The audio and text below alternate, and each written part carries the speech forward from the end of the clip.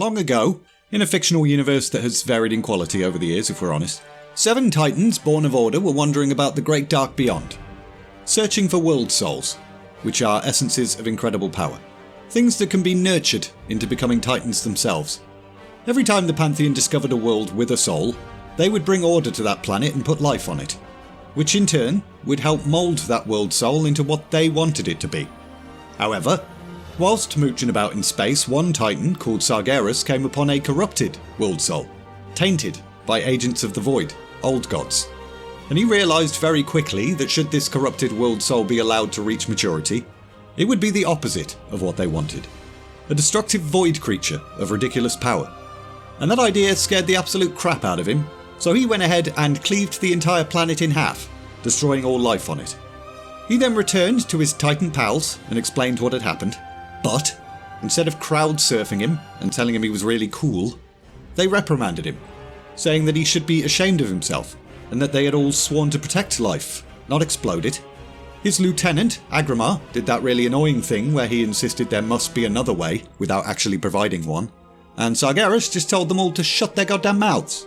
Hesitation and pacifism would achieve nothing. A dead universe was better than one consumed by the void. The rest of the Pantheon all clutched their pearls and gasped at that statement, and Sargeras kinda cursed them all out and stormed off.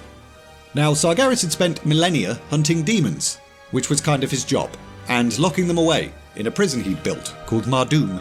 But things had changed, so he decided to shatter that prison and free them all. And with their foul magic, he went out and destroyed a whole bunch of worlds, until eventually he was confronted by Agramar. However, Agramar was very outmatched against foul magic, so he cheesed it, to inform the rest of the Pantheon of what Sargeras was doing. Aman'Thul, leader of the Pantheon, then approached Sargeras and attempted to reason with him, informing the fallen titan of a world they'd discovered, Azeroth, with a world soul that possessed more potential than any they'd found before. A world soul that could awaken as the mightiest titan, defeat the Void Lords, and all would be right in the world. Surely telling Sargeras that information was a great idea, and would definitely convince him to stop this madness. But Sargeras just told him to shut his goddamn mouth again. He then attacked his brethren, defeating each and every single one of them with fell magic, and then he just left, with his army of demons, the Burning Legion, hell-bent on destroying every remaining world soul he could find, especially Azeroth. But unbeknownst to him, the magic of one of his Titan brothers, Norganon, had ensured the Pantheon's spirits actually survived. Now, hundreds of thousands if not millions of years later, it had been a pretty chaotic few decades on Azeroth. They'd been invaded by demons, and then the Scourge, and then Deathwing had torn through the elemental plane, causing environmental disasters which literally changed the way zones looked. It was only through the combined efforts of Azeroth's greatest champions and the remaining 4 dragon aspects that Deathwing was defeated.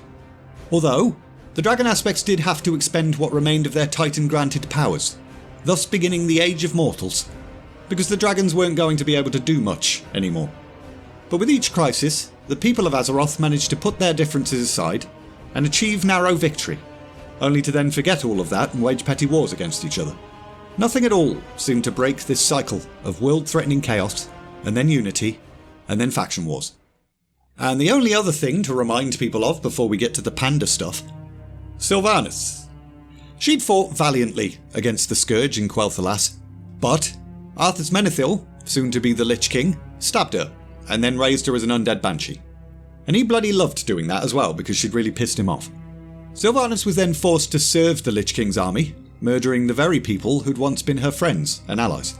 However, when Illidan led an assault on the Frozen Throne, the Lich King was severely weakened, as was his control over Sylvanas, her fellow banshees and a bunch of other undead folk as well. And when the Lich King re-emerged, years later, Sylvanas and her Forsaken actually fought alongside the Horde, Alliance, Ebonblade, and Argent Crusade, in their final charge at Icecrown Citadel.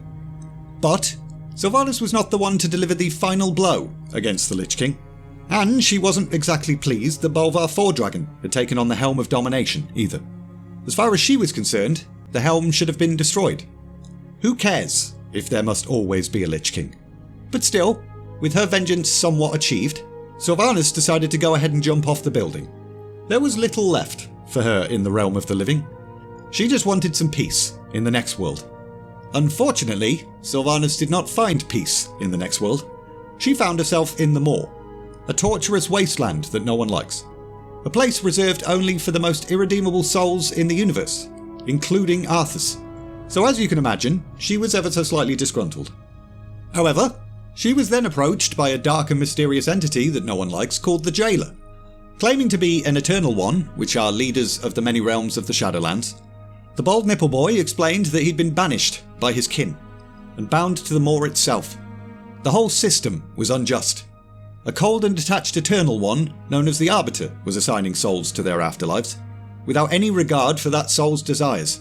Just look at the draw. Some souls went to beautiful, serene places, others shitty places. He then suggested the two of them join forces, assemble an army to wage war on the Eternal Ones, destroy the Arbiter, and reshape the cycle of life and death into something fair and better. And that plan sounded great to Sylvanas, though she was a little bit suspicious that this bald nipple boy was hiding something maybe. So she asked him for proof of his intentions, and he shared 5 prophecies which would aid her in the days to come. A fiery darkness would return. She would step out of the shadows and lead. A blade would pierce the heart of the world. She would hold the blood from that wound in her hand and sense its power. And finally, she would topple a king and shatter the sky. As one additional gesture of how totally trustworthy he was, the Jailer bound a bunch of Valkyr to Sylvanas, who would sacrifice themselves in her stead should her life be threatened. Or, alternatively, she could also use the Valkyr to raise new Forsaken. One Valkyr, called Anhilde, then sacrificed herself in that very moment in order to take Sylvanas' place in the Maw. And boof! The Dark Ranger was returned, back to the land of the living. And that's it for the introduction. Now the Panda stuff. 30 years after the Dark Portal had opened, War Chief Garrosh Hellscream had not wasted any time before taking advantage of the chaos wrought by Deathwing's cataclysm, seizing a whole bunch of new territory for the Horde. However, a lot of people disagreed with this. Obviously the Alliance weren't happy about it, calling for his arrest, but a few Horde peeps were quietly unhappy with their War Chief as well. Firstly, Vol'jin, the leader of the Darkspear Trolls. He was bloody disgusted, ordering his Darkspears to leave Orgrimmar and return to the Echo Isles, whilst he stayed in the Horde capital just to keep an eye on things. The Tauren High Chieftain Bane Bloodhoof also did not like Garrosh, and never really had, considering the Orc had killed his father Cairn in a duel. Lor'themar of the Blood Elves disapproved, and Sylvanas just didn't really give a shit. She probably wasn't his biggest fan though, because he called her a witch. However, none of these Horde leaders openly threatened rebellion against Garrosh himself. He was well known for abruptly silencing any opposition. There was really only one person who could possibly do something about this situation. The last great leader of the Horde, Thrall. Unfortunately, he was busy, shamaning. After the Cataclysm, he'd buggered off to the Maelstrom, labouring tirelessly alongside members of the Earthen Ring to repair the damage dealt to the elemental plane. 'Twas pretty important work that was preventing a second Cataclysm, so he couldn't really be dragged away from that. But as a result, there was nothing to stop Garrosh from pushing his forces on the Alliance outpost of Northwatch Hold, with the intention of advancing towards Theramore Isle. Now the leader of Theramore, one Lady Jaina Proudmoore, was not a big fan of that. She called upon the Alliance to send whatever resources they could, make a big show of force, and intimidate Garrosh into standing down. And the Alliance agreed with that idea, so they all sent generals and troops across the Great Sea. Even the Kirin Tor, who were usually kinda neutral, sent a bunch of mages, including my favourite sassy wizard, Ronin. However, this was actually playing right into the Warchief's hands. He was hoping for a strong response. Now his enemies were all in the same place. And what his enemies didn't know was he had a mana bomb, forged from an ancient artifact known as the Focusing Iris. As soon as the Alliance forces had amassed in Theramore, Hellscream went ahead and dropped his bomb, annihilating nearly every single person in that city in an instant. Only reason Jaina survived is because Ronin pushed her through a portal. But she didn't escape completely unscathed. Exposure to the blast made her hair white, which isn't really that big of a deal, but the trauma of the event, the anger, the survivor's guilt, etc., that obviously made her a slightly less cheerful person in general. But with that objective accomplished, Garrosh was then able to conquer almost the entire continent of Kalimdor, pretty much overnight. Jaina made her way to the Eastern Kingdoms, first to the Kirin Tor, and then to King Varian Rin of Stormwind, urging them to launch a full-scale attack against the Horde. But that idea was rejected unanimously. The loss at Theramore had been devastating to Alliance forces. They needed time to heal and regroup. And that wasn't what Jaina wanted to hear. So she went back to Theramore and retrieved the Focusing Iris, then head to a place off the coast of the Barrens called Frey Island, and then used the Iris to enhance her own arcane abilities, enslaving a bunch of water elementals so that she could launch a tidal wave large enough to cover the entire Horde capital. Meanwhile, at the Maelstrom, Thrall received a vision from the elements about this upcoming disaster. He immediately head out, locating Jaina just in time, agreeing that Garrosh's actions were wrong, but also pleading with her to not massacre an entire faction capital city. But that didn't really work. As far as Jaina was concerned, Thrall was just as responsible for everything that had happened. He'd put Garrosh in charge. Her father was right. Orcs are monsters. And she unleashed her tsunami. Thrall was then forced to do a whole bunch of shamaning, holding the tidal wave at bay whilst also defending himself against Jaina's attacks. And for a moment, it looked like Thrall was actually in a bit of trouble. But the blue dragon Caligos then arrived, and managed to convince Jaina to stop being so stupid. Now, whilst all of that shit was going on, the bulk of the Alliance's navy had been assembling in the waters around Orgrimmar, attempting to prod at the city's defences and break the Horde's naval blockade of Kalimdor. And the Horde had summoned a bunch of Krakens in response, who were in the process of annihilating that large Alliance naval fleet. So rather than using the water elementals to drown Orgrimmar, Jaina used them to attack the Krakens instead, rescuing the Alliance navy. And as a result of that heroic deed, soldiers of the Alliance were then able to make landfall and retake Northwatch Hold. So when Jaina returned to the Eastern Kingdoms, she wasn't arrested for almost doing a war crime. She was bloody promoted to the rank of Archmage and head of the Council of Six, which had been Ronin's seat before he'd been exploded. But as the new head of the Magic Council, Jaina officially had to take a neutral stance on the war. She most certainly didn't do that though. In private, she was definitely not impartial at all. Back to thousands of years ago, when the Titans first visited Azeroth, they found the planet uncorrupted, but under siege, by 4 powerful old gods. In order to prevent the old gods from spreading their darkness to the world soul, the Titans created new beings called Titan Keepers, and provided them with a portion of their power. However, the greatest of the old gods, called Yusharaj, I wanted to say Yusharj, but I won't, was quite tough, even capable of corrupting Titanforged, which were beings that the Titan Keepers themselves had empowered. In an act of desperation, Amenthal tore Yusharaj from the surface of the world, and whilst this did defeat the old god, it also did quite a lot of damage, irreparably scarring the planet and creating what would become known as the Well of Eternity. But also, bits of Yusharaj's corpse fell back down to the planet's surface and caused some havoc too. The Titan Keepers travelled around, gathering up the most powerful of these corpse bits, pieces like the heart of Yusharaj, burying them deep underground, but smaller pieces of the old god gradually incorporated themselves into features of the planet itself. And over hundreds of years, an entire new civilization formed atop these small fragments. A place that would later be known as Pandaria. One of the Titan Keepers, High Keeper Ra, tasked his stone servants the Mogu with watching over this land, guarding it against corruption. But, as time wore on, the Mogu began to fall influence to another old god, Yogg-Saron. Its curse of flesh turned their form from that of stone to flesh and bone, and fatty deposits. And then they started warring with each other for a very long time, in a period called the Age of 100 Kings, until eventually a powerful conqueror emerged, whose name was Lei Shen. He wanted to continue the work the Titans had set his people to, but upon tracking down High Keeper Ra, he discovered the bloke had just kind of given up. So, he incapacitated the lazy knob, imprisoning him beneath his throne, stole his power, and became the Thunder King, and then subjugated the other races of the land, the Pandaren, Hosen, Jinyu, and Mantid, forcing them all to serve the Mogu. Through an alliance with the Zandalari trolls, Lei Shen learned of secrets about the land. For example, Titan machinery located beneath Uldum called the Forge of Origination, a weapon that would allow him to reshape Azeroth in any way he saw fit. So he assembled a massive army and marched on the place. The Tol'vir, guardians of Uldum, weren't big fans of that, but were also severely outmatched. So they turned the Forge of Origination on Lei Shen and his forces.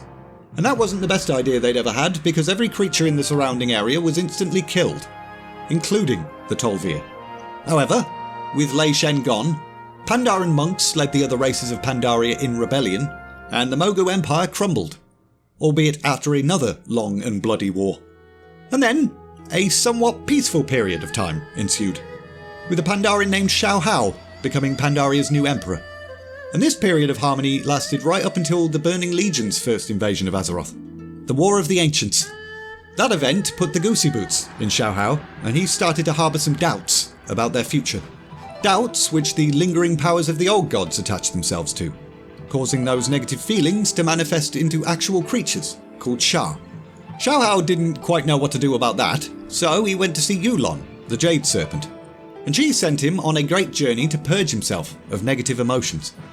And although he did manage to defeat the Sha, the Emperor realised that he could never truly and permanently be rid of them. For so long as the people of Pandaria possessed negative emotions, the Sha would always return eventually. And ain't nobody got time to fight never-ending battles, so Xiao Hao decided to instead lock the evil entities away, beneath the temples of Pandaria's deities, the August Celestials. And he set an order of monks called the Shadowpan to stand guard over these sites. And then, having purged himself of the evil and negative emotions in his heart, Xiao Hao died. Because life was too positive and great now or something. As his physical form disappeared, he broke the land away from the continent of Kalimdor and cloaked the entire region in thick mist, shrouding it from the rest of the world. For the next 10,000 years, the people of Pandaria had nearly zero contact with the outside world. Only a few Pandaren dared to venture away from their homeland, wandering explorers that formed a community atop the back of a giant turtle called Shenzin Su, and then set sail across the world. And over time, those explorers of the Wandering Isle returned to Pandaria less and less, eventually losing touch with their homeland completely, until the Cataclysm stuff happened, at which point the Isle started to drift back towards their ancestral homeland for some reason. Now, after the destruction of Theramore and the near drowning of Orgrimmar, there were a whole bunch of naval battles between the Horde and Alliance. And as those armies drifted further and further south, they began to encroach on the waters which Shenzin Su tended to swim around in. It was only a matter of time before one of them discovered the Wandering Isle, but what actually happened was they both did at exactly the same time, because an Alliance gunship called the Skyseeker, which was carrying Horde prisoners, got caught in the thick mist surrounding Pandaria and crashed right into the turtle. And in that chaos, the Horde prisoners managed to escape. Meanwhile, the Pandaren on the Isle realised that something was wrong with Shenzin Su, so they spoke with the giant turtle, and in doing so, encountered both Horde and Alliance survivors. A conflict between the two factions then ensued, and the Pandaren sort of took sides. One group of pandas, led by Acer Cloudsinger, decided they liked the cut of the Alliance's jib. Following a philosophy known as Tu Shui, they valued diligence and morals, qualities they saw in the Alliance leaders, whilst the other contingent of pandas followed a philosophy known as Hua Jin, which was more about honour and action and passion. They were led by a bloke called G Firepaw, and they decided the Horde were cooler. But despite this new fracture, they were all still mostly concerned for Shenzin Su. The crash of the Skyseeker itself had wounded the great sea turtle, and even worse than that, it was now drifting towards the Maelstrom, which wouldn't end well for any of them. So the factions set aside their differences for a moment, and tried to put their heads together to come up with a solution. But, whilst Acer tried to think of a safe method of removing the debris sensibly, G Firepaw decided it was a much better idea to just blow the ship up. So he went ahead and did that, which did remove the debris, but also wounded Shenzin Su even more. The great sea turtle was now dying, as opposed to just in pain. But, again, the Horde and Alliance banded together, albeit aware that G Firepaw might be a moron now. Together, they protected Horde druids and Alliance priests long enough for them to heal the great turtle, and eventually, everything was fine. G and Acer then parted ways, accompanying their new allies back to their respective capitals to pledge allegiance, and that was the starting zone of both Horde and Alliance pandas, in a nutshell. Days before the Skyseeker crashed, a little tiny Pandaren named Lili Stormstout did a little tiny quest on the Wandering Isle. A fisherman in her community discovered an ancient artifact called the Pearl of Pandaria, and when Lili touched the pearl, she had a vision of a faraway land cloaked in mist. And she was a very clever small child, so she decided this Pearl of Pandaria was the key to rediscovering their lost homeland, Pandaria. She took a boat and set off, with her uncle Chen stormed out, seeing her do this and fearing for her safety, so he went after her. After a bit of a journey, the two actually did find Pandaria. However, a violent storm then blew them completely off course, throwing Lili overboard. Both Lili and her uncle were rescued separately by scouting warships, one Horde and one Alliance. But those rival ships then engaged in battle, damaging each other so much that they both sank. However, Lili and Chen then managed to reunite and swim away from that nonsense, eventually washing up on the shores of their actual destination. Although they'd finally arrived, they were both a little bit uneasy. That had been a pretty traumatic experience. The naval war they'd just encountered was deeply concerning, considering it was happening pretty much on Pandaria's shores. Their homeland would not remain hidden much longer, especially since the mists themselves appeared to be parting. Great change was on the horizon. Sure enough, the first Alliance vessels arrived shortly after that. A fleet of warships led by Admiral Taylor and accompanied by Prince Anduin Rin had been sent off course by the mists, crashing into the shores of the Jade Forest. They had no way to contact the rest of the fleet, so they began setting up camps in the area. The disappearance of the prince was publicly kept quiet, but obviously the king, Varian, was ever so slightly concerned. He ordered Sky Admiral Rogers and her SI-7 agents to take the airship, the Skyfire, and bloody find him. But word of this Alliance expedition quickly reached the Horde, and in response, Garrosh ordered his most trusted general, Nazgrim, to launch a similar expedition. Both factions found Pandaria and quickly established footholds within the Jade Forest. However, the intense battles between them caused the Shah to start manifesting, and this drew the attention of the leader of the Shadowpan, one Taran Zhu. He met with the leaders of both factions and wove a spell to free them from the influence of the Shah before buggering off. But he did have a few parting words to say before he left. Piss off. However, both the Alliance and the Horde did the opposite of that, venturing further into the Jade Forest.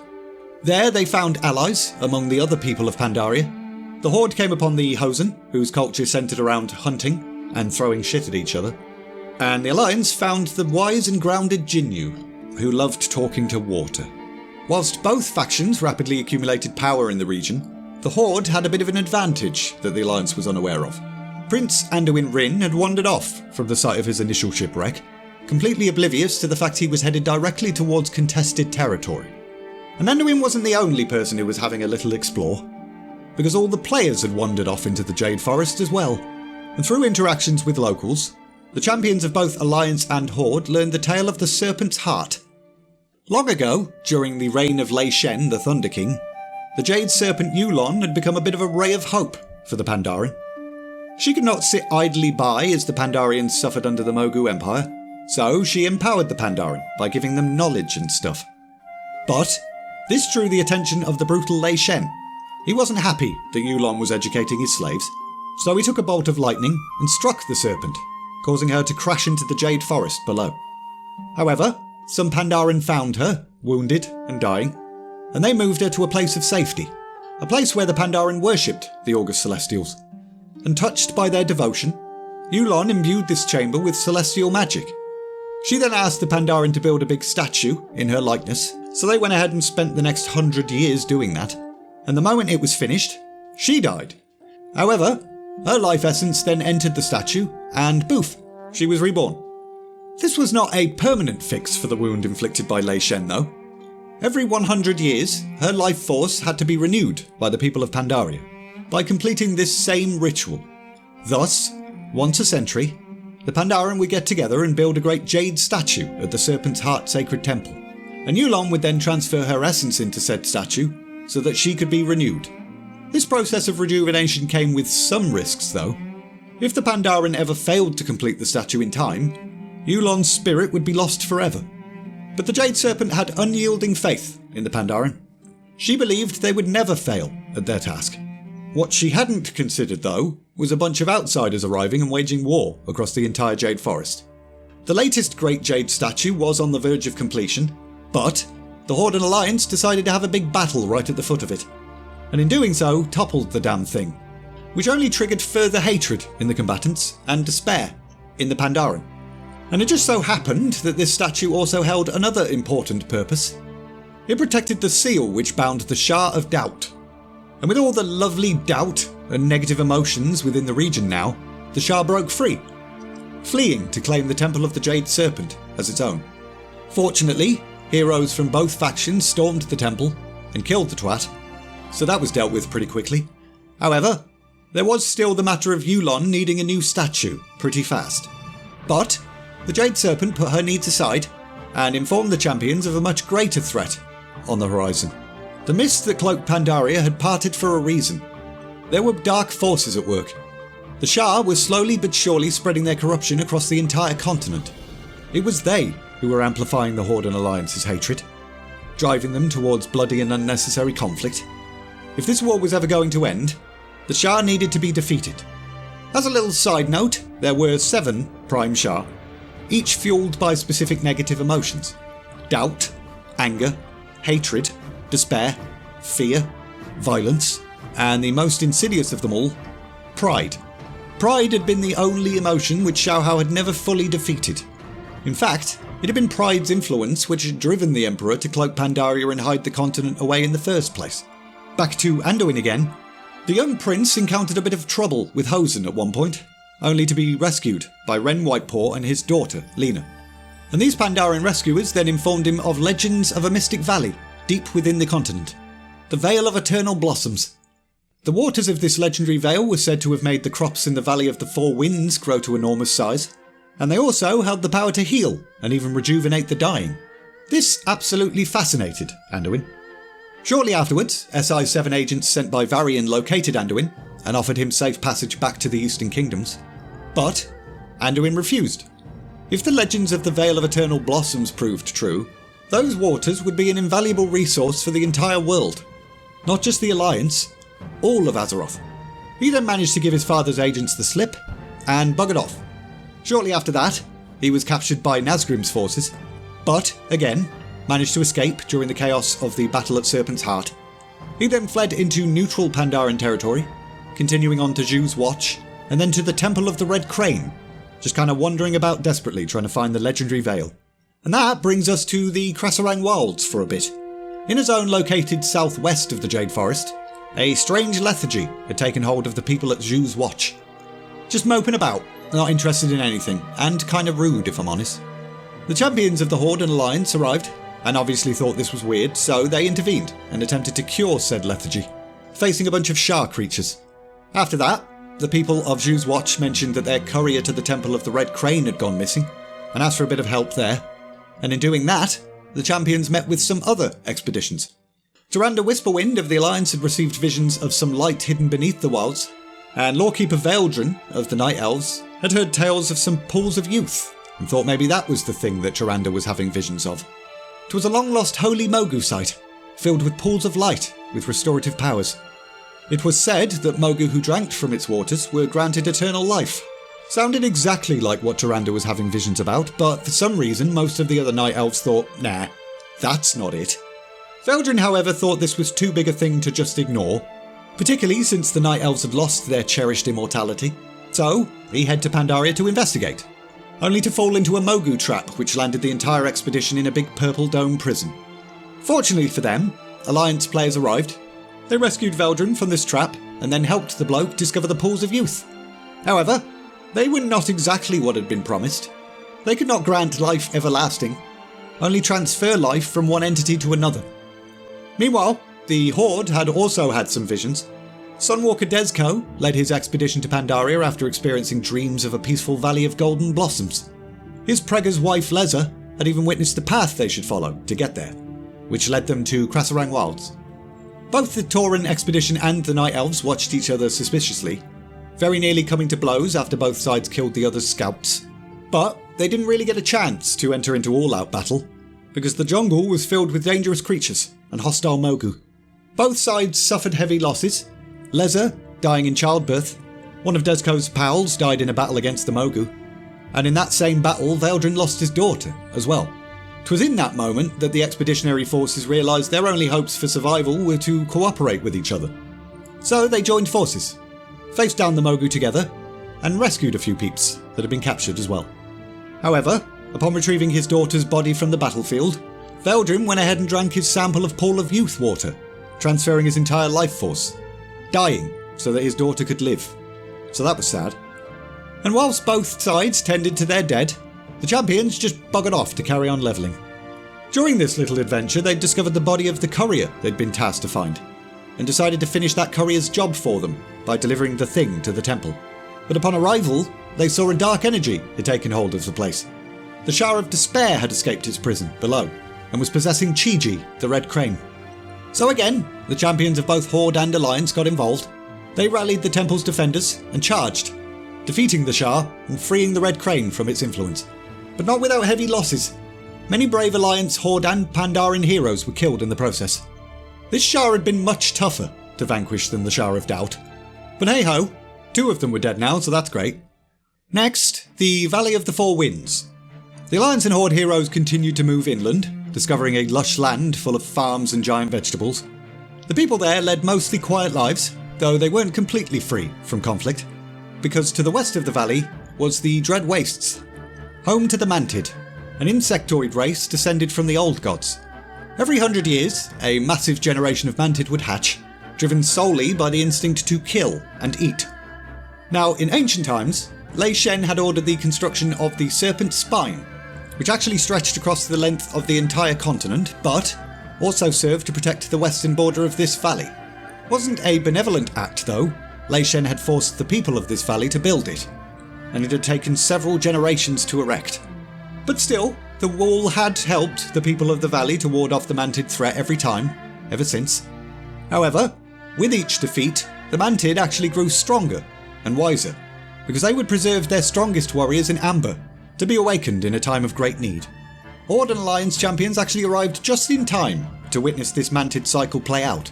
Technically, it had only been 90 years since the last attempted invasion, but swarms of the creatures were already pouring over the wall, and since the inexperienced farmer locals had absolutely no chance of fending off the Mantid attack on their own, both factions got involved, and succeeded in halting the invasion.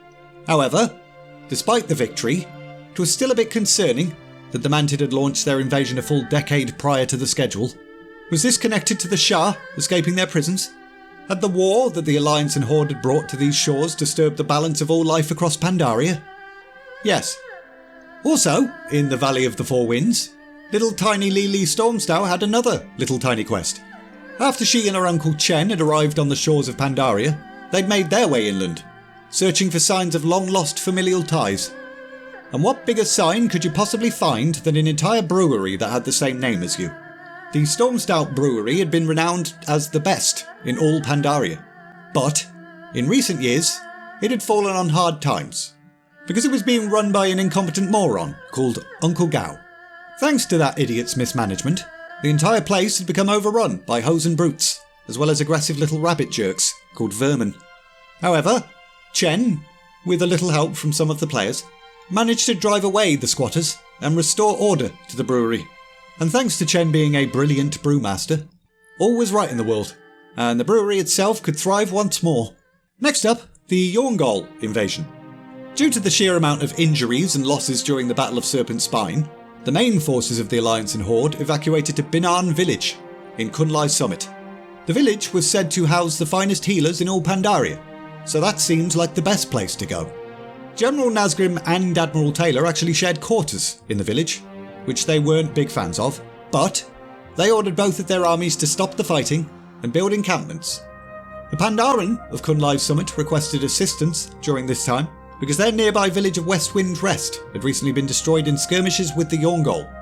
Now, the Yorngol actually lived in the Townlong Steppes, a zone located north of the Dread Wastes, but since the Mantid had reawakened prematurely and caught the Yorngol somewhat with their pants down, they were forced to retreat from their home into Kunlai Summit, and they were pretty angry about the whole thing, laying waste to Pandaren villages, pilfering resources, and slaughtering people. And since both the Horde and Alliance were kinda desperate to win these neutral Pandaren over as allies, both factions decided to help.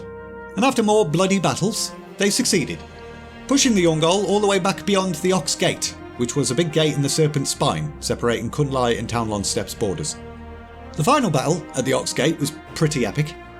Ban Bearheart and a small number of Shadowpan warriors got involved, using big-ass explosive barrels and stuff. However, despite winning that battle, those involved were a little bit concerned. The Shadowpan, ever the defenders of Pandaria, had failed to heed a request for reinforcements at the Ox Gate, and that was weird and suspicious. Meanwhile, Anduin Wrynn continued his search for the Veil of Eternal Blossoms, and that journey had led him to the Temple of the White Tiger. This was where Zhuen, another of the August Celestials, lived. But, unlike the other Celestials, Zhuen did not guard over a Shard prison. He guarded over access to the Veil itself. Anyone who wished to see the Veil had to first prove themselves. Not just to him, but to another individual within the temple, one Ji the Harmonious, who led an ancient order known as the Golden Lotus, an order which were basically just agents of the August Celestials, tasked with protecting the Veil as well. Anduin, determined to study those waters, presented himself to Zhuen and Ji, and argued that despite bringing absolute utter chaos to Pandaria, the people of the Horde and Alliance were nice. All they really wanted was the betterment of the world, to heal the wounds recent conflicts had left on Azeroth. However, Taran Ju then arrived at the temple, stating that the gates of the Veil should remain firmly closed. Who gives a shit what the Horde and Alliance's intentions were? Their actions had still brought absolute utter chaos. Zhuen considered these compelling arguments and decided to put Anduin's words to the test. Choose a champion to submit themselves to 3 trials. If they truly had good intentions, then these tasks would be trivial. So, Anduin went ahead and picked you, or me, or anyone who happened to be doing that quest at that particular moment in time. Zhuen then called forth manifestations of the inner turmoil lurking within Anduin's chosen champion, and said champion fought those things. With every trial, the White Tiger and Ji saw great passion and strength, but also scars from battles past. However, what really swayed them was the champion's capacity for righting wrongs. And so, Anduin passed Zhuen's test. The White Tiger declared that despite their many flaws, the people of Pandaria might actually have something to learn from these outsiders, and agreed to grant entry to the Veil, something which Taran Ju was not happy about at all.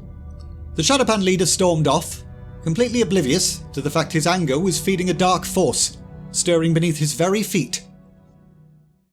These next few segments kind of read like they were written by someone who had other places to be, but let's see how this goes, shall we? Going back to thousands of years ago, after Lei Shen got exploded in Uldum, but before the Pandaren rose up in rebellion, the Mogu had moved their imperial seat to the Veil of Eternal Blossoms, ruling from Mogushan Palace, and pretty much just abusing the waters of the Veil that whole time. So after the Pandaren rose up, the August Celestial sealed the Veil, to prevent anyone else from abusing its resources. But anyway, Anduin and his allies were successful in Zhuen's trial at the Temple of the White Tiger, but there wasn't really any time to celebrate that. Despite them being utterly exhausted, the Veil was now open, and that reopening had already drawn the attention of the Pandaran's ancient enemies. A Mogu warmonger named Zhao Jin, the Bloodletter, had been gathering a large force for quite a while, waiting for this very moment, plotting to claim the sacred waters of the Veil and restore the Mogu Empire. So, the Golden Lotus immediately asked Horde and Alliance champions to lend a hand and help with the Veil's defence. And with assistance from the August Celestials, the champions managed to thin the Mogu numbers quite a bit. However, Zhao Jin was not deterred. He launched a surprise attack, sneaking a buttload more Mogu warriors through a secret passageway into the Veil, and those invaders made it all the way to the steps of Mogushan Palace. But again, the champions managed to catch up with those bastards, defeat Zhao Jin, and put a stop to that attempt. But the Mogu were relentlessly committed to not buggering off. So another one immediately rose up, named Jin. This weapon master rallied the remaining Mogu under his banner, launching yet another invasion, and this time they made it all the way inside, to the heart of Mogushan Palace. The Golden Lotus asked the Alliance and Horde champions to get on in there, so they did, tracking Jin down and finally defeating the last of his forces. And with that, the Veil was preserved. For now. So Anduin Wrynn and the champions moved on. There were many other things to get through. For example, the Shadowpan Monastery. The Shadowpan monks had stood guard over this place for centuries, because beneath it, 3 Shah were buried. Violence, anger and hatred. Up until recently, keeping those Shah confined had been well within the Shadowpan's ability, but there'd been an awful lot of bullshit happening around Pandaria since the outsiders had arrived on its shores. So the Shadowpan monks and Taranju were having a bit of a hard time controlling their frustration. The moment Taranju returned to the monastery from the Temple of the White Tiger, the three Shah summoned their strength and burst forth from their prisons. The Shah of Anger fled the temple completely to ravage the countryside every 10 to 20 minutes or so, whilst the other two remained, with violence bending its will to the destruction of the monastery, whilst hatred wormed its way into Taranju's weakened heart. Fortunately, Ban Bearheart had been very suspicious of the Shadowpan ever since they'd been a no-show at the Battle of Ox's Gate, so he and a contingent of Horde and Alliance champions marched right into the monastery and started kicking ass and taking names. They defeated the Shah of Violence, but the Shah of Hatred cheesed it, releasing its hold on Taranju in the process. The leader of the Shadowpan was grateful for the assist, but was equally ashamed of the chaos that Hatred had worked through him. Riddled with guilt, Taranju left the Shadowpan monastery and head to the Townlong Steppes, determined to find and defeat the Shah of Hatred, whilst the champions head back outside, down the mountain, and waited for the Shah of Anger to spawn so they could try and get a rare mount from it or something. 'Twas at this point that apparently a whole bunch of events occurred in the Townlong Steppes zone. The Yurngol had been driven out of Kunlai Summit, but was still launching small skirmishes at the Serpent's Spine, pushing at the barrier's defences, fighting with a noticeable fury that was unusual, even for them. The reason for that should be pretty obvious. They'd now fallen under the influence of the Shah of Hatred, who had cheesed it into this region. 'Twasn't long before the minds of the Yurngol became completely consumed, which led to them turning on one another, indiscriminately slaughtering both friend and foe. These Yurngol needed to calm the hell down. So the champions of both factions got involved again, marching into the Townlong Steppes to kick more ass and take more names. Unfortunately, as they entered into the zone and started to push the Yurngol back, they uncovered signs of mantid attacks. The insectoids were regrouping. Ban Bearheart sent runners to Taranju at the Gauran battlefront with word of these developments, but the leader of the Shadowpan was very aware of this danger already, because the Shadowpan outpost at the front was under attack by the mantid, and had been for days. The Pandaren were not doing well in this onslaught. The Shah of Hatred was going to have to wait. So, the champions marched south, and a fierce battle ensued. However, just as the tide of the battle started to turn, the mantid unleashed a little surprise they'd been preparing. A Kuiperite worm named Norvikes. The Pandaren's blockade bent and buckled against the weight of the worm, but champions managed to draw its attention away, and then they kicked some names and took some ass. With that dealt with, Taranju could return his attention back to his real goal, eliminating the Shah of Hatred. The beast had barricaded itself inside the last remaining bastion of the mantid within the region, a Kaipari tree known as Sikves. But that tree did nothing to stop Taranju and his allies. They stormed the place, defeating both the mantid and the Shah within a paragraph of this book before we just immediately move on to something else. After that, Shadowpan's scouts were sent into the Dread Wastes to investigate why the mantid had gone into a frenzy a decade before they were supposed to. But in the meantime, another crisis arose within the Townlong Steppes. At the Temple of the Black Ox, home to the August Celestial Nizao, mantid were amassing yet again, and yet another Shah was playing silly buggers with the place. The Shah of Fear. After freeing itself from its ancient shackles, it had immediately possessed the most commanding being it could find in the area, the mantid Grand Empress, Shek-Zir, which in turn meant that Fear now had an army of mantid under its complete control. After almost immediately winning every other conflict they'd been involved with for this entire video, the champions realised they were no match for this one. They were going to need an army of their own. The heroes of both factions returned to the Vale.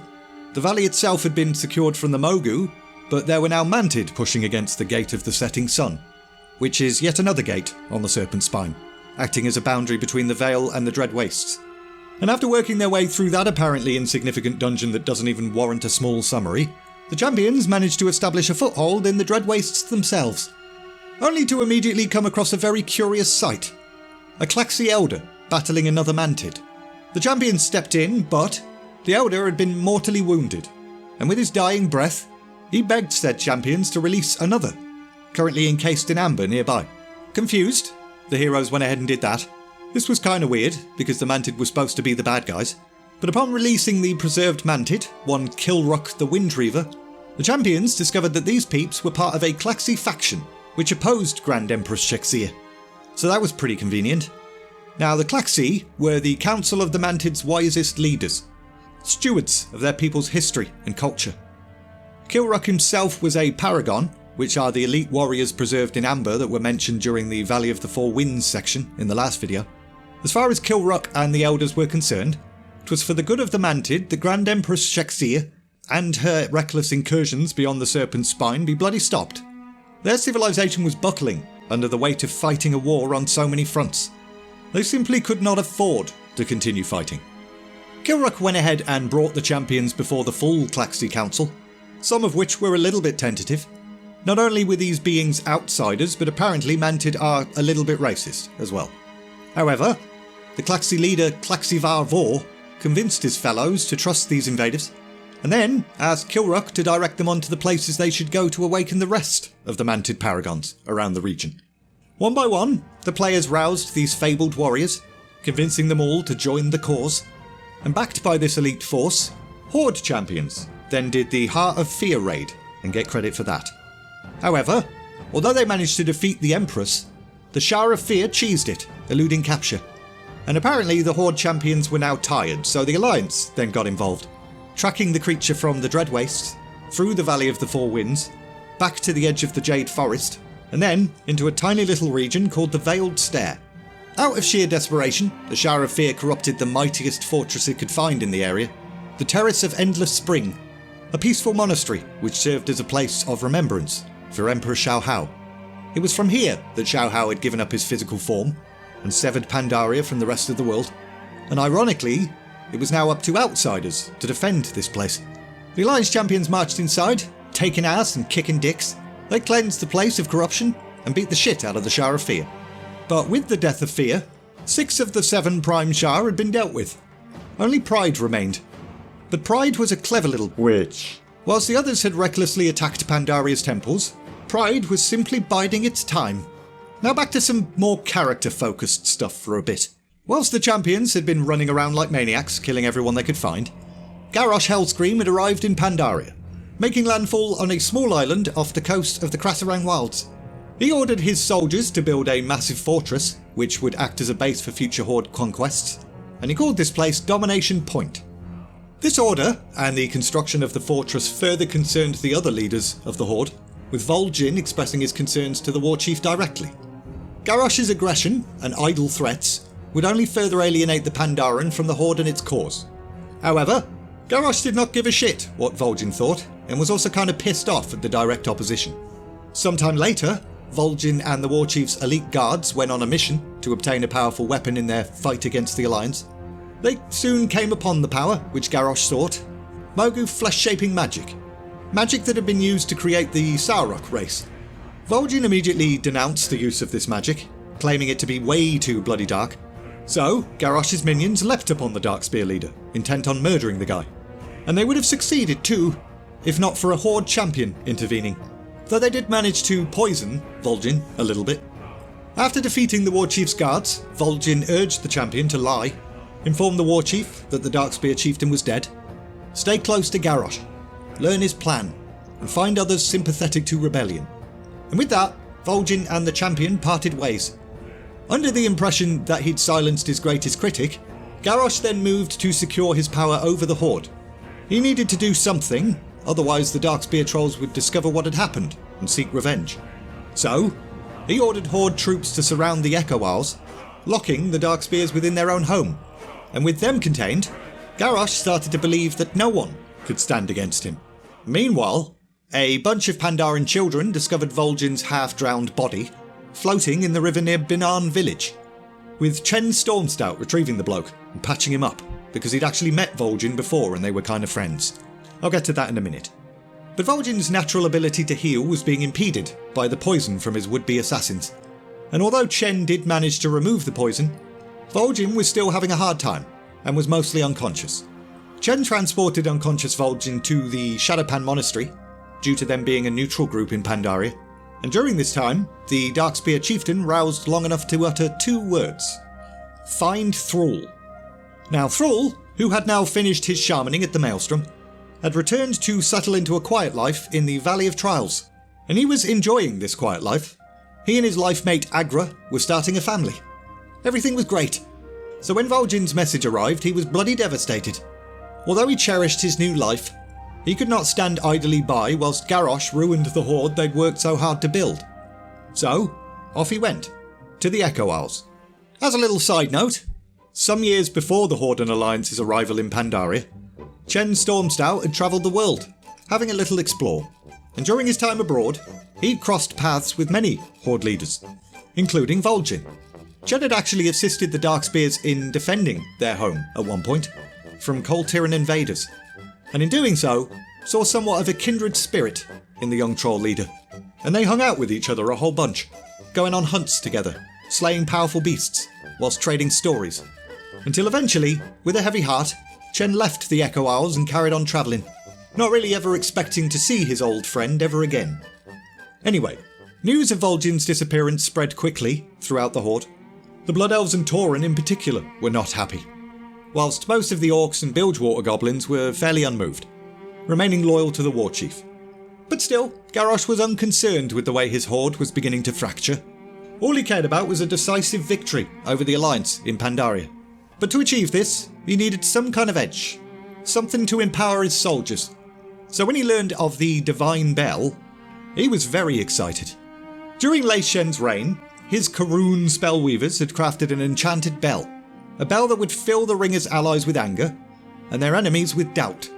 The Thunder King had used it many a time to send his warriors into a battle frenzy whilst the opposing side would shit their pants. To combat this, the Pandaren, desperate to defeat the Mogu, crafted a harmonic mallet, with the power to nullify the bell's effects. But whereas the location of the mallet had been lost to time, the Horde had discovered the location of the Divine Bell. However, an Alliance adventurer also discovered the location of the Divine Bell, and reported that information back to their faction. So Night Elf Sentinels, alongside specialists from the Explorers League, immediately set out to recover it. They removed the bell from its resting place and transported it back to the Night Elf capital, Darnassus, removing it completely from the war. And if that wasn't bad enough, Garrosh then learned that Lor'themar Theron of the Blood Elves had recently met with Varian Rin, intent on changing allegiances.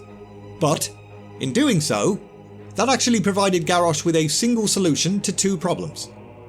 He immediately dispatched a small Horde contingent, including Blood Elf Sunreavers specifically, with the mission of infiltrating Darnassus, killing the Sentinels, and stealing the Divine Bell.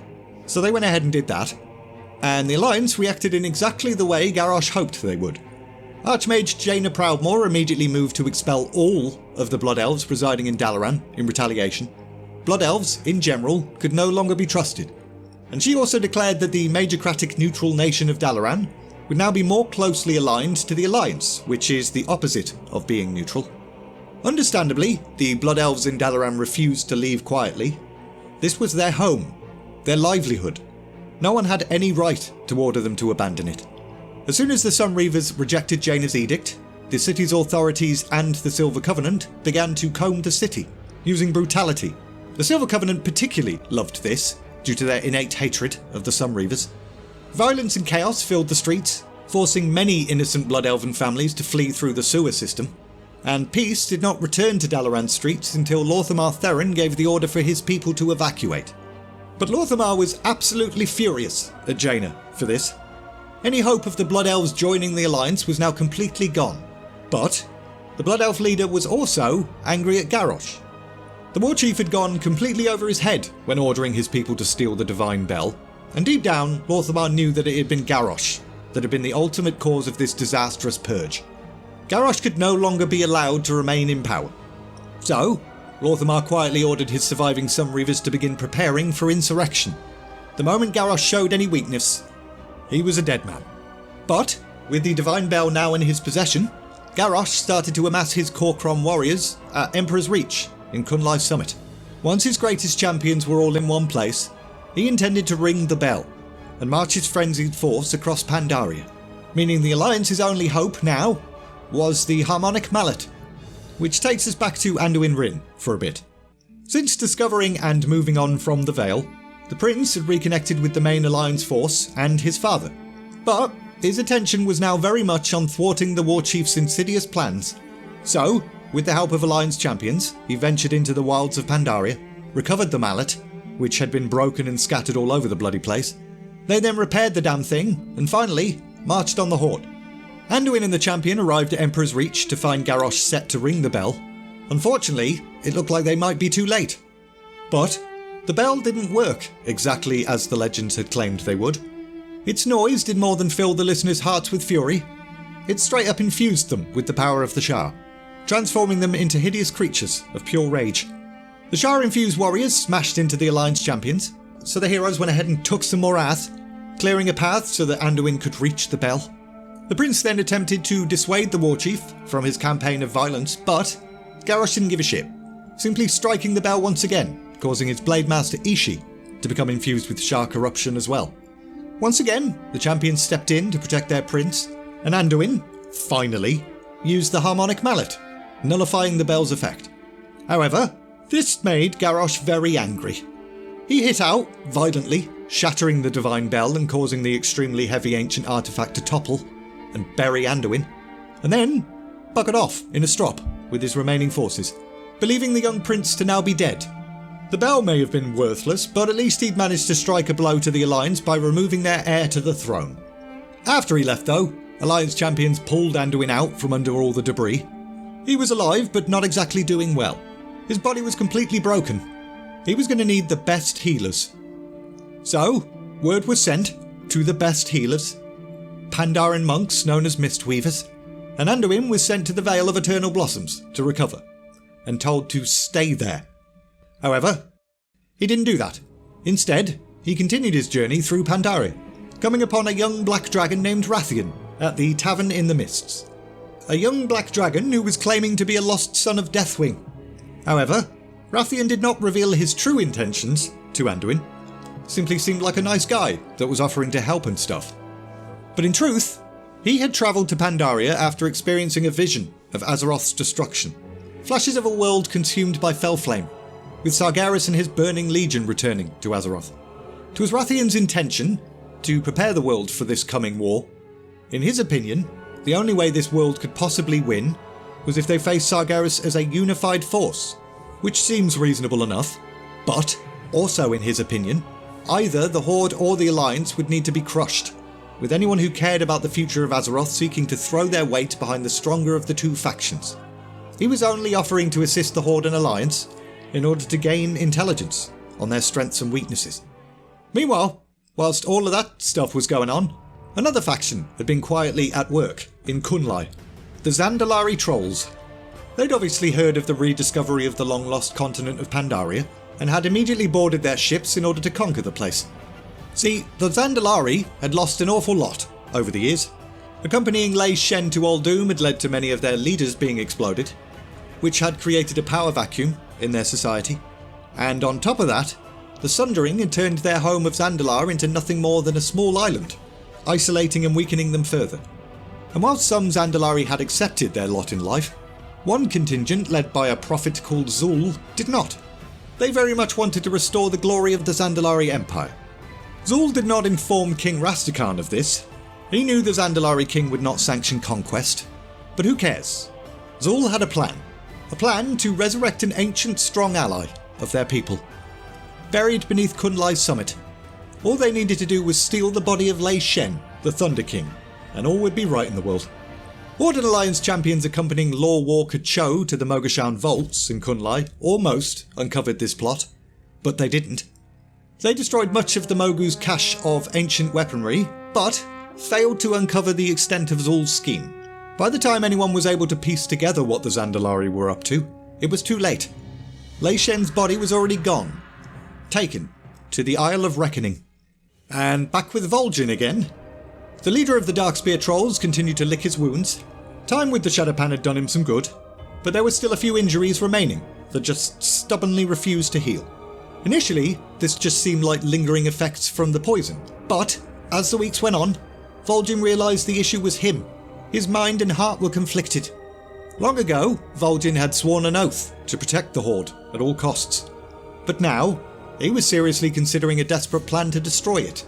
He needed some guidance, but his head was so muddled that even the lower were not answering his prayers. But during this time, in the Shadowpan's care, Vol'jin connected with another refugee, a human named Tirathan Court, and their unlikely friendship prompted the Darkspear leader to meditate on the paths that lay before him. What kind of leader did he want to be? This little bit of introspection led him to receiving a vision of troll history, the past, the present, a possible future that he might create, a reminder of who the trolls were and who they could be, all depending on the direction that he set his people to. Now, Vol'jin really wanted a nice future for the trolls, not a shit one, and for that he gained the respect of the Lower of Death, one Samdi. This very cool Lower returned Vol'jin's ability to heal, causing his injuries to fade away, apart from some scars that were left as a reminder of the mistakes he'd made. And Vol'jin also felt his connection with the Lower return, in full. Now he was ready to face Garrosh.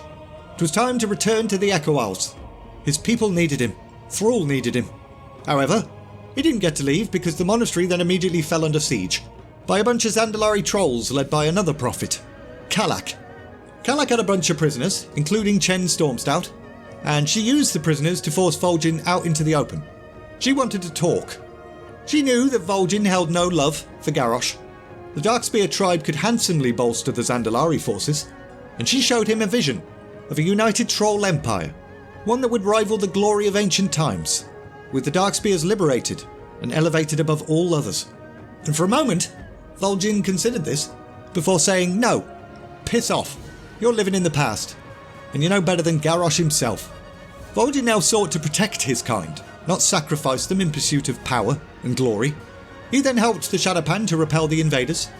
It was a hard battle, but in the end, the Pandaren emerged victorious, with Vol'jin besting Kalak using his newfound monk skills. And then, he and Chen Stormstout buggered off. Destination? The Echo Isles. Back to Lei Shen again. The Thunder King was now up and about, having been resurrected with dark juju. And from his ancient throne on the Isle of Thunder, he convened with his war council. He was bloody furious to learn that the Pandaren had taken control of this continent, but he was also pretty confident that they would bend the knee in the face of his fearsome might. After all, he still had the power he'd stolen from Highkeeper Ra, so ain't nobody gonna stand against him. However, unbeknownst to him, Taranju of the Shadowpan was already plotting a way to return the Thunder King to his tomb. But first, he was going to need assistance to overcome Lei Shen's defences on the Isle. And lucky for him, Horde and Alliance reinforcements were just now arriving. Lorthamar Theron and a bunch of Sunreavers arrived in Pandaria in search of Mogu weapons that would help them in their rebellion against Garrosh, whilst Jaina Proudmoore, still upset about all the Divine Bell stuff, had caught wind of Lorthamar's journey and followed him, bringing a contingent of Kirin Tor with her. She was determined to find out what they were up to, and if necessary, take their asses. But these two opposing groups soon found themselves working together, as they collided with the forces of Shan Bu, one of the Thunder King's generals. This Mogu general was attempting to resurrect Nalak, a mighty storm dragon, and managed to succeed in doing that. But the Lorthamar and Jaina peeps banded together, took the general's name and ass, and then agreed to temporarily turn their collective anger towards their common enemies, Lei Shen and also Garrosh. First, they took a moment to reassess their forces. Then they tracked down Nalak, the storm dragon, and kicked that thing in the tits. And then, heroes of the Alliance, Horde, and Pandaria marched on the Throne of Thunder itself. After facing elite Zandalari forces outside, the champions were forced to fight their way through the fortress from the bottom up, facing horrible experiments and twisted fauna in the Forgotten Depths.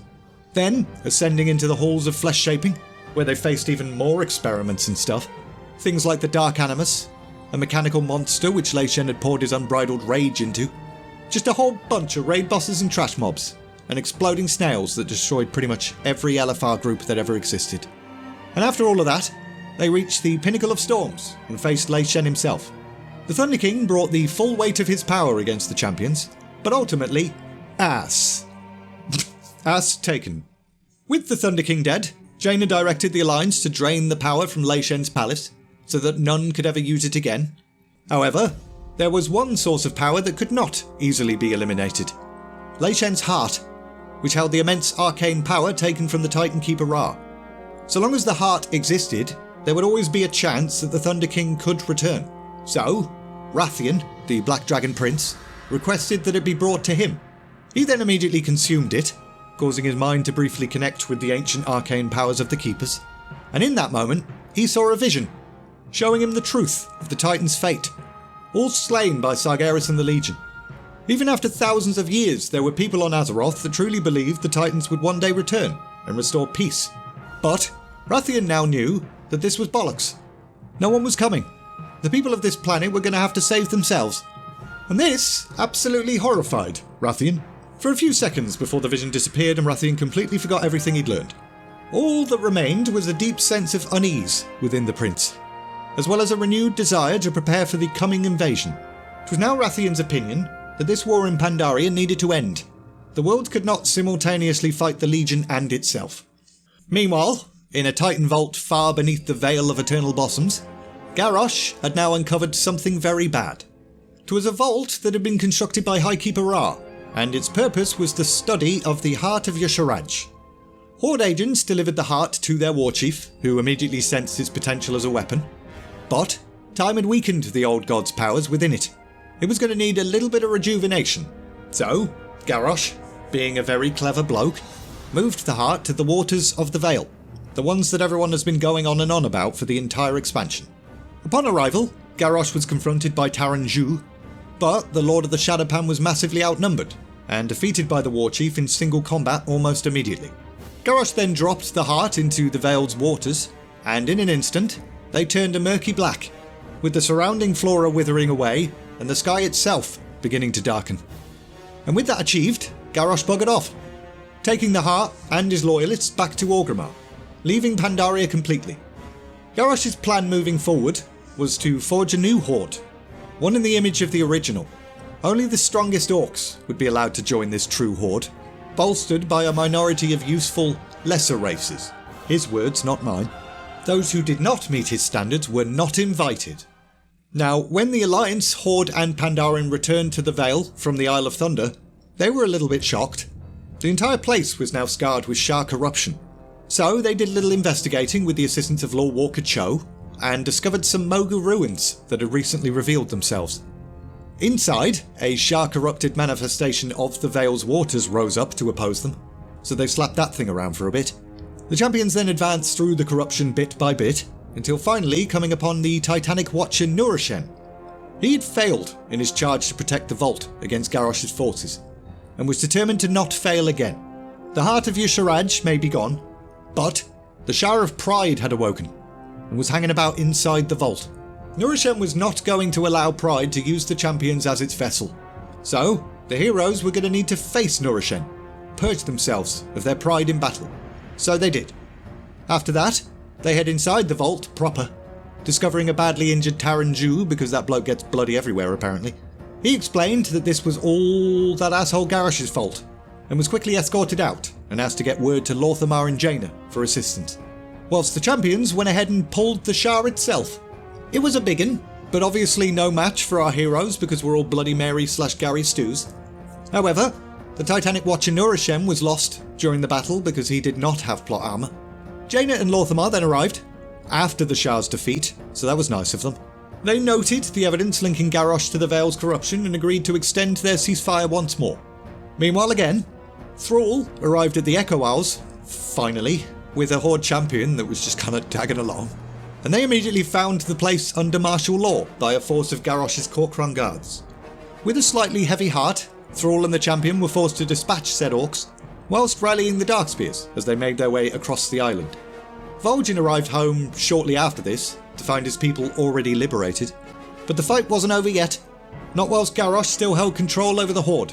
So, Vol'jin, Thrall, Chen, the liberated Darkspear trolls, and anyone else who wanted to tag along, made their way very loudly from Sen'jin village to Orgrimmar.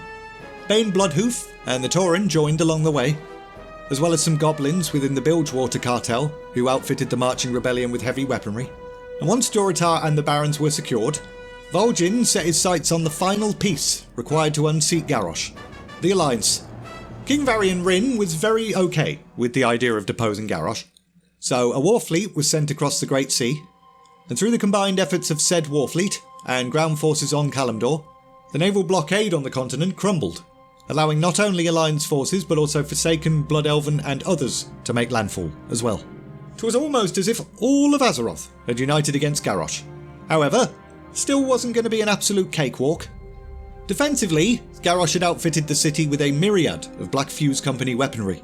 He had forces from the Dragonmaw clan, he had his elite Kor'kron warriors, General Nazgrim, who'd returned from Pandaria with a whole bunch of Mantid, all pledged to Garrosh. So it was pretty even Stevens at the gates of Orgrimmar between the rebellion and Garrosh's forces, right up until Tyrande Whisperwind and her Night Elf Sentinels arrived. Their siege weapons turned the tides of the battle at the gates, allowing Horde and Alliance heroes to head on inside. They were a little bit shocked as soon as they entered the city. People, including G. Firepaw, were being openly tortured in the streets. Basically anyone deemed to have questionable loyalty. But this just made the rebels even angrier. So they slashed their way through Garrosh's army and rescued all of those prisoners. Next, the champions head through Ragefire Chasm, encountering General Nazgrim. The bloke didn't even believe in Garrosh's vision for the Horde, but he'd sworn an oath, and he wasn't going to dishonour that. So the champions took his ass but felt kinda bad about it. And at that point, all that remained was the War Chief himself. Thrall was the first to arrive at the raid's innermost chamber, and despite his shamanic discipline, he could barely contain his anger. He'd vouched for Garrosh, helped the bloke ascend to the position of War Chief, only for Garrosh to betray his trust, murder his friends, and violate everything the Horde stood for. Garrosh deserved nothing but death for everything he'd inflicted on the world, but Thrall would still offer him a chance to surrender. An offer which Garrosh said fuck off to. Go big or go home. And to be honest, Thrall kinda hoped that would be the case. He took up his Doomhammer and charged at his former friend, but with the heart of Hirumaredx and Dark Shamans at his disposal, Thrall was pretty helpless. He wasn't going to be able to best the War Chief alone. But thankfully, we were there to back him up. And against our awesome godlike might, Garrosh fell. Job's a good one. However, surprisingly, as Thrall raised his Doomhammer intent on striking a killing blow, Varian then stepped in. He agreed with Thrall's anger, but argued the shaman was not the only person who should decide Garrosh's fate. Everyone deserved to have a say in it. And reluctantly, Thrall agreed. Taranju and the Shadowpan then escorted the fallen war chief away in chains to face trial in Pandaria, because that was the land where he committed most of his atrocities. And all was right in the world. The Horde then quickly moved to instate a new war chief, with Vol'jin asking Thrall to return to his former seat. However, Thrall declined and nominated Vol'jin instead. It was he who had sparked the rebellion and had held the Horde together, and the rest of the Horde leaders agreed, so Vol'jin was war chief now. The Alliance then reminded everyone they were still in the room, as Varian issued a final warning before departure. The Horde and Alliance were at peace, but only for now. Yes, they might be under new leadership, but that did not absolve them of their past crimes. They were going to need to earn the Alliance's trust, and if there was any sign of them playing silly buggers, Varian would not hesitate to resume hostilities. And with that, he left. And the only thing worth mentioning before we end this video and move on to the Warlords of Draenor stuff in the next episode, Wrathion, still in Pandaria, stood silently as the August Celestials and risen Emperor Xiaohao worked to restore the Veil. And he was ever so slightly concerned. This new state of peace was tenuous and had come at great cost to all involved. In his mind, the Alliance should have used their army to annihilate the Horde in Orgrimmar whilst they were at their weakest. And it was shit that they hadn't done that. 31 years after the Dark Portal, Garrosh's trial began in Pandaria. But apparently he wasn't allowed a fair trial because his crimes were indisputable, and that's how that works. So he didn't have a traditional defence. The only purpose of the trial really was to determine whether or not he should be executed. Tyrande Whisperwind argued in favour of the death penalty, whilst Bane Bloodhoof argued for imprisonment. The final sentence would be handed down by the August Celestials, with Taranzu overseeing the proceedings. Both the Horde and Alliance trusted them to lend an air of impartiality to the trial, despite the fact that Garrosh had completely desecrated their land and pissed all over their culture. Anyway, on the first day of the trial, members of the Bronze Dragonflight came forward to provide evidence. They channeled their energies through an artifact known as the Vision of Time, and conjured a bunch of past events, allowing everyone to quite clearly see Garrosh's crimes and the surrounding context. And yet, that seemingly ironclad evidence somehow managed to divide spectators. Yes, he'd done horrible things, but his motivations were open to interpretation. Plausible deniability never fails. The Bronze Dragons could not peer inside the former Warchief's mind. No one could know for certain what he was thinking, nor could they confirm whether the Shah, Old Gods, or other Void powers had influenced his actions in any way.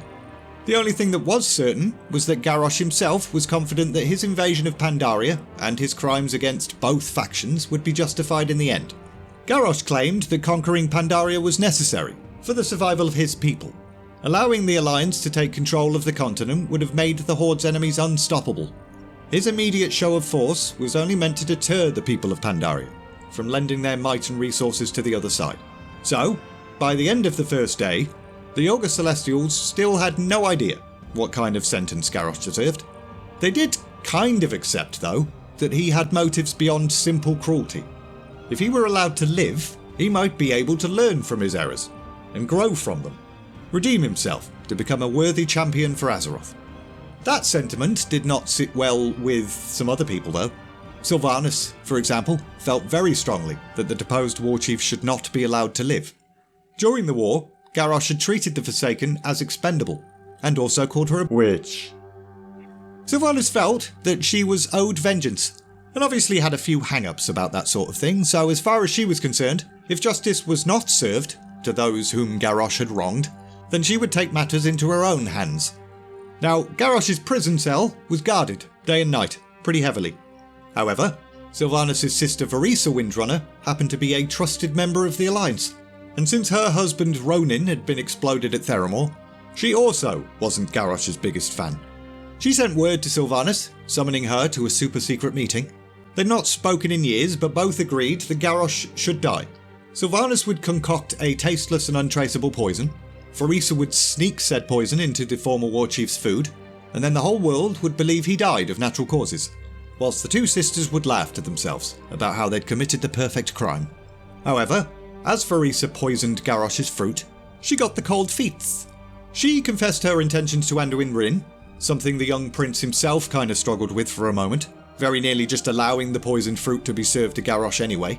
But, in the end, Anduin stepped up, informing the former Warchief that his food had been tainted, saving the bastard's life in the process. Now this may have been the morally right thing to do, but, in hindsight, maybe wasn't the best decision, because unbeknownst to everyone involved in that, some other people were plotting to undermine the trial. Firstly, Rathian, who believed Garrosh was much more valuable outside of jail rather than in one. The Orc had a knack for quickly accumulating power, resources and allies, all of which were needed in the coming fight against the Burning Legion. And secondly, a bronze dragon called Kairos Dormu. This bloke had fashioned the Vision of Time himself, and was secretly sympathetic to the ideals of the infinite dragonflight, questioning the value of the true timeline. He was also aware of the coming of the Legion, and recognised in Garrosh a valuable commander, one that could save Azeroth, provided he had the freedom and resources to do so, both of which Kairos could provide. So when the trial next resumed, Rathian's bodyguards burst in, out of nowhere. Garrosh's own loyalists saw an opportunity, and got involved, and in that chaos, Kairos went ahead and helped the deposed Warchief escape through a portal. Now the August Celestials weren't actually that troubled by Garrosh's escape, revealing that they'd kinda decided he was going to live anyway. However, the leaders of the Horde and Alliance were not quite so nonchalant about it. They vowed to hunt him down, wherever he was, unaware that that was going to be a little bit more difficult to achieve than they could possibly imagine, because Garrosh wasn't on Azeroth anymore. He wasn't even in the same timeline anymore. And thus begins the Warlords of Draenor stuff. Everyone's favourite expansion. The portal through which Kairos and Garrosh escaped took them to a world that was nearly identical to the Orcs' homeworld of Draenor. 'Twas the past, an alternate Draenor, that had not yet fallen completely into the hands of the Burning Legion. Its Orcs were uncorrupted. Garrosh immediately turned to Kairos and demanded an explanation, and the Bronze Dragon revealed that he'd brought the Orc here to find allies for the coming battle against the Legion. The plan was to recruit Orcs from alternate realities, creating an army vast enough to drive the demons back. Garrosh's knowledge of the Horde's advanced weaponry would allow the Orcs of this world to be equipped with stuff that was decades ahead of their time. And then, Using a shard from the Vision of Time that Kairos had brought with him, they could return to Azeroth, unite the world behind his leadership and destroy any who stood in his way, and then visit even more timelines and realities, forming an infinite number of hordes with unrivaled power. Garrosh could see that this plan was absolutely brilliant, but refused to be anyone else's subordinate. So, he asked Kairos if he could see the shard from the Vision of Time for a moment. The Bronze Dragon handed it to him, and then he just straight up murdered the bloke. He then looted Kairos for the rest of his stuff, and set out across the lush open meadows of Nagrand, arriving at an orcish village a short while later and immediately meeting his own father, Grommash Hellscream. Now Garrosh had only ever known his father as a fearsome war chief, but this alternate version of him was slightly less impressive. He had attained the title of chieftain in the Warsong clan, but was still very much a novice commander. However, Garrosh still saw an opportunity. He went ahead and told Grommash a tale of Draenor's future, how a traitorous warlock called Gul'dan would fool the orcs into following the Legion, how Grommash would be the first to step forward and drink the corrupting blood of Manaroth, and how after seeing the power it gave him, others would follow, ultimately dooming the planet. What he didn't tell his father though, absolutely intentionally, was the stuff that came after that. He then asked Grommash to help him unite the orcs under one banner. With the weaponry Garrosh could offer, the other clans would most definitely submit. Once united, they would march against Gul'dan and the Legion, and save their world.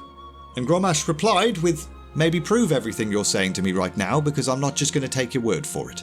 So, Garrosh used the shard from the Vision of Time to prove his words. He took his father to the Stones of Prophecy, and in this sacred place, Grom witnessed the orcs' future, right up until the end of the Second War with the internment camps and stuff, at which point Garrosh knocked the shard out of his father's hands like, "Oops!" And obviously not at all wary of how suspicious that was, Grom then agreed to join Garrosh's cause. It was time to form a new, tougher and more powerful than ever before thing, and call it the Iron Horde.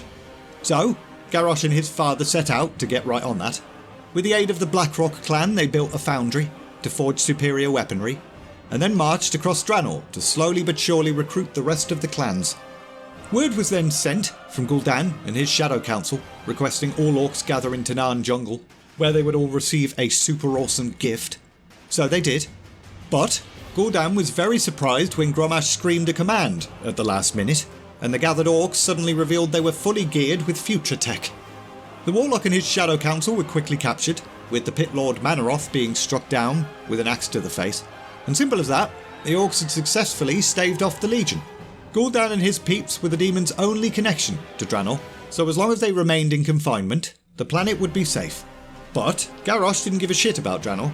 All he cared about was his wounded pride, making sure the leaders who had once imprisoned him were forced to kneel at his feet. And since his father was now indebted to him, he could get started on that real plan. So, Garrosh went ahead and described another promising future to Grommash, one in which his father led the orcs to conquer all who would not bow before their kind. Starting, of course, with a place called Azeroth, a bountiful world which could provide resources and stuff. Grommash then ordered the Iron Horde to begin constructing a new dark portal, and once that was done, they used the power of Gul'dan and his warlocks to open the gateway. Then, Garrosh selected an elite vanguard of orcs to enter said gateway, known as the Iron March, and they emerged in Azeroth's blasted lands.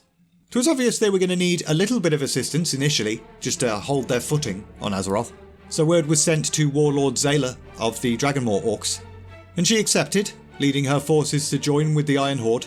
They then all made their way to Blackrock Spire, establishing their first proper base, and during that, Garrosh also sent for loyal goblins of the Blackfuse Company, who helped the Iron Horde to innovate further weaponry.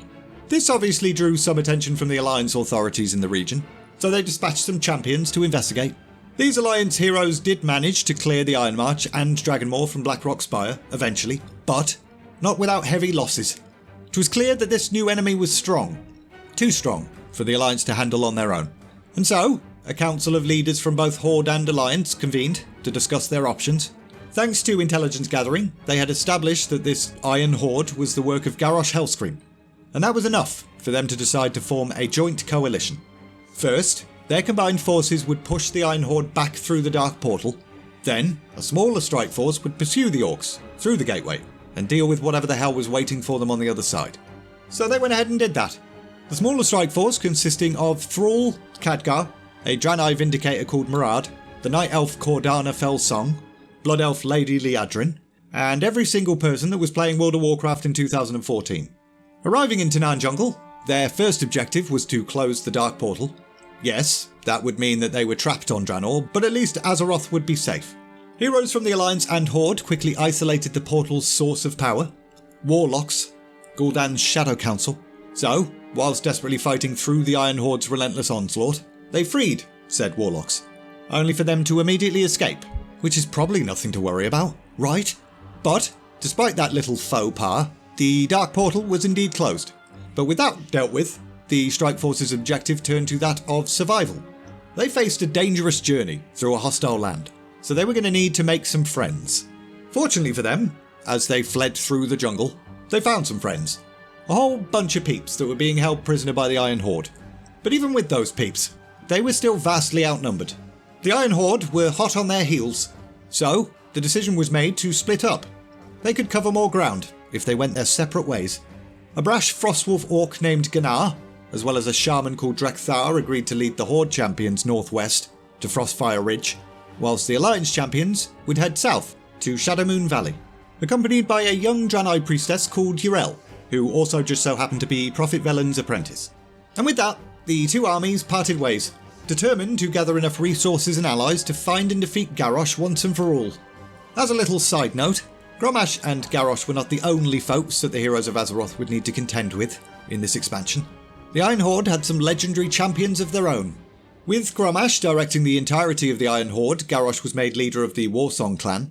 Kilrog Deadeye led the Bleeding Hollow. Kargath Bladefist had his army of Shattered Hand Orcs.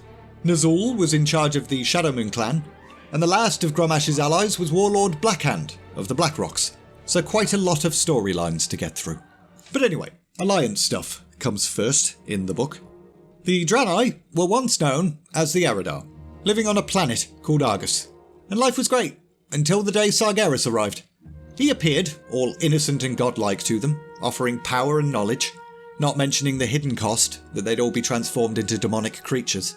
Two of the planet's leaders, Archimonde and Kil'jaeden, were fooled by this offer, whereas the third, Velen, was not. Velen was granted a vision by a Naru, a being of pure holy light, and in it he saw the truth of the Legion's plot. So, he and his followers decided to cheese it, boarding a mighty dimensional vessel called the Genadar, which was powered by 3 Naru, and off they buggered, travelling the cosmos for eons, before eventually they crash-landed on a different planet, Draenor.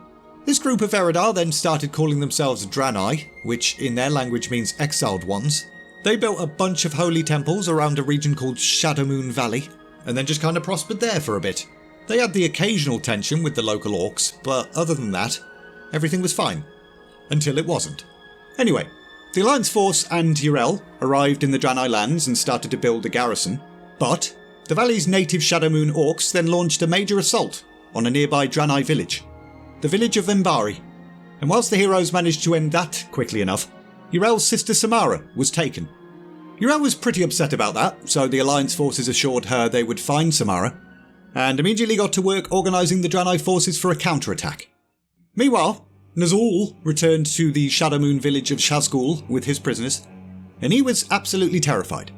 Though he'd managed to thin the Draenei's numbers, that was not the clear-cut victory the Warchief had demanded, and Grommash did not suffer weakness or failure. Nazul was going to need to crush the Draenei soon, or else he was probably going to lose his head. He needed a definitive strike that would fracture the people and their hope in one fell swoop. And what better way to do that than to target their most sacred site, Karabor. But Karabor was well defended with advanced Draenei weaponry, and Nazul had not exactly been provided with the best resources from his warchief, so he turned his sights to the powers of the Void. See, the journey across the cosmos and the whole crashing into the planet thing had weakened the Naru, accompanying Velen and his peeps. The weaker they got, the more their radiant holy energies started to dim, and in the absence of light, unholy void energies started to form. One of the Naru, named Kara, had accumulated so much void energy that it begged Velen to eject it from the vessel, far enough away so that it could do no harm, and Velen, with a heavy heart, went ahead and did that, leaving Kara floating in the upper atmosphere, drifting aimlessly across the sky above Shadowmoon Valley. where its body continued to accumulate void energy. Over time, the Shadowmoon orcs of the region had grown accustomed to its presence, dubbing it the Dark Star because they had no idea what it was. But Nazul did know that with enough unholy energy, he could summon that star down to Draenor's surface, destroying the Draenei Temple City and anyone who lived there. And he also knew that the gathering of such a large amount of void energy would require sacrifices. So, he went ahead and ordered his warriors to take the Draenei captives to the Anguish Fortress. There, he would ritually slaughter them all, and offer their blood to bring down the Dark Star. So that was his plan. Back with the good guys, still pretty hellbent on rescuing her sister and the rest of the captives, Yrel volunteered to take a group of Rangari, Draenei scouts, on a sneaky mission. Velen gave his blessing, so she marched her allies across the valley to Shazgul. And whilst Yrel and her allies searched the village, the Alliance heroes set explosives to create a distraction for their escape. However, whilst executing their separate objectives, Yrel's party was set upon by orcs. The Rangari quickly hid the priestess, allowing her to overhear that the captives had already been relocated to be sacrificed. But by the time the Alliance champions arrived, Yrel was alone, devastated, having witnessed the death of every single Rangari accompanying her. The young priestess grappled with doubt in herself and her leadership. But, after a little pep talk, she rallied, finding the courage to keep fighting for her sister. After escaping Shazgul, the Alliance found a new, unlikely ally, Rul'Karn, former elder of the Shadowmoon clan and wife of Nazul. She disagreed with her husband's use of forbidden magics, even if he was only doing it due to pressure from the Iron Horde. So, she gave the Alliance champions her keystone, which allowed them to enter Anguish Fortress. Alongside Velen and Yrel, they raced to the altar at the top, where Nazul and Grommash were discussing their dark plot to destroy Karabor. Unfortunately, they arrived a little bit too late. Both Grom and Nazul departed through a portal, and Yrel surged forward to find her sister bleeding out atop the altar, beyond saving. It was probably this moment where Yrel kind of snapped a little bit in her mind. But due to all the sacrifices, the Dark Star was now beginning its descent from the sky. Defeat seemed all but inevitable. But, as Velen silently watched the creature that had once been a saviour to his people, now slowly fall from the sky to become their doom, he realised something. The energies of the Dark Star could be nullified by an equal amount of holy light energy. And there was really only one source of light capable of generating such power. Him. So, without hesitation, he made his decision, passing his Naru sigil to Yrel and sacrificing himself, which was sad for a few seconds, before you realise this is alternate Velen, so who gives a shit. Velen's physical form dissipated, becoming a big old beam of light. That beam then collided with the void creature in the sky, and boof, all was right in the world. Velen's light did such a good job that Kara, the lost Naru, actually re-emerged, floating in the sky as a beacon of hope amid the recent darkness that engulfed the Draenei people. But whilst the Draenei all cheered and celebrated the survival of Karabor, Nazul was not happy, obviously. After a failure that disgraceful, the Shadowmoon chieftain knew he was on borrowed time.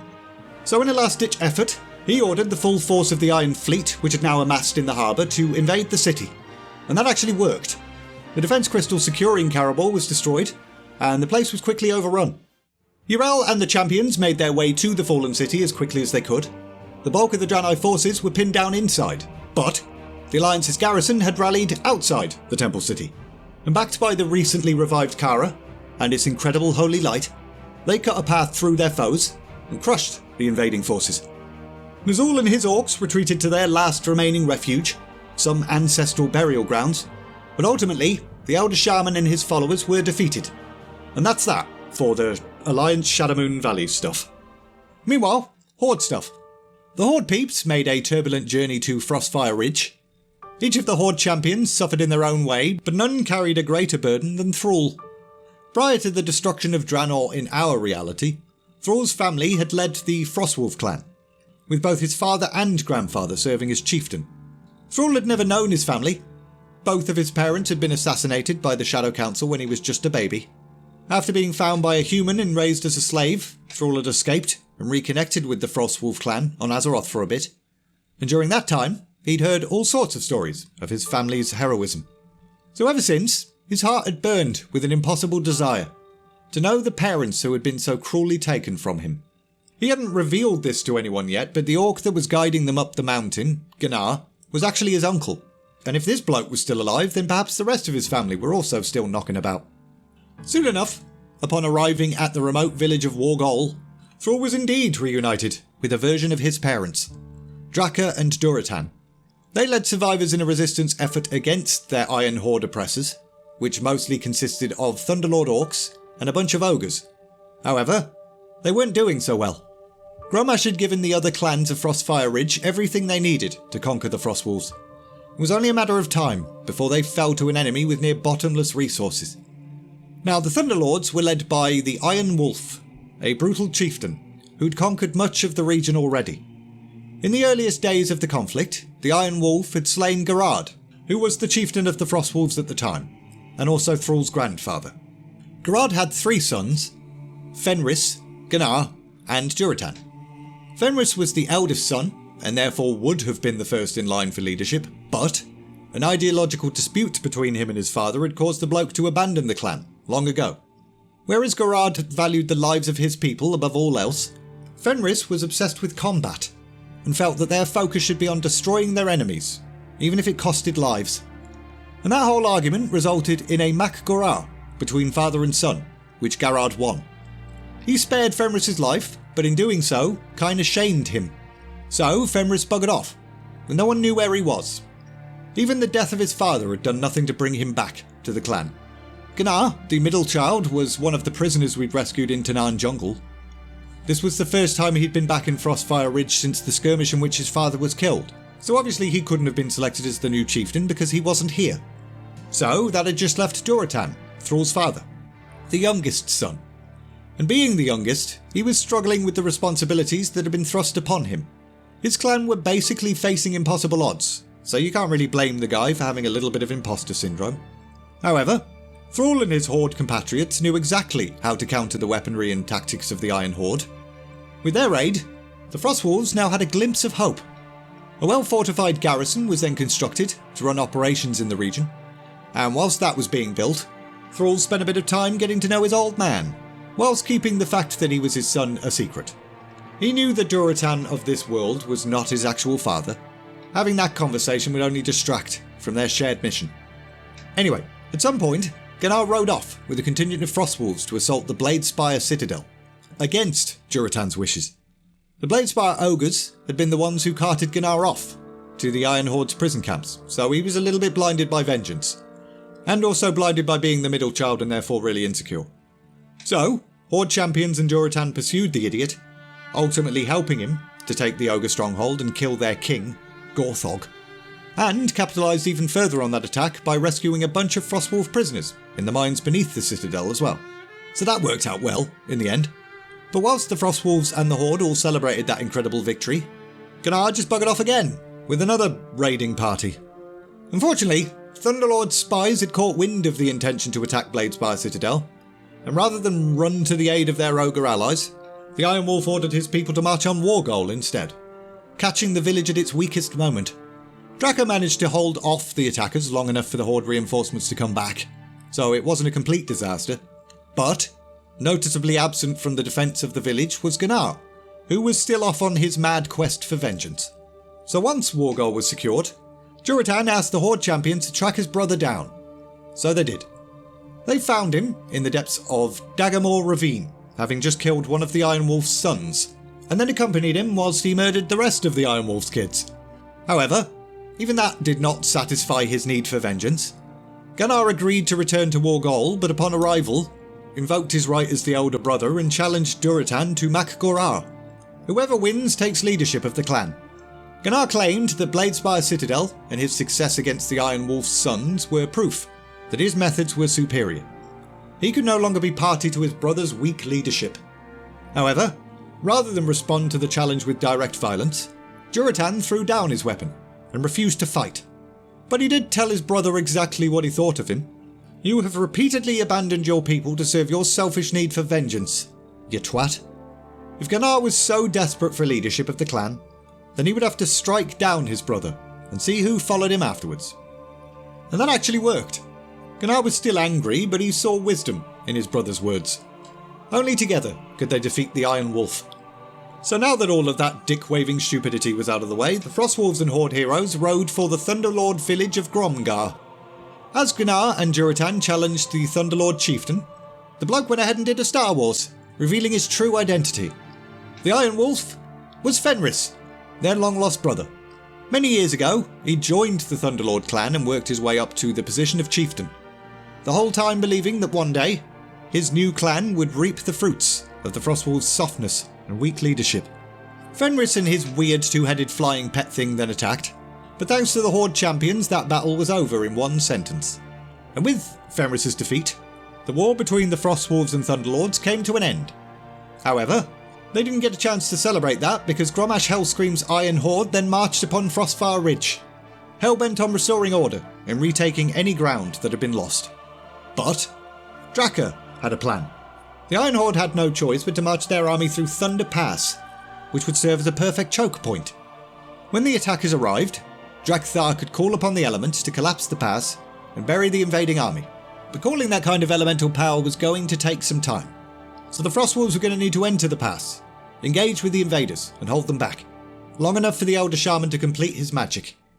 They tried to do that, but unfortunately the Iron Horde forces were a little bit too strong, so holding them back didn't go so well. Durotan gave the command to retreat, with the intention of staying behind with Gnar, sacrificing themselves to buy that final little bit of time that Drakthar needed. But at the last moment, Gnar urged his brother to safety, making it clear that Durotan was indispensable to the future of the Frostwolves, and that he'd been wrong to ever doubt him. Draka then held Durotan back, preventing him from stopping his brother from making the ultimate sacrifice, so all he could do was watch as his brother rushed headlong into the enemy lines, fighting till his last breath so that Drakthar could complete his ritual. And that was that. A massive avalanche then fell atop the encroaching Iron Horde army, and all was right in the world. Obviously Durotan was a little bit upset, but this was just the start of the Warlords of Draenor expansion. Grommash was now on the back foot, so the Frostwolves needed to go on the offensive. They needed to ride east, out of the Frostfire Ridge and into Gorgrond.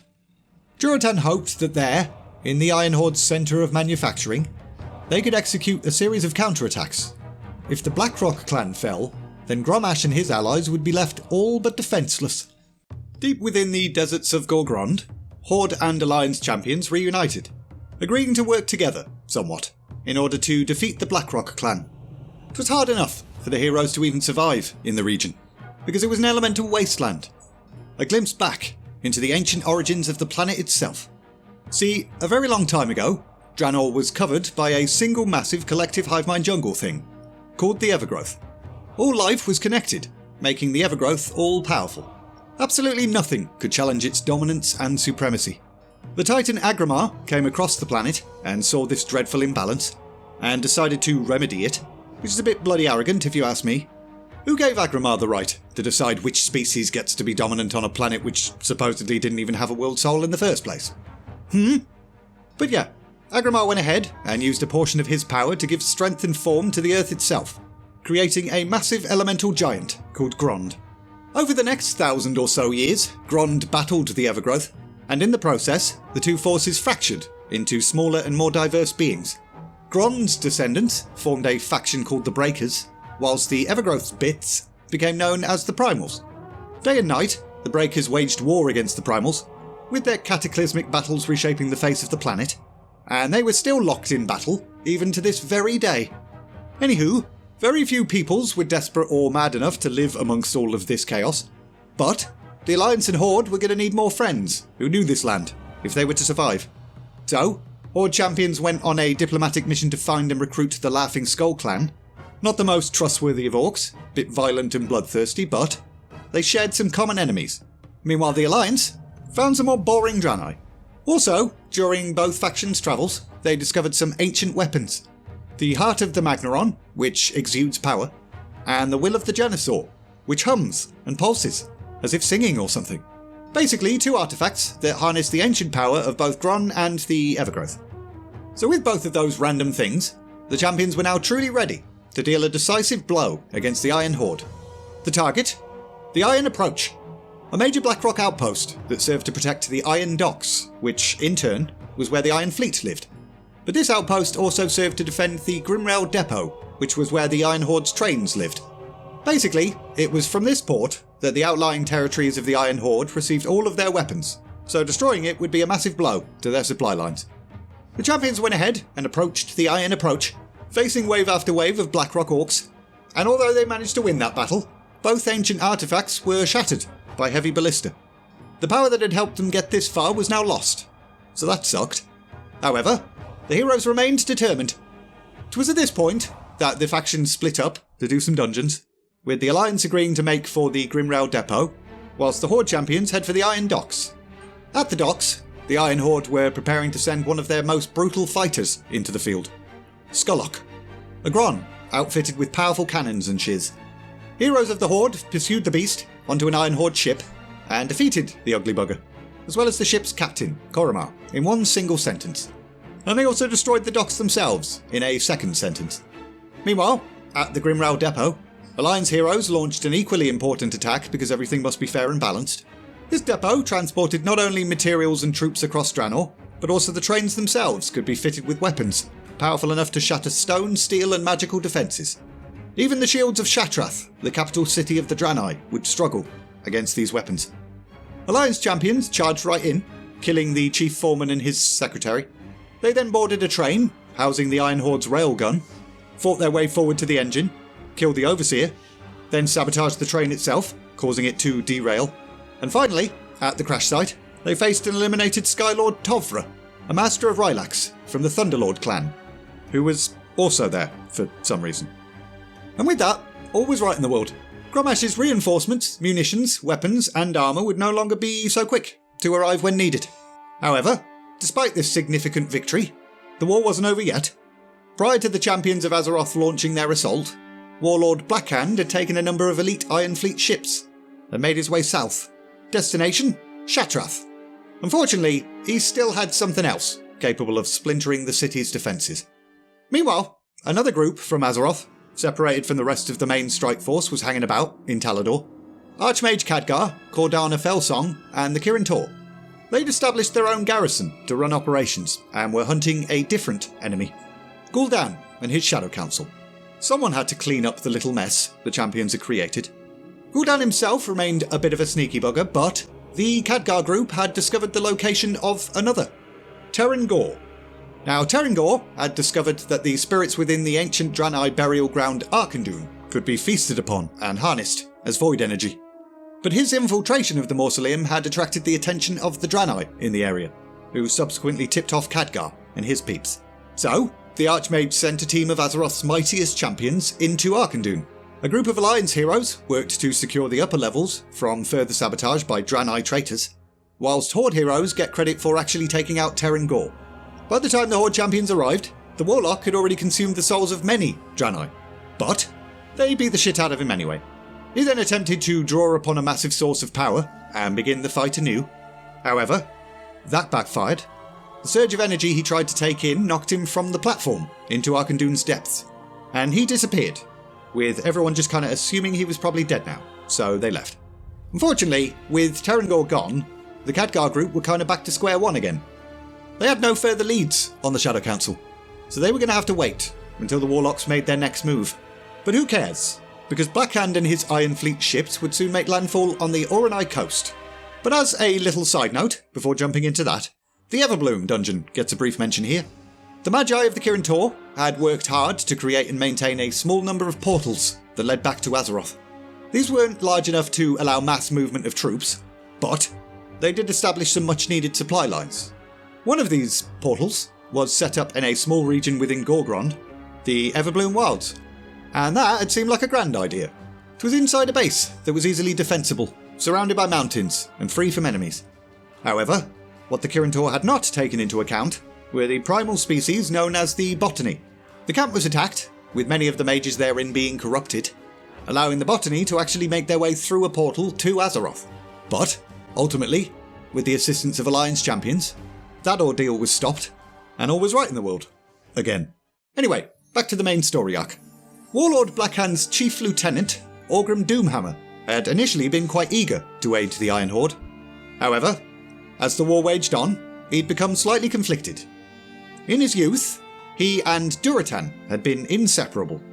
More than just besties, they were like brothers. But as they grew older, they also grew apart due to their responsibilities. Orgrim had not seen Durotan for many years, but he had heard that the Frostwolf clan, along with many other dissidents, had suffered under Gromash's brutal regime. But Orgrim also owed his own chieftain a debt of gratitude and unquestioned loyalty. Some time ago, Blackhand had reclaimed Orgrim's legendary weapon, the Doomhammer, from the elemental fires in which it was forged, and in doing so, had saved the Blackrock clan from annihilation. So yeah, bit of a dilemma really. As Orgrim and the Iron Fleet arrived at Talador, the Blackrock lieutenant bumped into his old pal Durotan. The Frostwolf chieftain attempted to convince Orgrim to turn against the Iron Horde. There was no honour in Blackhand's campaign. However, to Durotan's surprise, Orgrim wasn't having any of that, and chose to return to the Iron Fleet. Soon after, Blackhand and Orgrim docked their ships outside the Draenei capital itself, and immediately started to lay siege, downing the magical barrier protecting the city with the Iron Star cannon. Hundreds of Blackrock warriors then swarmed inside, and due to their sheer numbers, they took the Draenei city pretty quickly, with Blackhand ordering for entire families of Draenei to be dragged from their homes and executed in the streets. And it was in that moment that Orgrim thought, maybe Durotan was right. Meanwhile, the champions arrived outside the city to see that it had already been lost, but that wasn't going to stop them. So, with Khadgar, Durotan, Yrel and Vindicator Murad leading the charge, they head on inside, fighting their way through all the way to the harbour. As they arrived at said harbour, they saw Orgrim raising his hammer against his superior, only to be immediately struck down. Durotan then raced forward to defend his fallen ally, and joining him was Yrel, the champion, and Murad. Now Murad wasn't just tagging along for the poops and the giggles, he too was emotionally invested in this whole thing. Back in our timeline, many years ago, Murad had been part of a special military class of protectors called Vindicators, sworn to defend the Draenei and their most sacred places. Unfortunately, he'd failed in that duty and had been beating himself up about that pretty much ever since. See, the Orcs had killed or kidnapped members of his family during the Horde's rise on real Draenor, and he was there when the Orcs laid siege to Shattrath city. Although he did try to save everybody he could, all those years ago, his rage against the Orcs had distracted him. He briefly abandoned the refugees he was guarding to indulge his thirst for vengeance, and by the time he returned to said refugees, they were all slaughtered. But fate had given him this new chance, for redemption and stuff. Anyway, Durotan, Murad, Yrel and the champion engaged Blackhand, but the Blackrock chieftain's attack triggered an explosion. Instinctively, Murad shielded Yrel, leaving himself vulnerable to the blast, and then he died. So that's his entire bloody story over with already. But his sacrifice gave Yrel newfound strength to fight on. She rose amid the smoke and destruction to see Blackhand taunting a weakened Durotan, so she quickly threw Murad's weapon at the warlord and challenged him to fight her instead. Whilst he was distracted, she called on the light to heal Durotan, and the two of them then worked together to heavily wound their foe. Khadgar then quickly teleported them to safety, whilst the Alliance fired on the ship, and it exploded, and all was right in the world again. After all of that, Yrel rededicated herself to her people. She would become a Vindicator, just as Murad had been. And then everybody celebrated. Sort of. Blackhand's flagship, along with the Iron Star cannon, had been destroyed. The city of Shattrath was saved, so that's great. But the victory had come at great cost. Murad and Doomhammer were dead. The city was in ruins. Countless innocent Draenei civilians had perished. And Warlord Blackhand was still alive. Surviving the explosion, he'd managed to swim out of Shattrath's harbour, and then made his way by foot all the way back to Nagrand. And on top of that, a new threat was now rising to the south, amid the spires of Arak. And that brings us to another history lesson: the origins of the Arakoa. In the southern region, many years ago, avian creatures flourished. The three greatest of these creatures actually managed to drive the Primals and Breakers from the area completely, gaining godlike status as a consequence. These were the Firebird Rukmar, the Raven Anzu, and the Wind Serpent Seath. Rukmar and her little bird mates called Kalari dwelled in the highest points of Arak. Anzu and his ravens lived amongst the forest canopies, while Seath and his mates couldn't fly very high at all, so they settled in the forest themselves, basically on the ground. And because he was stuck on the ground, Seath became jealous of Rukmar. Constantly living in her shadow sucked balls. He decided to overthrow the Firebird and tried to make a deal with Anzu. But Anzu was in love with Rukmar, so he decided to fight by her side and destroy Seath instead. It was a fierce battle, but in the end, little loser Seath was defeated. However, in his dying breath, Seath crafted a curse of his own flesh and blood, a curse that would poison the land, and Anzu, seeing the way the curse was already blighting the place, went ahead and ate the Wind Serpent, which was a strange choice. The curse corrupted the Raven's body with dark energies, destroying his magnificent wings, but also gave him mastery of shadow magics. And fearing what Rukmar would think of this new twisted form, Anzu disappeared. A short while later, Rukmar gave her life to create a new race, one gifted with both her grace and, believe it or not, Anzu's intelligence. You know, the bloke who ate a curse. The new race were the Arakoa, and over the next thousands of years, the Arakoa's empire, the Apexis, grew. Unfortunately, thanks to religious zealotry, this empire was eventually pushed to civil war, those that worshipped Anzu being on one side, and those that worshipped Rukmar being on the other. The empire then shattered, with the survivors of that war forming a new society, one in which the history and teachings of Rukmar and Anzu were altered, with the Firebird being elevated above all, whilst respect for the Raven and his sacrifice vanished.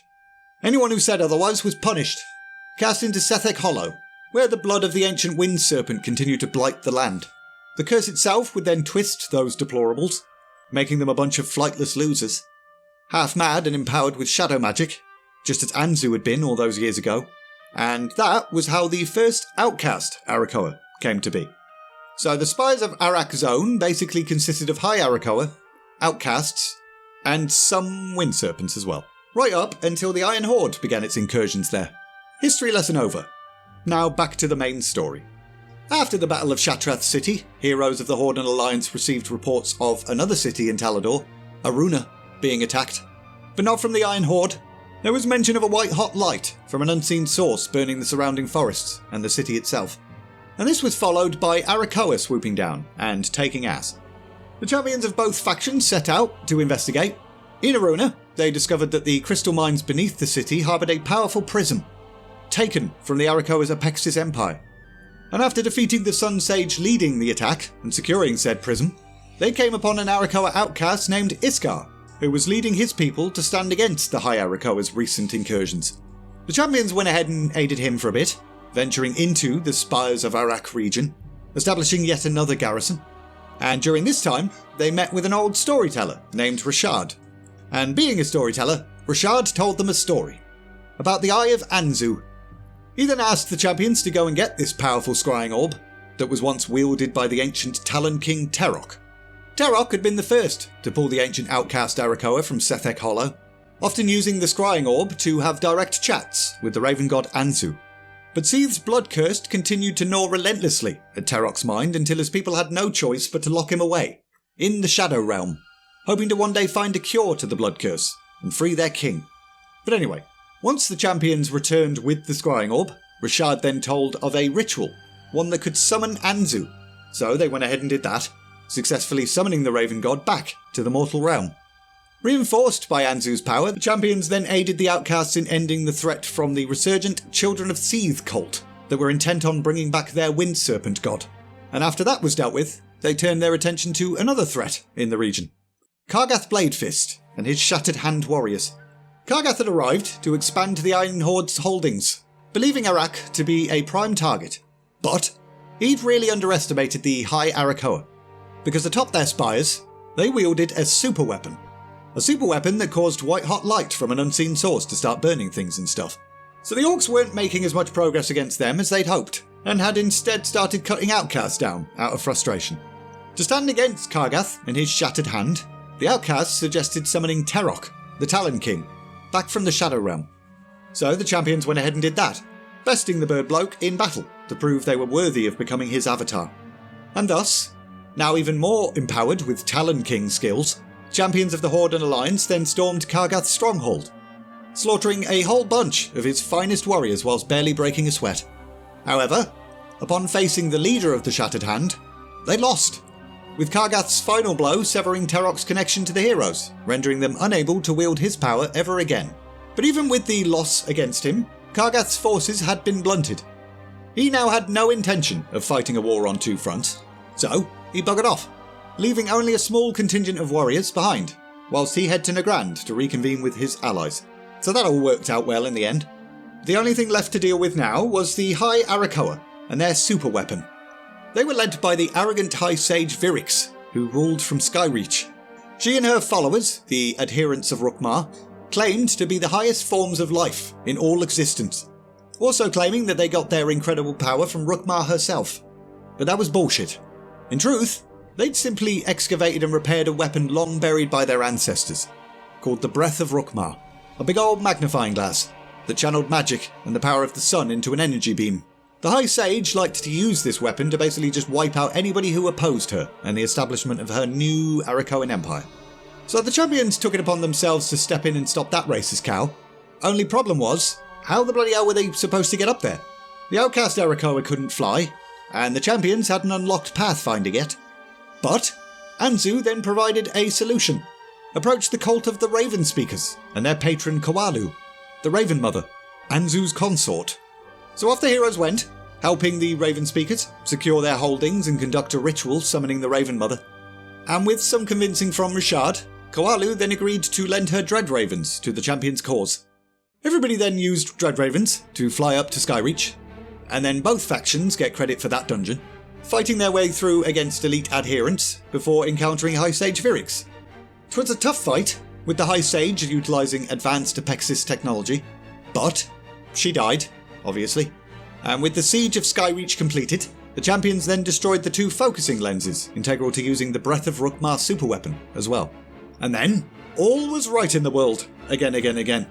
The victorious outcasts decided to heal old wounds rather than deepen them, so they immediately instituted a new order, one that venerated the contributions of both peoples, the High Arakoa and the outcast Arakoa. And with that happy ending, the champions then turned their attention to the region of Nagrand, in pursuit of Kargath Bladefist and the rest of the Iron Horde leadership. Thrall had gone ahead of the Horde forces and had already established a base in Nagrand, called Warvar. He was joined by Draka and also Agra, who had recently arrived from Azeroth with a bunch of reinforcements. So when the Horde champions arrived, Thrall already had a mission for them. Head to the Burning Blade clan's base to retrieve some blueprints that the Warsong had stolen or something.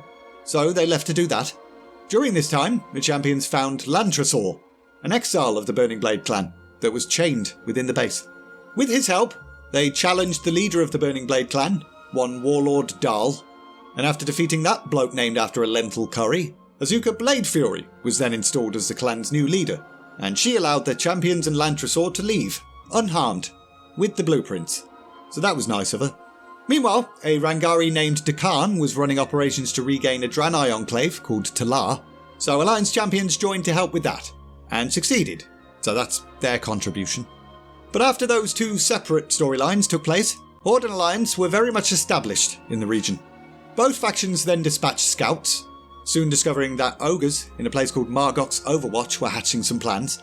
They intended to use the power of the Breakers to strengthen themselves, with the Grand Magister Reglak performing research on that and stuff. The champions of Azeroth quickly burst into that place to put a stop to those stupid wankers.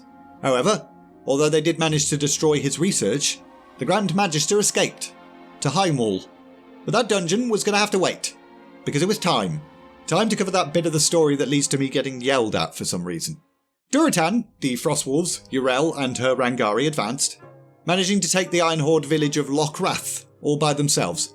However, when the Alliance and Horde champions caught up with them, they discovered very quickly that this had actually been a trap. The leader of the village, Uruk Foecleaver, had feigned surrender and broke free from his bonds as soon as the champions arrived. So they just surged forward and beat the shit out of him. Bit of a waste of everyone's time, really. But with their defeat, and Lockrath now under our control, the way to the capital of Gromashar was clear. All forces moved forward, bursting through the gates of the Iron Horde stronghold, and whilst the Frostwolves and Rangari held the Warsong forces back, Yrel, Durotan and the champions took the fight to Garrosh. However, despite their strength and skill, they weren't going to beat a bloke that had been the final raid boss of the previous expansion on their own. So, Thrall stepped in, and challenged Garrosh to Mak'Gora. Garrosh accepted, suggesting they take the fight to the Stones of Prophecy, the place where it all began, and he placed absolutely no limitations on what weapons or skills could be called upon in the battle. So that absolutely 100% no ifs or buts confirms that Thrall didn't cheat. Garrosh unleashed years of pent-up rage during the match, his words catching his former mentor slightly off guard, accusing the shaman of betraying him, of failing the Horde.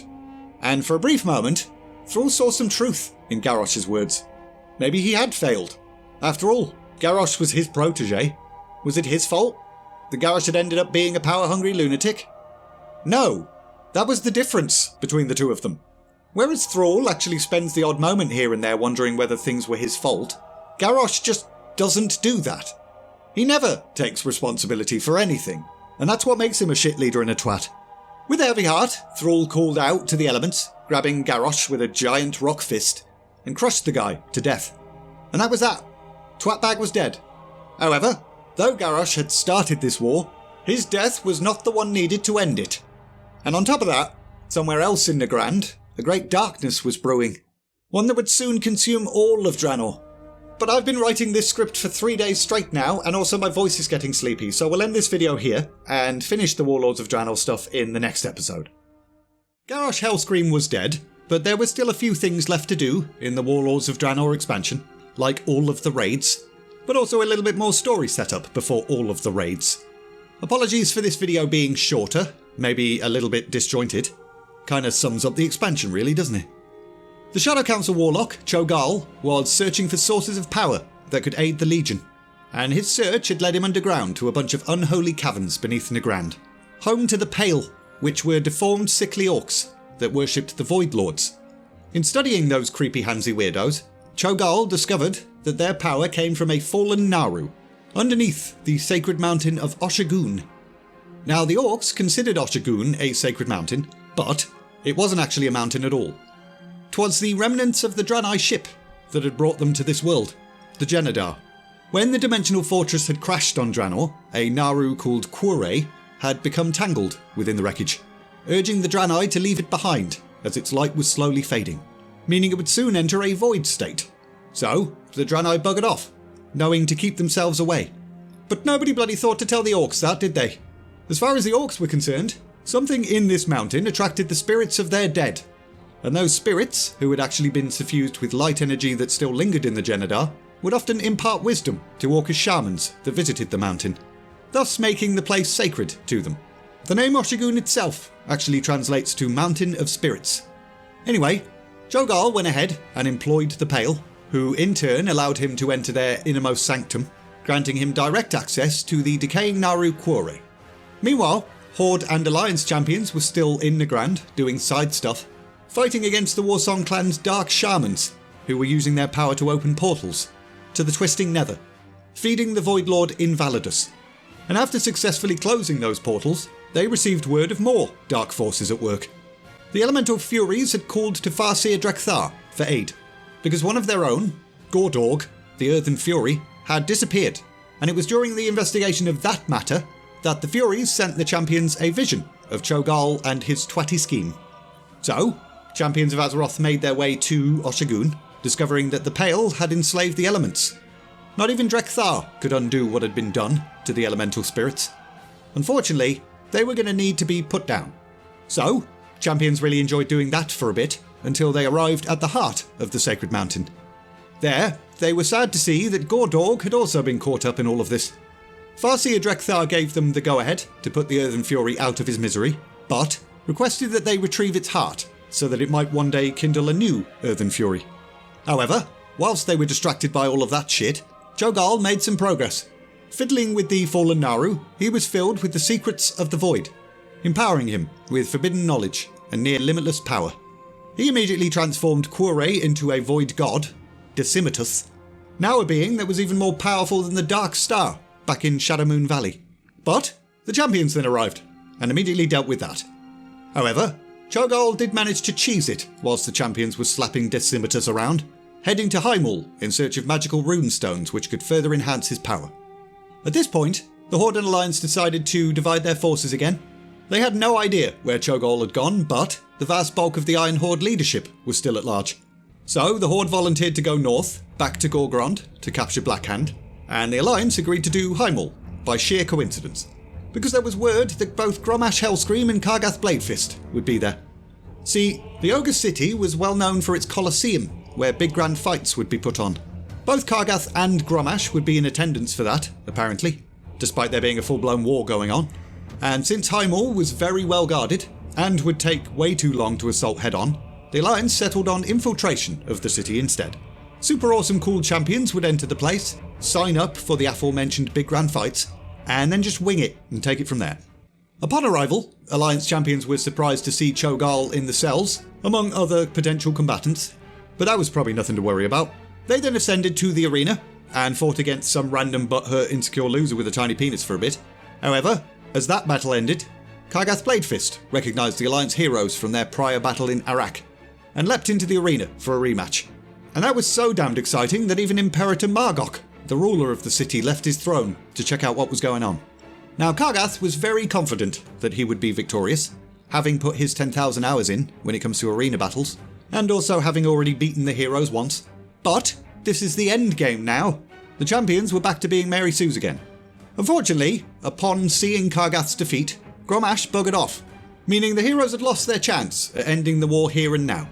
Eventually, in an unseen turn of events, Cho'Gall took advantage of all the drama in the Colosseum to spring his trap. As the champions took out all of the arena's challengers, Imperator Margok actually became more vulnerable, with the only thing keeping him safe now being the Colosseum guards. Cho'Gall very easily escaped his cell and opened a portal to the centre of the arena, challenging Margok, whilst his army of Pale Orcs scaled the walls and started to wreak havoc. And that caused Margok to cheese it back to his throne room, with Cho'Gall and the champions giving chase. The chaotic struggle led to a whole bunch of others breaking free from their cells beneath the Colosseum, including the Butcher, Tectus and Brackenspore. And also getting in the champions' way were Margok's personal guards and Korag, the greatest of the magic breakers, which are basically weird ogres that are immune to specific if not all forms of magic. So that's all of those bosses now accounted for. Eventually, and finally, the heroes of Azeroth arrived at the throne room, battling against Margok, without realising that they were doing exactly what Cho'Gall wanted them to do. Once the Imperator was sufficiently weakened, Cho'Gall burst in, ensnaring Margok in a field of dark magic. The Shadow Council Warlock then started to draw power from the rune stones he'd come here for, channeling their incredible energies through the Ogre leader and killing him in the process. So in terms of story, Cho'Gall was now a near insurmountable foe, whilst the champions were utterly exhausted. But, for the sake of brevity, they went ahead and took his ass. Big whoops. And with that, all was right in the world. Okay, Grommash had escaped to fight another day, but the Alliance had managed to remove the threat of the Shattered Hand and the Gorian Empire. Now, before we get to the 2 sentences summarising the entire Blackrock Foundry raid, the Legendary Ring questline that has been removed from the game, so I can't capture any footage for it, gets mentioned here.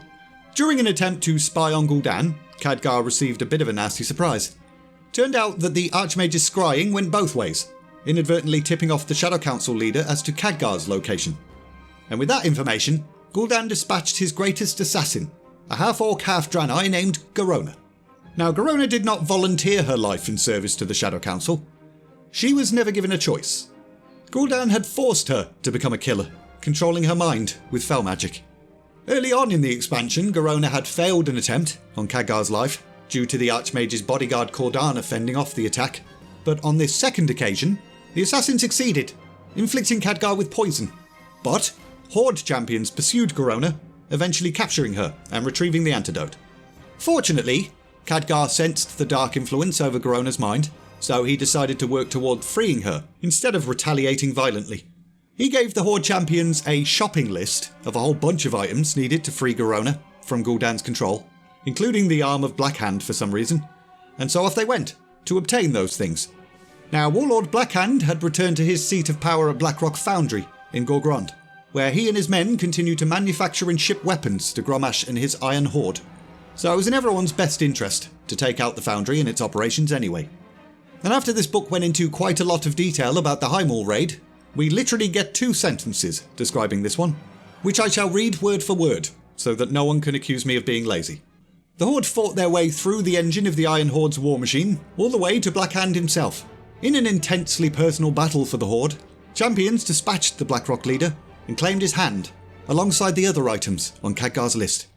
And that's it. That's all we get. Unfortunately, upon returning with Khadgar's requested items, the Archmage was still unable to free Garona from Gul'dan's influence. He was going to need more things, because that's how legendary questlines work. So he sent the champions to infiltrate a Shadow Council hideout in Shadowmoon Valley, the Den of Secrets, to retrieve another potentially useful artifact, an Orb of Dominion, which Khadgar reckoned was being used to control many of Gul'dan's agents. The champions went ahead and did that, kicking the shit out of another ogre called Dentarg for a bit. And after that retrieval mission, Khadgar successfully freed Garona.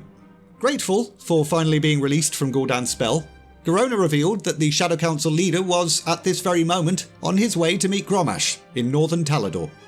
The heroes Garona and Khadgar immediately set out, spying on that little rendezvous. There, they learned that Grommash was actually struggling to maintain his grip on the Iron Horde, demanding that everyone fall back to Tanaan Jungle to regroup. However, Gul'dan then brought the fell blood of Manaroth back into the conversation, offering Grommash, and all of the orcs assembled at the meeting, one last chance at power. Sure, you'd be bound to the will of the Burning Legion, but at least you'd have the chance to defeat the champions of Azeroth. But Grommash straight up refused. He'd take defeat over being bound to the will of demons any day. Unfortunately, Kilrog Deadeye and his Bleeding Hollow orcs didn't really share that conviction. Deadeye and his clan stepped forward and drank the Pit Lord's blood, their bodies transforming instantly, and they pledged their loyalty to Gul'dan, whilst Grommash was incapacitated and taken away. Gul'dan then declared that the Iron Horde would now be known as the Fell Horde, the supreme warriors of the Burning Legion. At this point, Khadgar bade the champions to return to the main army, inform the leaders of both factions that they were going to need to marshal their forces. It was time to invade Tanaan Jungle. Strike quickly, or else the Fell Horde were going to summon the Legion to Draenor, and that would not end well for Azeroth whatsoever. Both factions rallied their forces, but Gul'dan then twisted the very land itself to work against them, summoning the Fellblight, an entire river of fell energy from the throne of Kil'jaeden, which corrupted the entire region, Hellfire Citadel included. Venturing through the jungle was now going to be extremely difficult, but champions of both factions then found an unlikely ally in the former Master Shipwright of the Iron Horde, one Solog Rorke. This guy was still loyal to Grommash, and was therefore eager to stop Gul'dan. With his help, harbours were constructed at both main garrisons, and with those new fleets, a less guarded landing point in Tanaan Jungle was located, allowing the Horde, Alliance and allied Draenor forces to assault the jungle on two fronts, one from the sea, and the other the zone's main entry point. As the heroes pressed inland from the seafront, they set up new bases of operation and recruited several of Gul'dan's enemies to their side. However, Gul'dan was also recruiting allies of his own, including a former leader of the outcast Arakoa, as well as the Sethek, more worshippers of the fallen wind serpent god. As one final bit of preparation before the raid, Khadgar tasked the champions with retrieving the Tomes of Chaos, ancient volumes of fell knowledge, which the Archmage feared would create even more Gul'dans in the future if they ended up in the wrong hands. But when the champions brought the requested tomes back to Khadgar, they found that Cordana Fellsong had been corrupted by the Orb of Dominion. She was now a servant of the Legion and attacked the heroes, using the Tomes of Chaos to bolster her strength. And although the champions were able to destroy the tomes, Cordana escaped. Khadgar was absolutely devastated by all of that, but now was not the time for crying. Both the Rangari and Frostwolf forces had at last cleared the Fell Horde from the main entry point of the jungle, allowing them to join up with everyone else. And that combined army then fought their way through the Orcish encampments and into Hellfire Citadel. The fighting within the Citadel was brutal, unlike anything the champions had ever faced, apparently. But they fought on, against fell-empowered orcs, Arakoa, Shadow Council warlocks, all of the things. They defeated the corrupted Kilrog Deadeye. They faced Terran Gore again, although he looked a bit different now, after falling into the depths of Arkandun. Gorging himself on Draenei's souls had caused him to become a massive bloated abomination, known as Gorefiend. After that, the champions of both Horde and Alliance discovered Grommash Hellscream, who was being tortured by a Fell Lord. So they freed him, because they're nice like that. In response though, Grommash simply asked the heroes to leave him alone, which is a weird way of saying thank you. Continuing on, the heroes battled their way to the pinnacle of Hellfire Citadel, where Gul'dan awaited them. But instead of facing them himself, Gul'dan reanimated the remains of the Pit Lord Manaroth, and then cheesed it through a portal. So even after dispatching the big-boned Pit Lord, the heroes were a little bit disappointed. Gul'dan had escaped. They'd failed. However, Khadgar then turned everyone's frowns upside down. He transported the champions to the ruins of the Dark Portal, and there they discovered Gul'dan had created a new, smaller portal, the Black Gate. And then everybody shat themselves, because out of this new gateway stepped the Demon Lord Archimonde. With the battle unexpectedly moving to a different location at the last minute, the heroes' defensive positions were scattered. And this was Archimonde, for crying out loud. But the Mad Lads went ahead and threw caution to the wind, and pulled the Demon Lord. Fortunately for the champions, they weren't alone. Grommash soon appeared and joined their fight, as well as Durotan, his Frostwolves, Yrel, and her Rangari. All who were there gave everything they had, fighting for the future of both of their worlds. And amazingly, Archimonde was defeated. However, Archimonde knew that so long as Gul'dan survived, the Burning Legion would still have a way to Azeroth. So, in his final breath, he used force powers to push Gul'dan through the Black Gate, with the portal then closing behind him. Double balls. But aside from that majorly worrying development, the heroes of Azeroth then rejoiced. Draenor was free. Grommash then turned to both Yrel and Durotan. He had much to atone for, but hoped to maybe make up for all of that. He still held some command over the Orcs, so maybe they could all work together. Mend Draenor as one big happy family. No amount of time or effort would ever restore all that the Iron Horde had taken from them, but both Yrel and Durotan tentatively agreed to maybe take that first step on the road to healing and see how things went from there. And that is it. That's the end of the Warlords of Draenor expansion. Not gonna lie, I was kinda hoping that Chronicle Volume 4 would take the time to maybe expand on WoD a little bit, delve into the cut content like Farallon that they never ended up releasing, perhaps fill in some of the gaps. But no, fuck me I guess. On the plus side though, we have arrived at the Legion stuff. The audio drama, Heartlands, written by Adam Christopher, narrated by Chris Metzen. It's very good. Go check it out. However, there's a joke to be made and I must make it, and I know this is the precise reason why no one at Blizzard wants to be my friend. I did get a bit of a one-take done vibe from it. I appreciate that Chris Metzen's a very busy man, but there were a couple of times where I feel like he went into Thrall voice before realising halfway through the line that it wasn't Thrall talking.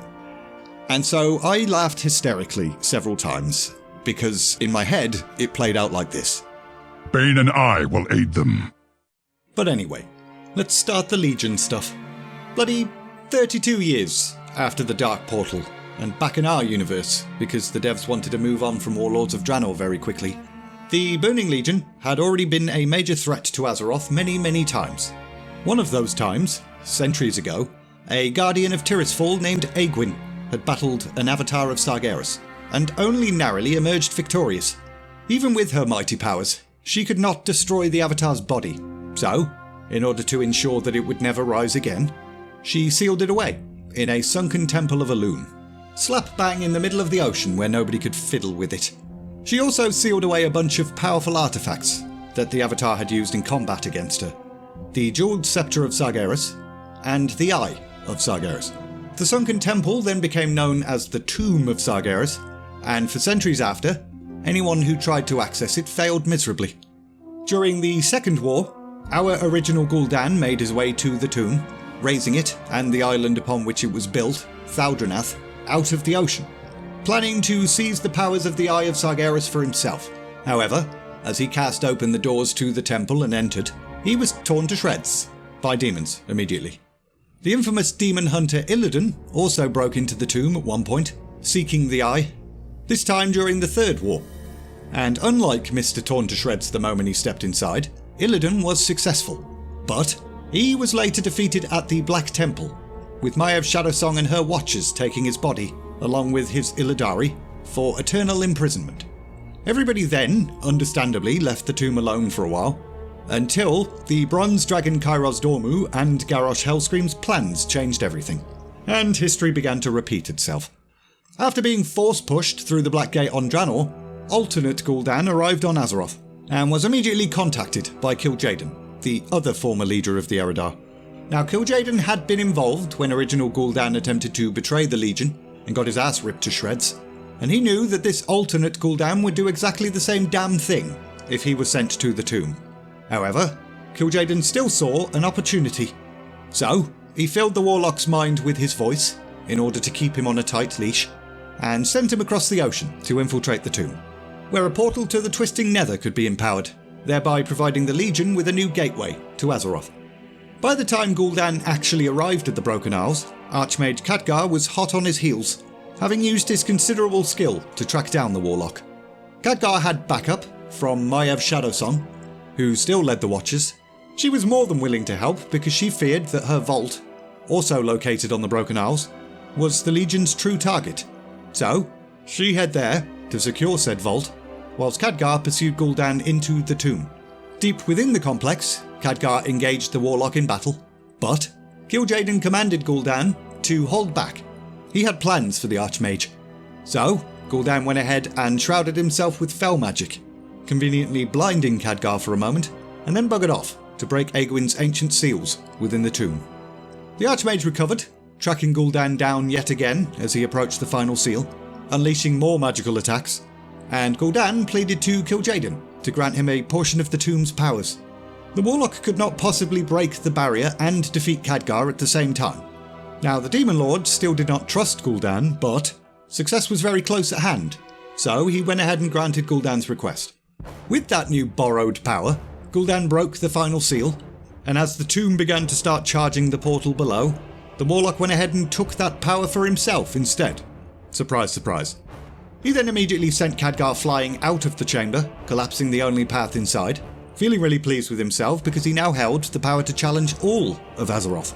But, upon the realization that that fight would probably be never-ending, he changed his mind.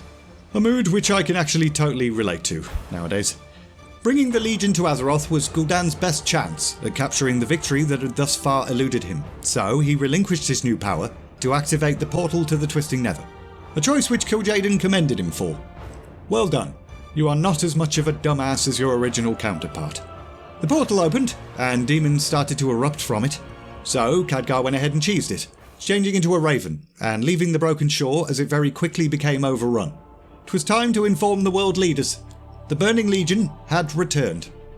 Wasn't hard to convince the King of Stormwind that immediate action was needed, and War Chief Vol'jin also sprang to action as well. A joint war council was then called, with everyone agreeing to lead the forces of the Horde and Alliance against the Legion, and even the groups that rarely get involved with combat stuff agreed to help, like the Earthen Ring, even though shamans actually canonically despise war and value the preservation of harmony above all else.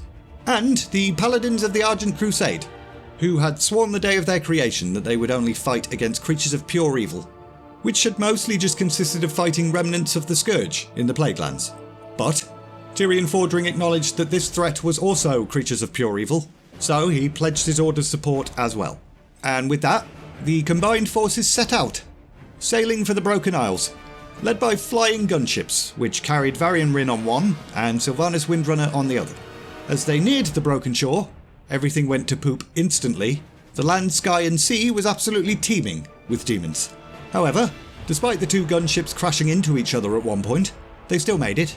Azeroth's defenders landed on the beach and pressed forward, with Jaina Proudmoore, Gen Greymane, Varian Rin and Gelbin Mekatork leading the Alliance offensive, and War Chief Vol'jin, Thrall, Sylvanas and Bane leading the Horde. Bane and I will aid them. Although the two forces did manage to thin the demons' numbers quite a bit, things then started to go very wrong. Firstly, Tyrion Fordring was captured by Gul'dan. The heroes fought desperately to try and save the bloke, but he died, very unceremoniously, at the hands of Doom Lord Croesus. The writers intended for this to act as a massive blow to the morale of the story characters, but I think they may have slightly underestimated how pissed off the players would be. After that, players became even more pissed off. Both factions split up, with the Horde taking a ridge, covering the Alliance's flank. However, it soon became very apparent that the odds were stacked against us. Despite all of the hours of fighting, and all of the demons slain, the Legion's reinforcements were just going to keep coming, and according to Chronicle, the Horde fought to the last moment, giving King Varian an opening to pursue Gul'dan into the valley below. But, with demons converging on the ridge, Thrall knocked down, and Vol'jin gravely injured, Sylvanas just had no bloody choice. Her hands were tied. She called for retreat, and she felt really bad about it, apparently. Meanwhile, below, Gen Greymane was furious at the Horde's retreat. Varian commanded Gen to redirect the Alliance's remaining forces back to the gunship for evacuation. But, as said gunship took to the skies, a Fel Reaver grabbed hold of it, and wouldn't let bloody go. Varian then handed Gen a letter he had written to his son, Prince Anduin, should the worst ever befall him.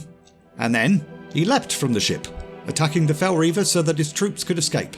The king then fell to the broken shore below, fighting to the very end to get to Gul'dan, but he was overwhelmed by demonic forces, and Gul'dan then personally executed him, reducing the heroic king to nothing but ash. So all in all, that battle was a big old pile of wank, and couldn't have possibly gone any worse. Both Horde and Alliance had lost many of their greatest fighters, weapons, and even their leaders. And with the Horde and Alliance off licking their wounds, Gul'dan moved forward with his nefarious plan. In order to bring Sargeras to Azeroth, they were going to need a body strong enough to withstand the powerful Titan. A body capable of becoming the new avatar of Sargeras. And apparently, Illidan, the Legion's old hated enemy, was the best possible host. Unfortunately, he was gone, dispatched by the champions of Azeroth several expansions ago. And his body, as well as his Illidari, had seemingly vanished. However, luckily for Gul'dan, Cordana Felsong was now pledged to the Legion after the events of Warlords of Draenor. And since she had once been a warden, she knew exactly where the legendary demon hunter's body was. In Azuna, not far from the broken shore. Illidan and his Illidari were being kept in stasis within the vault of the Wardens. Not only did Cordana know the location, but she also knew exactly how to access it, and combat Maiev and her peeps as well. So, off they went, backed by an army of demons. As soon as those demons breached the walls, Maiev and her Wardens knew they were up against it. Things were not looking good. So, she did something that went against every fibre of her being. She freed the Illidari to bolster their defences. Both the demon hunters and Wardens then tentatively joined forces, racing to reach Gul'dan and Cordana, but they were too late. The Warlock and Dominated Warden had obtained Illidan's body and vanished through a portal. A little bit more fighting then ensued because the vault was still very much filled with demons, but the Illidari eventually managed to find an exit and emerged to find Khadgar, who was just kinda hanging about outside. The demon hunters then agreed to join either Alliance or Horde, depending on which race of elf they happened to be, and that is the end of the demon hunters' starting zone. Technically, the first half of their starting zone takes place way back during the Black Temple raid, so go watch the Illidan Supercut or something. Does that make me sound like a real YouTuber? I hope so. Anywho, despite still recovering from the battle for Broken Shore, both the Horde and Alliance needed to get their acts together and select some new leaders, pronto. In Orgrimmar, Warchief Vol'jin was still technically alive, but barely. He was not going to make it, and as he sat, slumped, dying on his throne, he received a vision from the Lower. They told him that he should appoint Sylvanas Windrunner as his successor, which confused him a little bit, but he wasn't going to question their wisdom.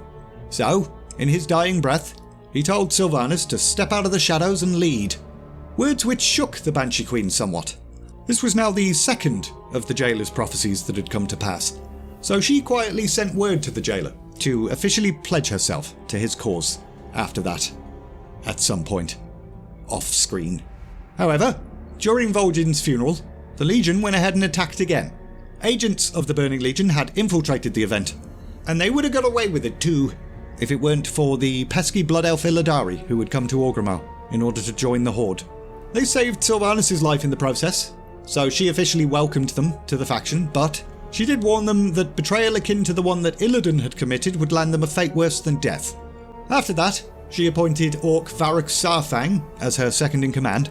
He was an Orc favourite, as well as an intelligent warrior and a capable weapons expert, so that was a good choice. Meanwhile, with the Alliance, a funeral was held for King Varian Wrynn.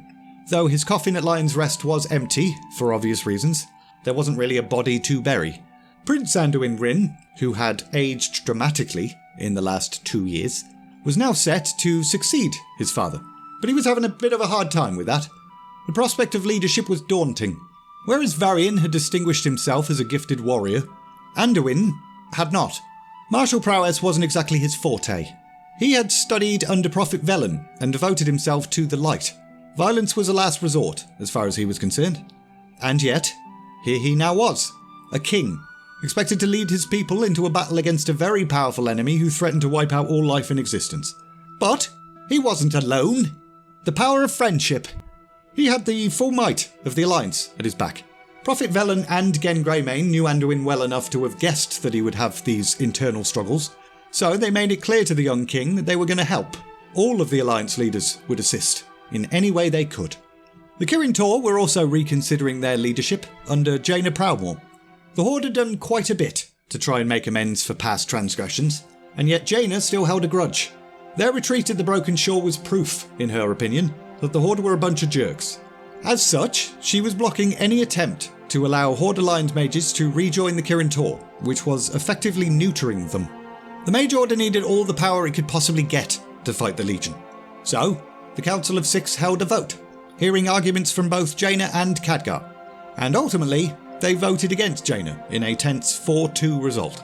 Jaina had a strop and rage quit the game, whilst leadership of the Kirin Tor was handed to Khadgar, his first act being an invitation to the Horde mages to come on back. Shortly after that, a new revelation came to light, with Khadgar receiving word that the Dwarven King Magni Bronzebeard had re-emerged after years of being frozen in diamond. He had a whole bunch of new insights into the nature of Azeroth itself, insights that the Kirin Tor needed to hear. So, Khadgar immediately departed to Ulduar to have a chat with him. Magni then revealed that he could hear the voice of Azeroth itself. The World Soul had warned him of Sargeras and the Legion, and told him that there was only one way to defeat them. When the Titans had first visited the planet, they'd created powerful artifacts to help them order the place. The Pillars of Creation. These would be needed to close Gul'dan's portal to the Twisting Nether and cut off the Legion's endless reinforcements. One slight problem though, the Pillars of Creation had been lost during the War of the Ancients, on the Broken Isles. They were going to need to head directly into the heart of Legion territory. But despite the risk, the leaders of the Kirin Tor rounded up as many Horde and Alliance champions as they possibly could at Dalaran, and then wove a spell that transported the entire city to the Broken Isles. And with that, the Legion expansion was now underway. The Order Halls bit kinda squeezes in here. Sort of. Although the Alliance and Horde now had a plan to close off the Legion's access to Azeroth, and a base of operations within enemy territory, that didn't undo the fact that they'd lost miserably at the Battle for Broken Shore. They were still pretty ill-equipped to face the Legion, and to make matters worse, the Legion had now spread across Azeroth, from the Barrens to the Maelstrom to Karazhan and some other places. So both factions established Order Halls, dedicated to every single class, designed to develop a new generation, as well as hone the skills of existing players as well. And thanks to a bunch of knowledge sharing, information on ancient powerful weapons came to light. Now I'm a little bit surprised that this particular section didn't focus on a different artifact weapon, but here's an example of one of them. After becoming quite disheartened since the Mak'gora with Garrosh, Thrall felt like the Doomhammer was dead weight in his hands. The elements no longer heeded his call, and seeing Vol'jin fall in battle at the Broken Shore had only helped to put Thrall even further down in the dumps. The final nail in the coffin was the moment the Legion attacked the heart of Azeroth at the Maelstrom, the Shamanic Order Hall, with Thrall losing the Doomhammer during that fight. Fortunately, a champion head out to retrieve that legendary weapon, and came back with it very quickly. However, they were ever so slightly surprised and excited when Thrall decided that they should keep it, urging them to lead the Earthen Ring. The former war chief and his life mate Agra then packed up their children and buggered off. Destination? Nagrand, where they wished to live happily ever after. Thrall did pay one final visit to Saurfang though, asking the new war chief's second in command to keep watch over their people, and not let them be swayed from their path ever again. Saurfang had sacrificed much for the Horde, including his own son, so Thrall trusted him, even if he didn't fully trust Sylvanas. And yes, Thrall had trusted Garrosh in the past, so maybe he wasn't the best judge of character, but shut up. He's learned from that or something. And we'll end this video on the bit about the Nightwell. Whilst the people of Azeroth were getting settled on Dalaran and doing artifact weapon quests, Gul'dan was marching his forces north, across the Broken Isles, with swarms of his demons prodding at the magical protections around Suramar. Now Suramar was the home to the secretive Nightborn elves. most of which had not set foot outside the city for over 10,000 years. Their city's defences were strong, but likely not strong enough to last forever against a relentless demonic onslaught, so while some Nightborn were willing to fight, others were considering an immediate surrender, out of sheer self-preservation. Gul'dan then sent an ultimatum to the leader of Suramar, one Grand Magistrix Elisander, saying surrender or die, basically. Hoping they'd pick surrender, because their ancient arcane powers would be a welcome addition to the Legion's strength, but also he wanted access to the Nightwell, a font of unrivaled power fed by Azeroth's ley lines. What Gul'dan didn't know, though, was that a pillar of creation resided at the centre of the Nightwell, the Eye of Aman'Thul. Now, Elisander's chief advisor, First Arcanist Thalyssera, urged the Grand Magistrix not to accept Gul'dan's crap offer. The Legion can't be trusted. We'll be safe, so long as the barrier holds. She pointed out that if the Legion truly held the might to bring down the barrier, why would they need to negotiate? It was nothing but a bluff. However, after listening to her advisor's counsel, Elisander went ahead and just sided with Gul'dan anyway. But in her defence, she had no idea about the Horde and Alliance, the heroes that were rising up to stand against this overwhelming enemy. She only knew that if the Nightborn had to fight against the Legion, they would definitely lose. Thalyssera then attempted to stage a coup, but that failed, with the Grand Magistrix's elite guards dealing easily with the unrest, whilst the First Arcanist herself was betrayed by advisor Melendrus. He stabbed her and dumped her body off the walls of the city into the harbour. However, she actually survived that, and crawled away from the city as the barrier around it fell. In that moment, Thalyssera swore that she would return to Suramar and take her city back. Somehow. Someday. Or something. Time for the Legion levelling main story stuff. No matter how bloody long it takes to write this script, I'm determined to get it all done in one video. So let's do it. Both the Broken Shore and Suramar had been completely overrun by the Legion. In fact, there was only really one zone that remained somewhat free of overall demonic control. Azsuna, the Haunted Island. In ancient times, Azsuna had been a bit of a paradise for the Highborn. However, during the War of the Ancients, it became the opposite of that. A battleground between Queen Ashara and the region's ruler, Prince Ferondis. Understandably, the prince didn't agree with the queen that demons were people that you should be friends with. Ferondis attempted to use one of the Pillars of Creation, the Tidestone of Golganeth, to destroy the Well of Eternity. But Ashara discovered that plan, head to the city of Narthalus, and shattered the Tidestone, which caused a massive magical explosion, consuming the zone and all of the people in it. Initially, everybody was utterly annihilated, but in the next moment, they all returned, cursed to walk the earth forever, never knowing the release of death, because they were all now weird magical ghosties. Back to the present, champions of Azeroth head into Azsuna in search of their first pillar of creation, discovering the cursed ghosty residents locked in battle with not only the Legion, but also the Naga. Now, I am going to do books 2 and 3 of the War of the Ancients trilogy at some point in the future, but for the sake of including all of the things in this video, there's going to be a whole bunch of spoilers for those books that are 20 years old. At the end of the War of the Ancients, Malfurion Stormrage used the Dragon Soul to alter the Well of Eternity, closing the Legion's portal. However, that resulted in the well imploding, killing millions and causing the Great Sundering. Queen Ashara shielded herself and her closest followers from that initial blast, but there wasn't much she could do to avoid the subsequent tsunami and sinking of her great city into the sea. However, just before she drowned, a weird whispering fish appeared. It was the voice of N'Zoth, the old god. It offered her salvation, which she accepted, but, surprise surprise, she and her people were then corrupted, transforming into a bunch of serpent-like creatures called Naga. And in return for that wonderful gift, the old god tasked Ashara with the mission of finding a way to free him from his prison beneath the sea. But anyway, forces of the Horde and Alliance clashed with the Naga and established a foothold in Azsuna, and were then encouraged by the cursed ghosty residents to seek out Prince Ferondis. They didn't seem like they were his biggest fans, many of them blaming him for their current state, but they couldn't deny that the prince still sought to protect his people, whether they wanted his help or not. Soon enough, champions found the prince, and grateful for their assistance of his people, he led them to the ruins of Narthalus, where he and his subjects guarded the pieces of the Tidestone. However, Queen Ashara believed the Tidestone's power was crucial in her mission to free N'Zoth, So just as the champions entered the ruins and discovered the fragments of the thing, Naga agents burst in, captured the hero, and took the Pillar of Creation for themselves. Lucky for us though, Ferundis was still outside. He was somewhat savvy to Ashara's plans, so he'd hidden himself and then pursued the Naga back to their base. Amid this rescue, he encountered a vision of Ashara, who attempted to bargain with him, promising Ferundis that she would free him and his people from their curse as long as he kneeled before her. And the prince responded with no. Ferundis then freed the heroes of Azeroth, but the task of retrieving the Tidestone still remained, and in order to do that, they were going to need to do the Eye of Ashara dungeon. Ashara's followers had cheesed it to an island stronghold and created an absolute monstrosity whose sole purpose was to be a dungeon boss.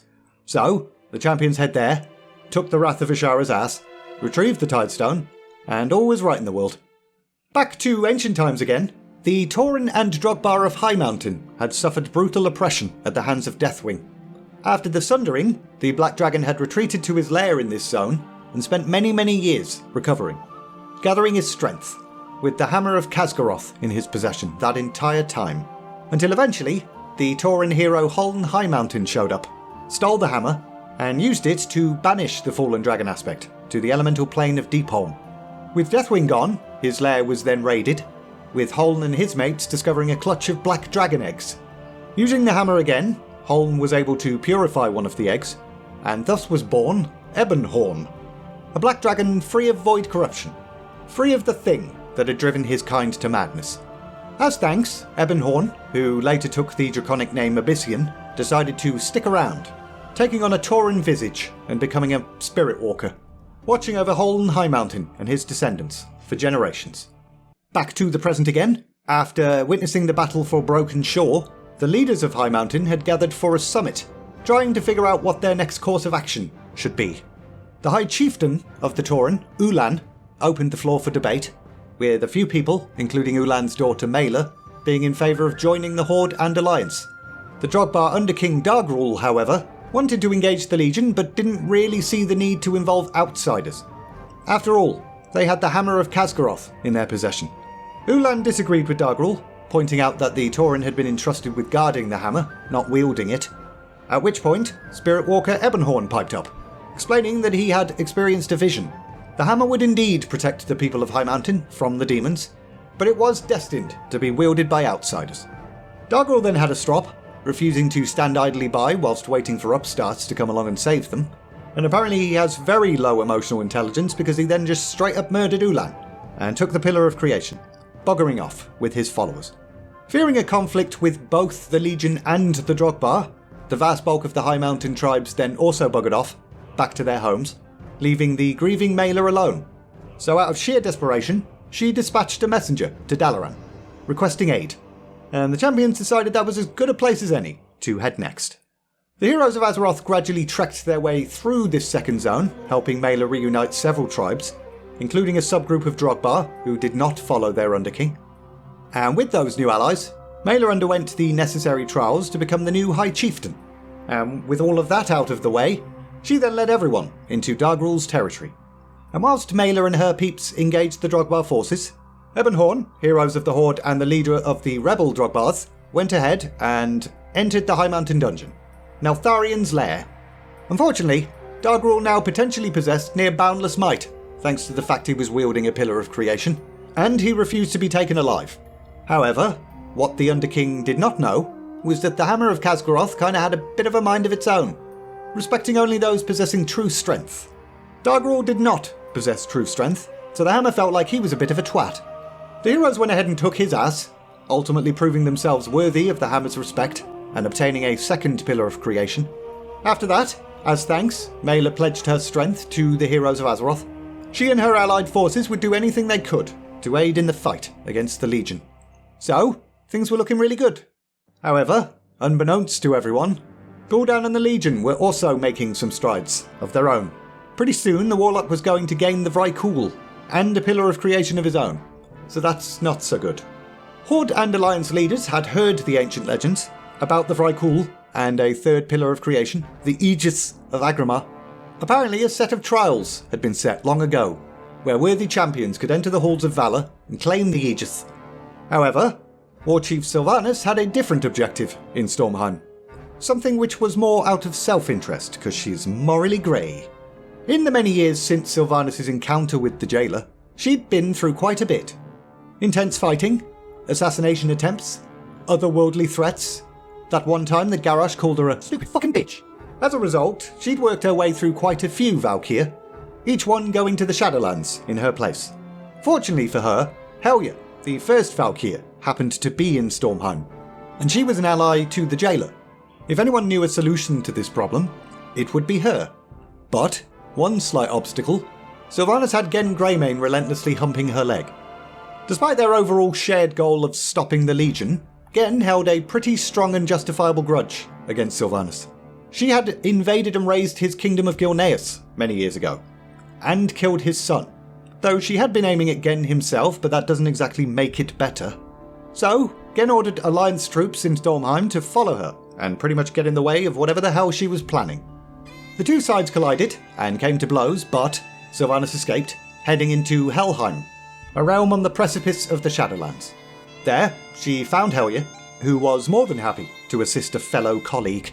But also, Helya saw an opportunity herself. Through Sylvanas, she could get one over on Odin. So, she gifted the War Chief with a powerful artifact called the Soul Cage, something which could compel the soul of any being it was used against. Sylvanas could use it to dominate the spirits of Valkyr that remained loyal to Odin, bringing them into her service instead. So, with the Soul Cage in hand, Sylvanas made her way to a vault in Skoldashil with the intention of capturing Aegir, the leader of Odin's Valkyr. But, Gen Greymane, again. While she was distracted, exerting the artifact's power over her target, Gen struck. In the skirmish, he stole the Soul Cage from her, and then smashed it on the ground. And then, he buggered off, presumably feeling really pleased with himself because Sylvanas was furious. The mission had not been a complete waste of time for her, though. One thing Sylvanas did learn during this little questline was that the jailer's reach was actually quite impressive. He could probably help her accomplish many things. Anywho, back to the Pillar of Creation stuff. In their search for the Aegis, champions discovered Agrimar's vault, where they were given 3 stupid trials in order to prove their worth.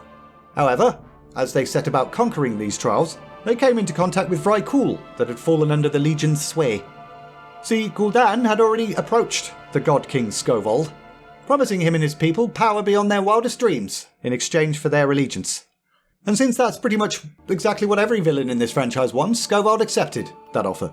He and his people took on the mantle of Fellscorn, and then immediately set about obtaining the Aegis. So, they too were currently undergoing the stupid trials from Agrimar's vault. However, the champions of Azeroth still managed to succeed in besting every single trial despite that. They befriended the Thorognir, storm dragons, which lived atop the mountain peaks of Stormheim. They gained the approval of long-dead Vrykul leaders by besting them in combat, and they even escaped Helheim after falling into a trap and bargaining with Helya herself. Unfortunately, God King Skovald was a bit of a sore loser. He and his Fellscorn assaulted Odin's fortress, with the champions initially facing Skovald in battle at the Gates of Valor, but he cheesed it inside, at which point the heroes did the Halls of Valor dungeon. Pathetically, Skovald outright lied to Odin, claiming he had also beaten the trials and was totally worthy. But the Titan Keeper told him to shut up. The Horde and Alliance had won the prize fair and square.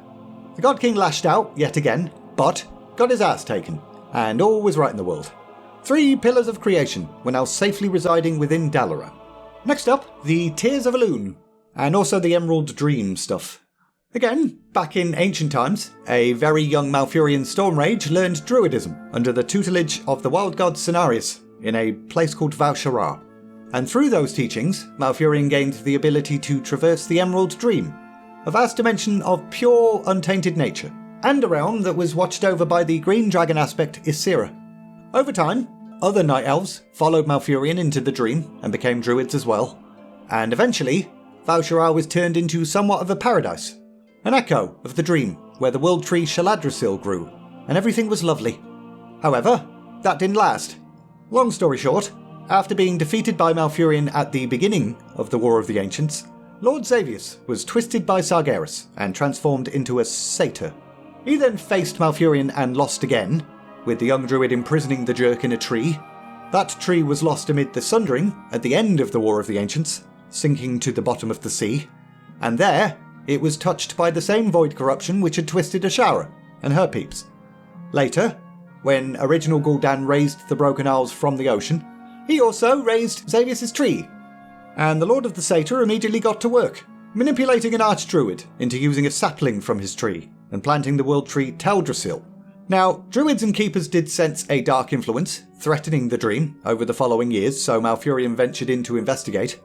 He then defeated Xavius again, this time sealing him away in the Rift of Aln. But the damage was kinda done. The old gods now very much had hold of the dream. Anyway, Khadgar tasked the champions with meeting Malfurion in Val'sharah next. He would accompany them to Cenarius, who would in turn tell them where the Tears of Elune were. Unfortunately, upon arrival and finding the Lord of the Forest, they discovered that Cenarius had entered the dream and would not wake up. And if that wasn't bad enough, corruption appeared to be spreading through his body. The heroes ventured out into the forest in order to find and bring back Cenarius' archdruids, but in doing that, they uncovered that the corruption taking hold of the Forest Lord was actually slowly choking the entire zone, with its denizens under attack from satyrs. The heroes quickly dealt with that, bringing all the archdruids back to Cenarius' body, as well as Ysera, the green dragon aspect, and she then identified and divulged exactly what the balls was going on. The world tree, Shaladrisil, had fallen to the nightmare. Xavius needed to be stopped, or else Val'sharah, the Emerald Dream, and Cenarius would be lost. Ysera then urged the heroes to head to the local Temple of Elune, where the Pillar of Creation they were after was kept. Unfortunately, champions arrived there to find the place under attack. Shaladrisil's corrupted roots had extended to the temple's very doorstep, with demons and satyr bloody everywhere. Even Xavius himself showed up, grabbing the Tears of Elune and buggering off. The heroes returned to the Grove of Cenarius, red-faced and empty-handed, just in time to see the Lord of the Forest be completely overtaken by corruption. And at this point, Malfurion absolutely lost his shit, flying into a rage and heading off to defeat his ancient enemy once and for all. Ysera and the heroes gave chase, attempting to calm the bloke down, but by the time they caught up, they found Malfurion bound by the roots of Shaladrisil and being tortured by the Nightmare Lord. And things just then continued to get worse, because in an effort to help Malfurion, Ysera fell right into Xavius' trap. As she swooped down, the Satyr Lord launched the corrupted Tears of Elune at her, causing her to be instantly consumed by the nightmare. The image of Malfurion being tortured then completely disappeared. Xavius laughed at us, and then he just walked off, which probably hurt our pride the most, to be honest. However, Tyrande Whisperwind then arrived.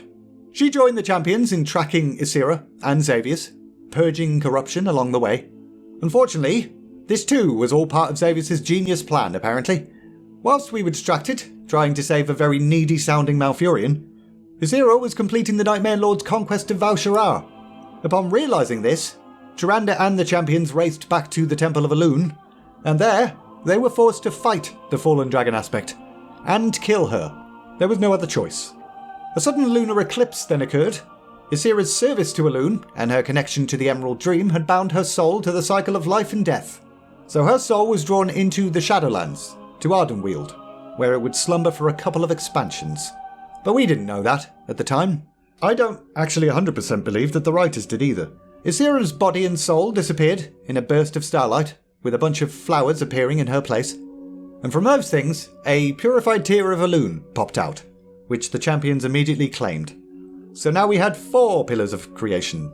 Only one remained, the Eye of Aman'Thul, which was unfortunately in Gul'dan's possession, and would require doing a raid that comes later, so that'll be in the next video.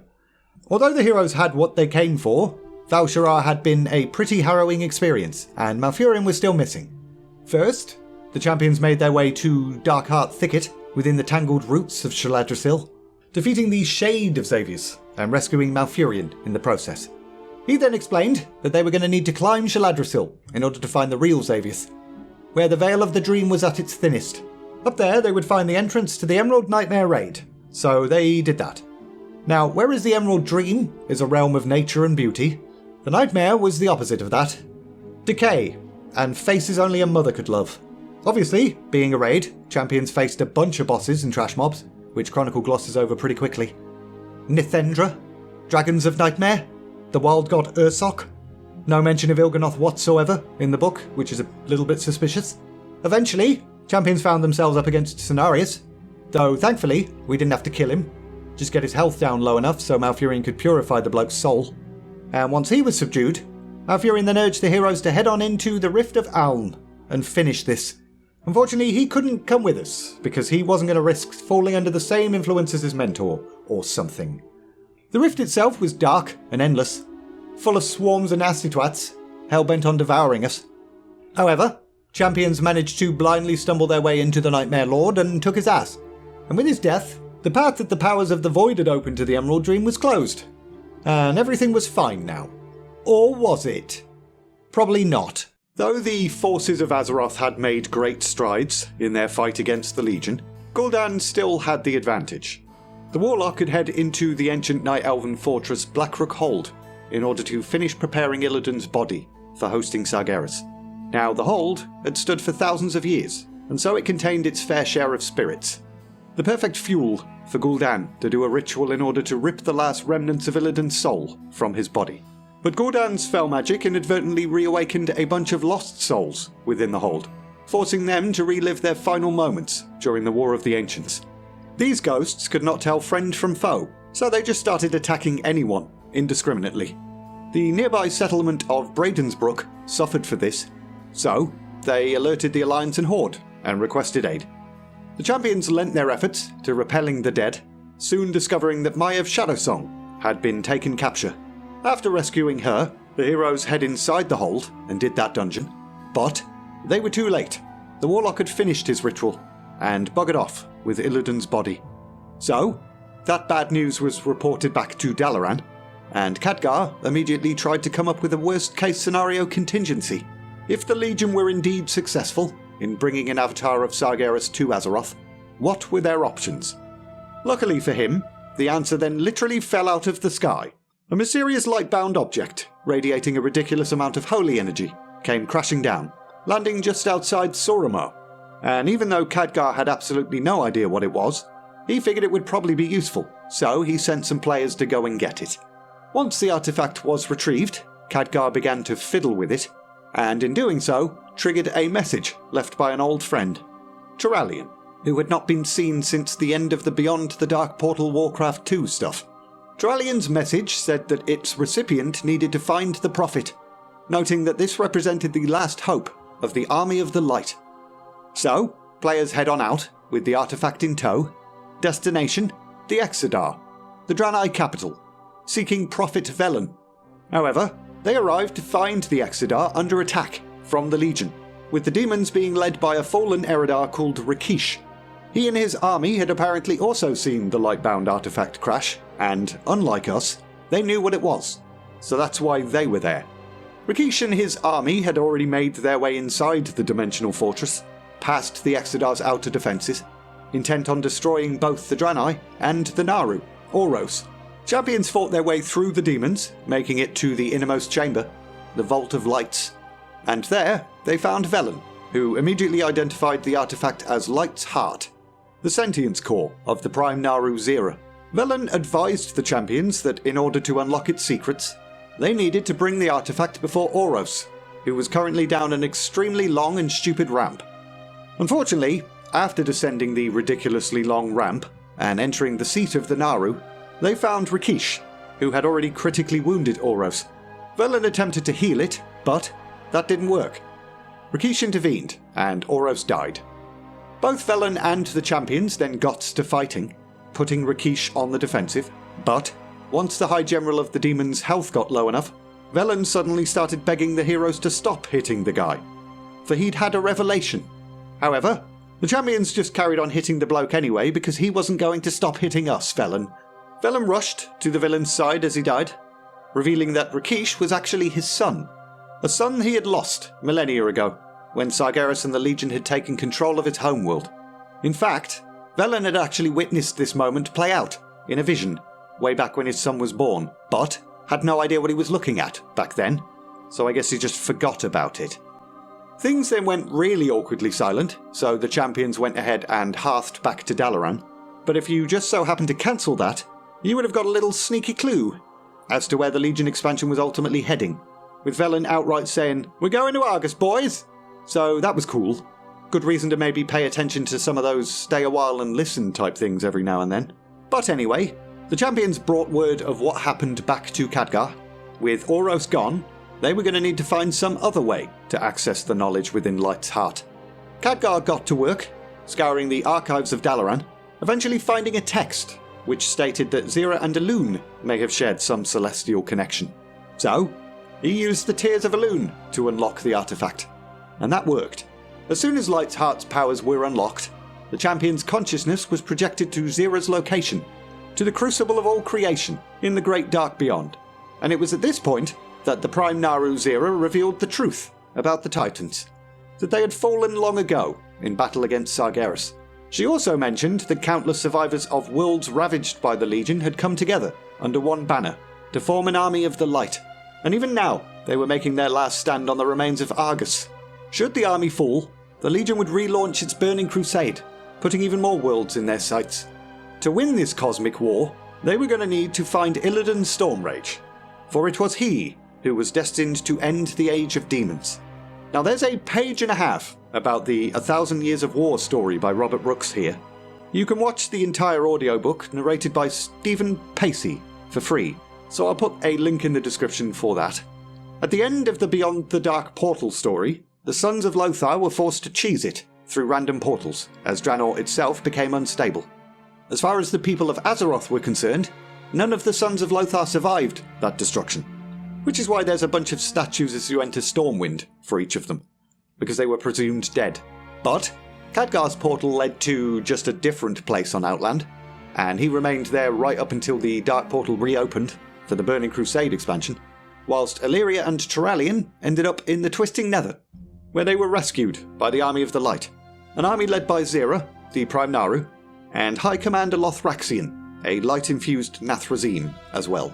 Zira and Lothraxion had actually chosen Turalyon and Illyria to join their endless fight, for they had foreseen a destiny of the two heroes. They would discover an emerald star, which could put a stop to the Legion once and for all. Turalyon and Illyria didn't need all that much convincing, because their son Arator still lived on Azeroth. So saving the universe basically meant saving him. Turalyon swore fealty to the light, ascending into an immortal light-forged body, but Illyria's path went in a different direction. During a raid on a Legion prison, Illyria ended up infused with void energy. This power granted her visions, so she became determined to learn more about this strange force. But Zira did not like that one bit. The void directly opposes the light. So, the Naru outright forbade Illyria from exploring that power any further. Sometime later, Illyria and Turalyon were dispatched on a mission to Argus, but fell victim to an endless swarm of demons. Their odds of survival did not look good, so Illyria desperately called upon the Void to open a portal for them to escape, with Turalyon's light-forged body burning in agony as she pulled him through. On the other side of that wonderful experience, Illyria told her husband to return to Zira and Lothraxion, while she buggered off, leaving through another portal to learn more about the void powers blossoming within her. Illyria's search eventually landed her in a Legion prison, where she met an ethereal known as the Locust Walker, a bloke who had mastered the powers of the void. Locust Walker taught Illyria a whole bunch of stuff about the relationship between light and void, including a method to maintain one's sanity in its maddening emptiness. He explained that neither light nor void held every answer, and that her destiny, or the destiny of all things, lay somewhere in between. After all of that, Illyria returned to her husband and the Army of the Light, but Zira deemed her too much of a risk to continue among their ranks, ultimately imprisoning her. The Army of the Light then continued their desperate fight, not really doing very well, and as their situation grew ever more dire, Turalyon recorded his little message in the Light's Heart artifact and sent it off, hoping it would make its way to the people of Azeroth. Which it did, but quite a lot of time had passed, relatively.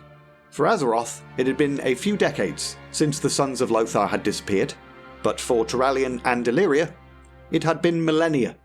So that's that part done. What's next? The soul of the Demon Hunter. Time was running out for the heroes of Azeroth. Pretty soon, Gul'dan was going to summon the soul of Sargeras and put it into Illidan's body. So, a counterplan was hatched. We would get Illidan's soul and put that into his body first.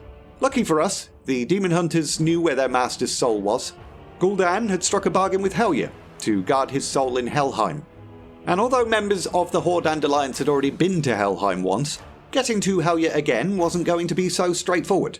To gain entry to Helya's holdings, they were going to need to cross the perilous Maw of Souls on the dread ship Naglfar, a ship which ferried the souls of the damned to Helheim.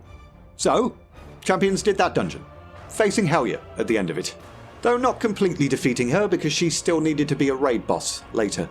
But her and her tentacles had done quite a bit of damage to the ship, so I guess we now had to find a different way to Helheim. Fortunately, Odin then provided that way, calling all champions to come on down and do a trial of valor. Prove your worth, and I'll grant you access to Helheim. But really, Odin and his Valor Jar were trapped in the Halls of Valor, bound by Helya's ancient curse. So ultimately, he just wanted her dead so that curse could be lifted. But we still got what we wanted, so who cares? Heroes of the Horde and Alliance answered the call, besting Odin in combat. He then granted the champions access to Helheim, as promised. So, they fought their way through all of the other raid bosses, and at the end, they fought Helya and took her ass. She then relinquished Illidan's soul, which the heroes captured with an Illidari soul prison, and with her final breath, she cursed Odin's name. But there was only malice in her words, not magic. So ultimately, the curse she placed long ago on the Halls of Valor disappeared, freeing Odin and his Valor Jar from their prison. Which might sound like a nice happy ending, but to be fair, Odin is actually a bit of a dick. Anywho, with Illidan's soul now in our possession, we just needed to actually find Illidan's body. So both factions' super awesome intelligence gatherers got to work, and quickly discovered that Gul'dan was holed up in the Nighthold in Suramar, planning to use the powers of the Nightwell to complete his Sargeras soul summoning ritual. Unfortunately, with Elisandar on the side of the baddies, Suramar was absolutely full of demons and hostile Nightborn. Getting through those defences to even reach the raid would require an army. Good news! Khadgar discovered a magically encrypted message from former First Arcanist Thalyssera, requesting aid in taking back her city. So, both Horde and Alliance champions head on out again. After finding Thalyssera, the heroes assisted her in assembling other exiled Nightborn into a Nightfallen rebellion. But there was a bit of a problem. Separated from the juicy goodness of the Nightwell, these exiled Nightborn were a little bit of a liability, suffering withdrawal and gradually wasting away into shriveled feral raisins, known as the Withered. That would probably get in the way of them being a capable army, so that issue needed to be solved first. After a bit of investigating, a solution was found, with heroes discovering an Arkandor seed deep within the ruins of Shalaran. Thalyssera ordered this seed planted, and then a bunch of time/reputation-gated weeks passed, until eventually a full tree appeared, providing the exiled Nightborn with a fruit which reversed their withering and cured them of their substance abuse issues. Also, integral to Thalyssera's plans, was Chief Telemancer Oculeth, a master of portal magic. With his expertise, an entire network of portals in and out of the main city were created, allowing the Nightfallen to slowly start to turn the denizens against their leader and seed rebellion from within. In order to achieve that, they intercepted Elisander's provisions of Arkwine and started to distribute that themselves. They secured a seat on the Grand Magistrix's inner council for Lineth Linastra, a rebel sympathizer, and they assisted Arcanist Valtoire in obtaining a map of Suramar's ley lines from the Arkway. And alongside all of those things, champions did a bunch of world quests and assassinated some high-value targets like Melandrus, Thalyssera's betrayer, as well. Obviously these things did not go unnoticed though. In an act of cruelty and desperation, Elisander ordered demons and Nightborn followers to march into a particular district of the city, known for its rebel activity, the Waning Crescent, and they went ahead and slaughtered nearly every civilian there. Also, on her orders, random civilians around the entire city were being taken against their will, with their souls being siphoned to power the Legion. This, as you would expect, backfired massively on her. The people of the city had enough, and the streets erupted into violence. 'Twas time to do the raid. Khadgar put out the call, a call which was answered by specifically elves.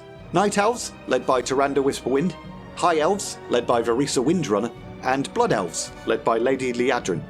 Those combined forces marched, in all their glory, on the city, and were immediately caught in a massive time lock enchantment cast by Elisander. Khadgar, Tyrande, Varisa and Liadrin managed to escape, but the large army they'd assembled was now unavailable. Back to the drawing board. Lilith Lanastra, a rebel sympathizer, then provided a plan B for us. She discovered a breach in the Sanctum of Order, which was a slightly less direct access point into the raid. So we went ahead and cleared the way to that. Also working on freeing the big army trapped in a time lock at some point, with the Horde getting credit for the Archway dungeon, and Alliance getting credit for the Court of Stars dungeon. So those things just randomly slot in there, I guess. Inside the raid, champions dispatched Elisander's most loyal lieutenants and captains before reaching the Night Spire, where the Grand Magistrix herself was waiting. They slapped her silly for a bit, and then moved on to the final battle of the raid, Gul'dan, who was now performing his fan-fiction ritual of putting Sargeras inside Illidan. Ooh. Unfortunately, the Warlock had locked himself inside the Eye of Aman'Thul, so champions had to fight against his demonic lieutenants for a bit instead. But eventually, after we'd beaten those assholes, Gul'dan had no choice but to face us himself. At which point, we kicked him in the dick. Using the Light's Heart artifact, Khadgar then reunited Illidan's soul with his body, and in an instant, the Demon Hunter was reborn. His first act was to utterly annihilate Gul'dan, with a bit of poetic justice. He infused the Warlock with raw fel magic, and the bloke exploded in exactly the same way that King Varian had been killed. And Illidan also crushed Gul'dan's skull in his hands, which was also very symbolic. And with that, the Legion were dealt a massive blow. They'd lost Gul'dan, they'd lost Illidan's body, and they'd lost a Pillar of Creation as well, with Khadgar teleporting the Eye of Aman'Thul back to Dalaran to complete our collection of those things. Also in the aftermath of that raid, the Lysera stepped up to lead Suramar, alongside her Nightfallen Rebellion, bringing about a new era for the Nightborn. One without the influence of the Nightwell, which was now kinda useless anyway, because it didn't have the Eye of Aman'Thul to stabilise it anymore. Some people did want to try and find a way to preserve the Nightwell, but the Lysera felt that it should fade away, along with the Nightborn's troubled past. It was time to move forward, free of their magical addiction, thanks to the Fruit of the Arkandor. Next up, Legionfall, which was probably the least good part of Legion as an expansion. The filler patch. With Gul'dan's death, we were now in a good position to retake the Broken Shore. That was the next logical step, if we were to get inside the Tomb of Sargeras and use the Pillars of Creation to close the Legion's portal. And we were now stronger and wiser than we had been when we lost misery there the last time, so off we went, and spent the next 11 weeks doing real bare-bones, mundane, grindy content to achieve that. Illidan and a small contingent did the Cathedral of Eternal Night dungeon, armed with the Aegis of Agramar, defeating Mephistroth, a Legion Dreadlord, and encountering an echo of Aegwynn, and she instructed us to place the Aegis there, in the upper reaches of the tomb, where its energies could be channeled best. Meanwhile, below them, Khadgar and a bunch of champions were battling their way through the foundations of the tomb, against a bunch of Naga minions of Queen Ashara, eventually arriving at the Abyssal Throne and placing the Tidestone. They then continued on, defeating Kil'jaeden's Demonic Inquisition and placing the Hammer of Khaz'goroth in the Conclave of Torment. And a bunch more boss fights happened until they placed the Tears of Elune in the Befouled Sanctum, leaving only the Eye of Aman'Thul to be placed in a random place within the tomb for some reason. Aegwynn opened a secret path for the heroes, allowing them to bring peace to the corrupted Maiden of Vigilance, whom Aegwynn had empowered to guard the tomb long ago. And with the Maiden's defeat, they gained access to the Chamber Beyond, a chamber which contained the dead husk of Sargeras' last avatar. Kil'jaeden empowered that avatar anew, albeit without Sargeras' soul inside, so it wasn't quite as powerful as it could have been. And the heroes went ahead and took that thing's ass as well. Kil'jaeden, witnessing the avatar's defeat, buggered off through a portal, and the heroes gave chase, arriving atop a mighty dimensional vessel within the Twisting Nether. And there, they faced the Deceiver himself, and took his ass, also. But, even in defeat, Kil'jaeden had one final trick to play. He'd set his vessel on a crash course with the planet Argus. All would perish in the inevitable collision. However, Illidan went ahead and revealed that he had the Sargerite Keystone, and had a little trick of his own up his sleeve. He opened a massive rift in the fabric of the universe, one through which Azeroth could be seen, and Khadgar then teleported everyone to relative safety. But almost everyone was then a little bit shocked to see that the rift hadn't closed behind them, Argus now hung in the sky, dangerously close to our planet. So we now had two choices: travel to Argus from our planet and strike, or sit around waiting for them to come and kill us all. Thanks, Illidan. Fortunately, Prophet Velen and his Draenei had been working on a new dimensional vessel of their own anyway, the Vindicar. So, all of Azeroth's greatest and mightiest jumped on that ship, and off we went. However, as we made the short trip, tensions between Velen and Illidan mounted. The Prophet was still reeling from all the losses at the Exodar, and was struggling with the return to his homeworld after all this time.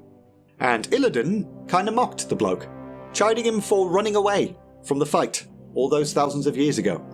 But Velen kept his anger in check. He still had faith in the light, and the Prime Naru Zera. The heroes arrived at Argus to see Zera's big old ship the Xanadar appear in the sky to welcome them, but the Legion immediately shot it down with a super weapon. Not the best thing to witness the moment we arrived, but Velen quickly sent a vanguard to destroy the super weapon before it could recharge and shoot us down as well. So, heroes went ahead and did that, discovering the super weapon was actually attached to a much larger fell beast. This whole planet was probably going to be full of just bloody awful terrifying things. After taking that giant thing's ass, Illidan really stressed that the Legion will probably launch a counterattack very quickly, and Velen suggested that we maybe make friends with some local peeps.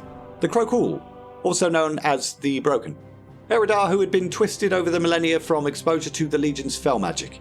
We had actually rescued a few of them on the way to the super weapon. Their allegiance was unknown, but it was better than just standing around fiddling with our balls. So, Velen and the champions went ahead and pursued the Chronicle that we'd rescued back to their little hovel thing. There, they met Chieftain Hatun and his followers, and they absolutely hated Velen. As far as they were concerned, he had abandoned them. But before tensions could explode, High Exarch Turalian then arrived, explaining that survivors of the crashed Xanadar were holding their ground and desperate for reinforcements. So, everybody then head back to the Vindicar, bumping into Illyria on the way and bringing her with us too. At the Vindicar, Illyria and Turalian reunited with their son Arator, as well as Illyria's sister Verisa, and they all had a little moment together before remembering that now was not the time for emotions, because the Xanadar and the survivors and stuff. Soon enough, we reached the Xanadar, battling our way through Legion forces to secure a path inside, and there we found Zera. She had been weakened somewhat since sending her heart to Azeroth, but she had survived the crash, so we rescued her, escorting the Naru to the safety of the Vindicar. And we gave her heart back as well, so she regained her full power. To be honest, rather than sit here and describe one of the coolest cutscenes from the game ever, I'll just play the bloody thing.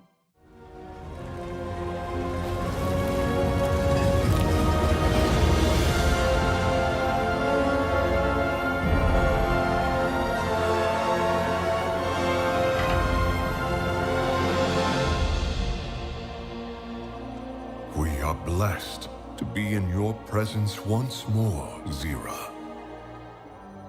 Turalian, you have found the Chosen One.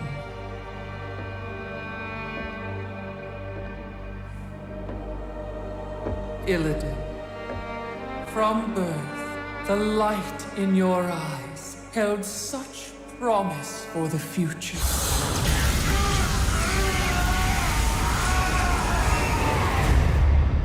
I sacrificed that birthright long ago. Do you not wish to reclaim what was lost? To be whole again? The Legion's end is all I seek.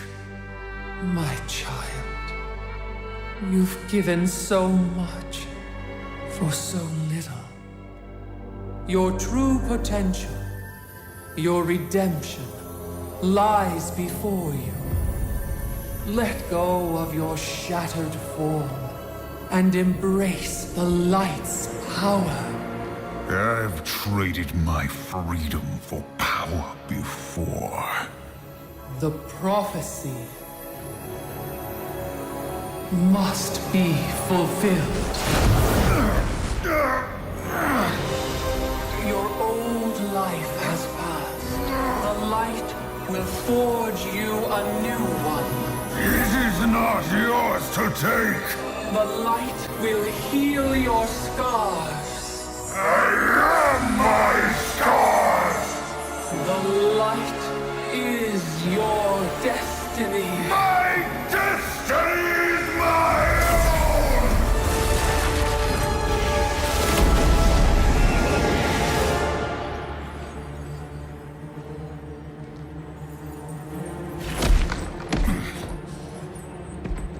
You've doomed us all, betrayer!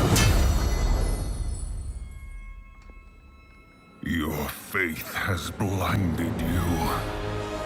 There can be no chosen one. Only we can save ourselves. Meanwhile, Anduin was moping around Stormwind crying about his dead dad. And back to Argus. The heroes of the Horde and Alliance were then summoned by an unlikely source. Magni Bronzebeard, Speaker of Azeroth, who had also travelled to Argus, apparently. He'd heard the voice of Argus's world soul calling out to him, granting him a vision of Sargeras in his stronghold at the heart of the planet. In the vision, the fallen titan spoke with a corrupted Agramar, which was not great news. Agramar served the Legion. Fantastic. But Magni also revealed some much more helpful and less terrifying information. Antorus, the Burning Throne, was more than just a fortress for the Legion. 'Twas an engine. Harvesting the power of the world souls will allow the demons to endlessly reincarnate. If Antorus was destroyed, the Legion's infinite army would stop being infinite. So, everybody got to work on preparing for this final assault, gathering valuable resources and securing territory on Argus and stuff. Even if things were a little bit tense between Turalyon and Illidan now. However, the heroes of Azeroth were still going to need a bit more of an edge before the raid, and Velen provided just that. He, Kil'jaeden and Archimonde had each held a piece of a magical crown, back in the good old days, known as the Crown of the Triumvirate. Whilst the individual pieces were kinda useless, together they held immense power. Velen still carried his piece, the Eye of Prophecy, but the Sigil of Awakening and the Crest of Knowledge were somewhere else. Who knows? Probably somewhere in the floating city of Eridath, which was once the Jewel of Argus. So, champions head there, undergoing some more stupid trials to obtain the Sigil of Awakening. But Legion forces led by Taugath had become aware of the hero's presence and showed up to make things more difficult. Both the champions and Velen defeated Taugath, and in doing so, learned the location of the third piece of the crown, the Crest of Knowledge, which was at the seat of the Triumvirate, alongside the remains of Lura, yet another Naru. And as has been the case many times before, Naru have a habit of becoming beacons of void energy when they die, so gonna have to fight another one of those things. However, this time we had an Illyria Windrunner with us. Touched by the void, she was uniquely suited to this task. So, champions and Illyria ventured to this final dungeon. The only things worth mentioning are Locust Walker was also in the dungeon, being drawn to Lura's void energy. Illyria consumed said void energy at the end of the dungeon, entering a void state herself, and then she buggered off with Locust Walker, with him intending to help her gain control of her new form. And we returned to the Vindicar.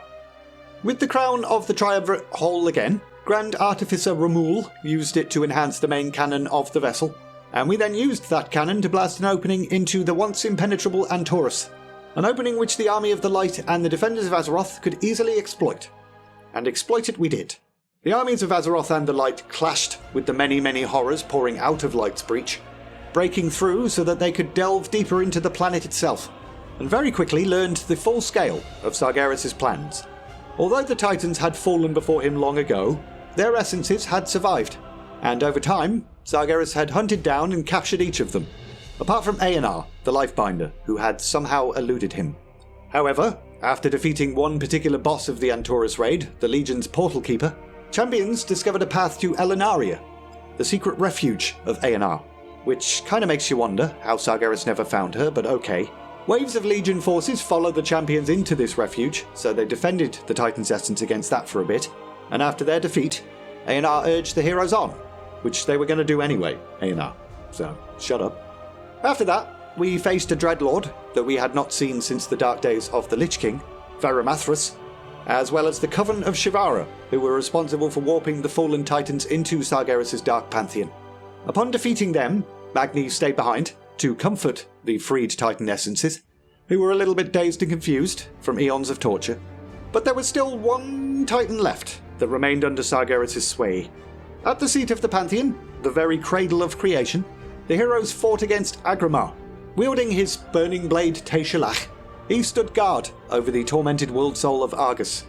Illidan, Velen, Turalian, and Deliria, along with the champions of Horde and Alliance, gave it everything they had to ultimately subdue Agramar long enough for his essence to be freed. And then he stood aside, allowing us to proceed. The path to Argus was clear. All of the Pantheon took their places, channeling what little strength they had into the World Soul in an attempt to sever Sargeras' link to it. But the Dark Titan then ordered the World Soul of Argus to rise.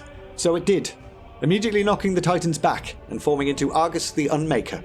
And the champions took its ass, bolstered by the cosmic strength of the Pantheon, and also dying halfway through the fight, but that was actually part of it, so it's fine.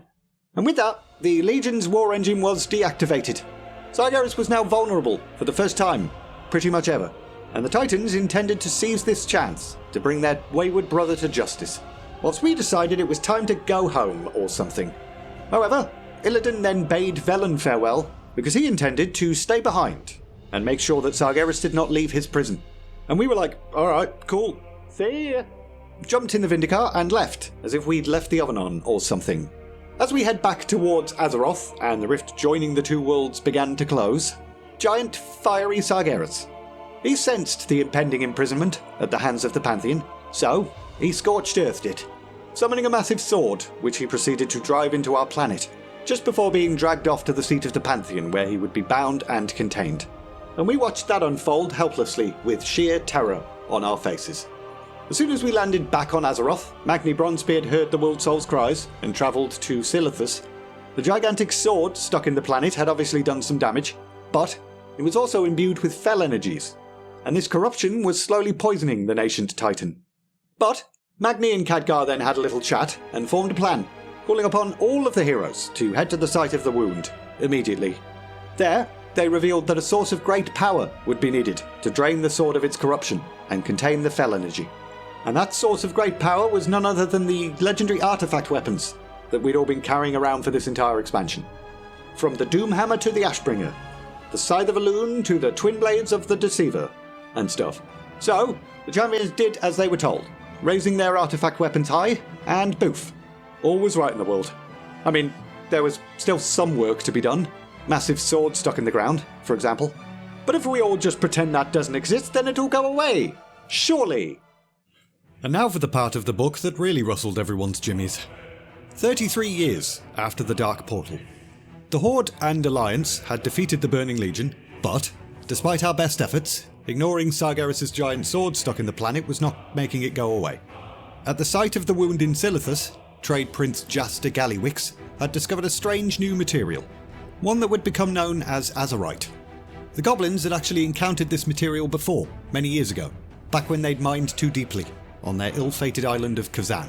But the Trade Prince reported this discovery back to War Chief Sylvanas, and she was so impressed with its power that she directed the Horde to gather as much of it as possible, very excited to see what military use the substance could provide. Meanwhile, the head of Stormwind's spy network SI-7, one Matthias Shaw, caught wind of the extensive goblin mining activity in Silithus, and brought word of that back to the king, as well as a small chunk of Azerite as well. And although the Alliance were completely unfamiliar with the stuff, Anduin could also sense its immense power. The Spy Master pledged to keep a watchful eye on the goblins and the Horde, whilst Anduin tasked the gnome leader High Tinker Gelbin Mechatork with researching Azerite. Find a way for it to be used, for the benefit of all peoples. Meanwhile again, Magni Bronzebeard, also in Silithus, had received visions from Azeroth of his late wife Ymir and his estranged daughter Moira.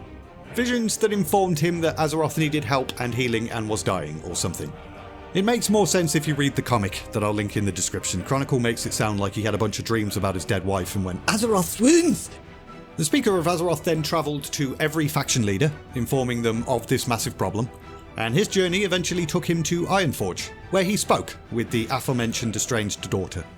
Moira suggested an order called the Conclave, which united all of the priesthoods of Azeroth. Perhaps they could help with the healing part. So, she introduced both Magni and Anduin to the order's leader, Archbishop Alonzus Foul. He was now a little bit more mouldy and undead. Another surprise, the older sister of the infamous Arthas, Kalia Menethil, was also a member, somehow escaping the slaughter in Lordaeron and then training under the Archbishop to become a priestess. The order was represented by members of both Horde and Alliance, working together, which actually moved Anduin somewhat. 'Twas inspiring. Perhaps a true and lasting peace really was possible. So, the young king returned to Stormwind with a proposal. Let us allow the forsaken undead of the Horde to reunite with their living human alliance relatives. However, only Velen and eventually Turalyon supported that. Everyone else thought it was a very bad idea. But Anduin was undeterred and continued with his plan anyway. What Anduin did not know was how deeply his actions would offend Sylvanas.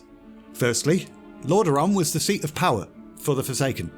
Kalia Menethil was the rightful heir to that throne, but she was also the sister of Arthas, the man responsible for all of the things. But also, Sylvanas' duties as war chief had actually taken her away from Lordaeron and her Forsaken followers. A new leadership, the Desolate Council, had been formed in her absence, and they were already proving to be a bit of a nuisance, prodding at her hold over the faction. On top of all of that, there was just a little bit of baggage there as well. Anduin's father Varian had executed Sylvanas' messengers of peace in her early days as leader of the Forsaken. Things had not changed that much since then. People were just as likely to turn away in disgust at the sight of a zombie now as they had been all those years ago. But despite all of that, the gathering went ahead anyway. Living and undead alike came together in the Arathi Highlands. The reaction from the living was mixed, but some of them reunited happily. Kalia particularly enjoyed the joyful reunion. It was a Menethil that had torn these families apart, so it was nice to be a Menethil that was bringing people back together and stuff. Unfortunately, everything then went to poop. Some of the Forsaken, reunited with their families, decided they wanted to defect to the Alliance. Sylvanas, atop Thoradin's wall, caught wind of that and recalled her Forsaken to confirm they were absolutely certain that's what they wanted to do.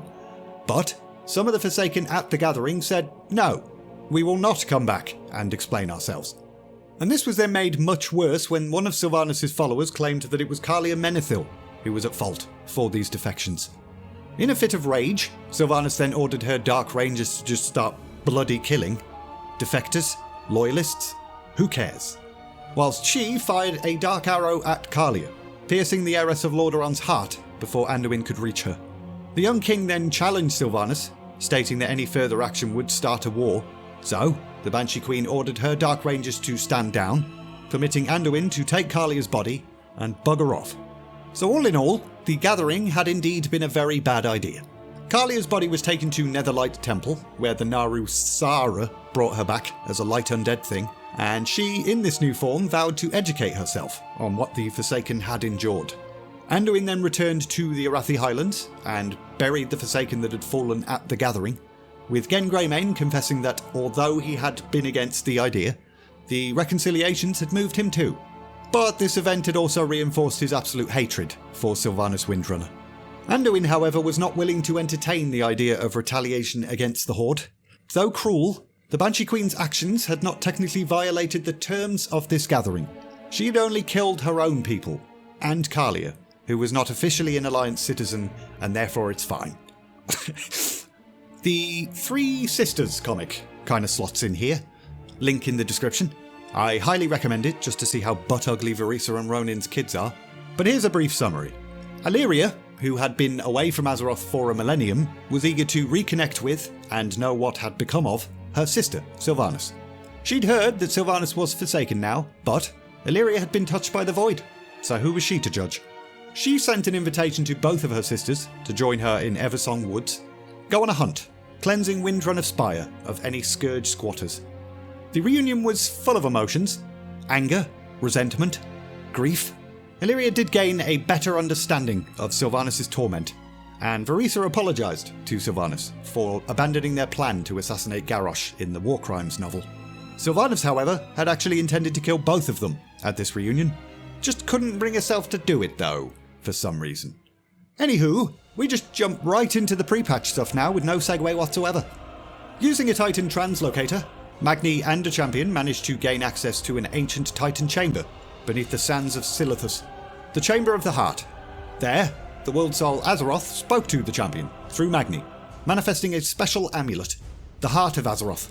Infusing this special necklace with Azerite would help to heal the World Soul, or something. You can't polish a turd, alright? Next, the War of Thorns.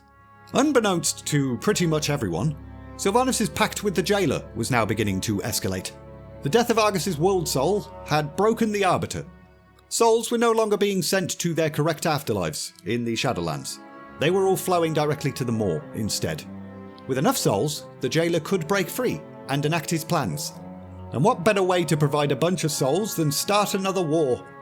Initially, Sylvanas considered outright attacking Stormwind, but in order to maintain her position, she was going to need to be a little bit more sneaky than that. So, drawing upon High Overlord Varrock Sarfang's experience of repeated war with the Alliance, she convinced the Orc that lasting peace was impossible. It was only a matter of time before things kicked off again. And that worked. Together, Sylvanas and Varrock then crafted a plan to capture the Night Elven capital of Darnassus and conquer the entirety of Kalimdor. First, they sent an army in the direction of Silithus, and the Alliance reacted in exactly the way they hoped. Like hell were they going to let the Horde have all of the Azerite. So, the Alliance sent a massive army there as well. But a big old chunk of the Horde army broke off at the last minute and head to Darnassus instead, leaving the Alliance scrambling to play catch-up. In Ashenvale, both Sylvanas and Varrock somehow managed to defeat the Archdruid Malfurion Stormrage. I use the word somehow because although yes, Varrock did dishonourably throw an axe at Malfurion's back, there is still quite a big power gap between those characters. Sylvanas then departed, ordering Varrock to bring her the Archdruid's head, rather than just, I don't know, take his head now. He's right there, Sylvanas. But Varrock could not bring himself to finish the kill. Tyrande Whisperwind then appeared, showing Saurfang both of her middle fingers, and then hearthed her husband to safety. But things did not look good. So, the Night Elven forces retreated to the assumed safety of the World Tree Teldrassil and their capital Darnassus, and it was at this point that Sylvanas saw a clear opportunity to provide the Jailer with countless souls, ordering the Horde to burn Teldrassil and all of the people there. Varrock loudly warned against this. It would only unite the Alliance against them, but the Warchief did not care. Untold Kaldorei and Gilnean refugees died in the subsequent burning. Queen Mia Greymane led the evacuation effort and was among the last to flee the city, after being pulled from the fire by her husband Gen, carrying in her arms a little elf child, the last Night Elf survivor of the blaze, one which Tyrande subsequently named Finel, which translates to the last. Hey, what's your name? The last? The survivors of that horrifying assault gathered in the Azamist Isles and the city of Stormwind, and King Anduin acted in the only way he possibly could. A declaration of war was delivered to Sylvanas, just as she'd hoped. And so, the fourth war between the Alliance and Horde began, which is especially frustrating because it means the Battle for Azeroth is technically Warcraft 4. Next up, the Battle for Lordaeron. The Horde's unprovoked attack on Darnassus was supposed to crush the Alliance's morale, but Anduin wasn't going to let that happen. So, he and his inner council came up with an equally devastating act. One specifically designed to hurt Sylvanas rather than the Horde overall. An invasion of Lordaeron and the Undercity. As they amassed their forces outside the old human capital, High Overlord Varrock Saurfang was moping about, deeply troubled by all that he'd just done and witnessed, actually intending to stroll out alone in the night and take on the entire Alliance army by himself, ensuring a noble death in the process. However, he was talked out of that by a young troll named Zakan. Zappy Boy reminded Varrock that the Horde was the only family that many of its soldiers had left. Their war chief may have committed an irredeemable act, but the Horde itself was not beyond redemption. As dawn broke, the battle for Lordaeron commenced, with all the stuff in the announcement cinematic happening here. Out of desperation, Sylvanas deployed a war machine powered by Azerite to bring down the Alliance siege towers, and when that didn't work, she unleashed a new and improved strain of blight onto the battlefield, which killed both Alliance and Horde soldiers, with their corpses being raised by Sylvanas to continue fighting for her. Shocked at the sight of the war chief slaughtering her own people again, Anduin called for a slight retreat. ordering survivors to regroup along the tree line. At which point, an unexpected but welcome sight appeared overhead. Lady Jaina Proudmoore had returned. After rage quitting the game, Jaina had secretly visited her homeland, disguised so as to not be recognised due to the fact that her people loathe her after the whole betraying her father thing. After that, she'd ventured to the ruins of Theramore, and from there, she'd rowed out to the resting place of her father's legendary flagship, and having a little sing-song, she wove a massive spell and raised the ship from the depths. And here she was, arriving at the battle for Lordaeron atop said ship, now mended and sailing on a current of arcane energy. Jaina launched a Frost Nova, which froze the Blight, allowing the Alliance to surge forward, and she fired the cannons at the walls of Lordaeron, clearing an opening for Anduin's forces. Inside, the Alliance collided with Saurfang, who was continuing to fight, not for Sylvanas though, for the Horde. But he was very quickly captured. Anduin, Gen, Illyria and Jaina then made their way to the throne room and confronted the Warchief, who was sat Captain Kirkstyle on King Terenas' former seat. Anduin demanded her immediate surrender, but she just taunted him, let out one of her banshee wreaths, and then unleashed yet another round of Blight. Jaina teleported the Alliance folks to safety, but Sylvanas had scorched earthed it. She may have lost the Undercity, but the Alliance weren't going to have it either. And that's all the pre-patch stuff. To win this war, the Alliance were going to need a powerful fleet, for some reason. Jaina volunteered to return, again, to Kul Tiras, a nation known for its powerful navy, attempting to persuade her people to rejoin the Alliance. Keeping in mind, she's the worst possible person to do this, because she was the reason they left the Alliance in the first place. But she departed on her father's ship, with nothing but a skeleton crew joining her. Although the ship was allowed to dock, armed guards immediately escorted Jaina and her envoy to Lady Catherine Proudmoore, and that reunion went about as poorly as you would expect. Jaina's mother had nothing but scorn and anger for her daughter, tearing Daelin's pendant from her neck, symbolically, and instructing her dearest friend Lady Priscilla Ashfane to take Jaina and do whatever the hell she wanted with her, even if it meant the death penalty, whilst the Alliance contingent were thrown in jail. Inside said jail, the champion got to talking with a fellow inmate, a former pirate called Flynn Fairwind, and together they managed to escape, albeit with the help of another person, Talia Fordragon, daughter of Bolvar. Talia had no idea what had been done with Jaina, but if they wanted to have any hope of salvaging the Alliance's cause, they were going to need to gain an understanding of the complex political landscape within Kul Tiras. So let's do that. Although Kul Tiras was ruled by the Admiralty, there were actually 4 major houses in this region. House Proudmoore, obviously, of Tiragard Sound. Lady Catherine held the title of Lord Admiral because her husband Daelin was dead. Her firstborn Derek was also dead. Her secondborn Jaina was dead to her. And her youngest Tandrid was presumed dead. He was the captain of the Kul Tiran fleet, which had been missing for months. House Stormsong of Stormsong Valley. This family oversaw the maintenance and construction of the nation's fleet, as well as the training and well-being of its Tide Sages.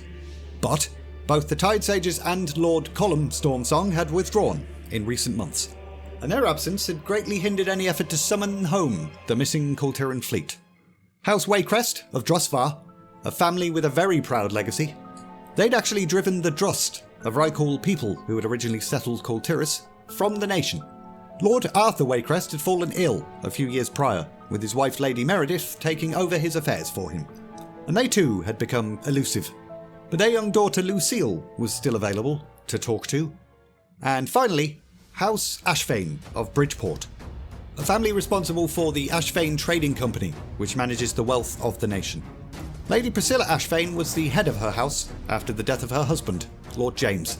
Both House Ashfane and House Proudmoore had become pretty tight since the deaths of both of the husbands.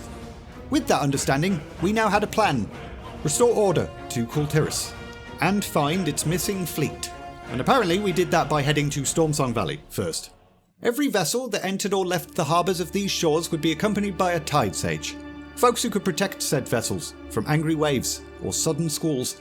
However, the Tide Sages had all recently buggered off. Now the reason for this is that Lord Colum Stormsong had grown rather bitter. He believed that the elite of Borealis had basically been taking advantage of his house, and in that bitterness and resentment, he dedicated himself to a certain dark force. But anyway, the Alliance ambassador arrived in Stormsong Valley to discover shipbuilders in open conflict with the Tide Sages.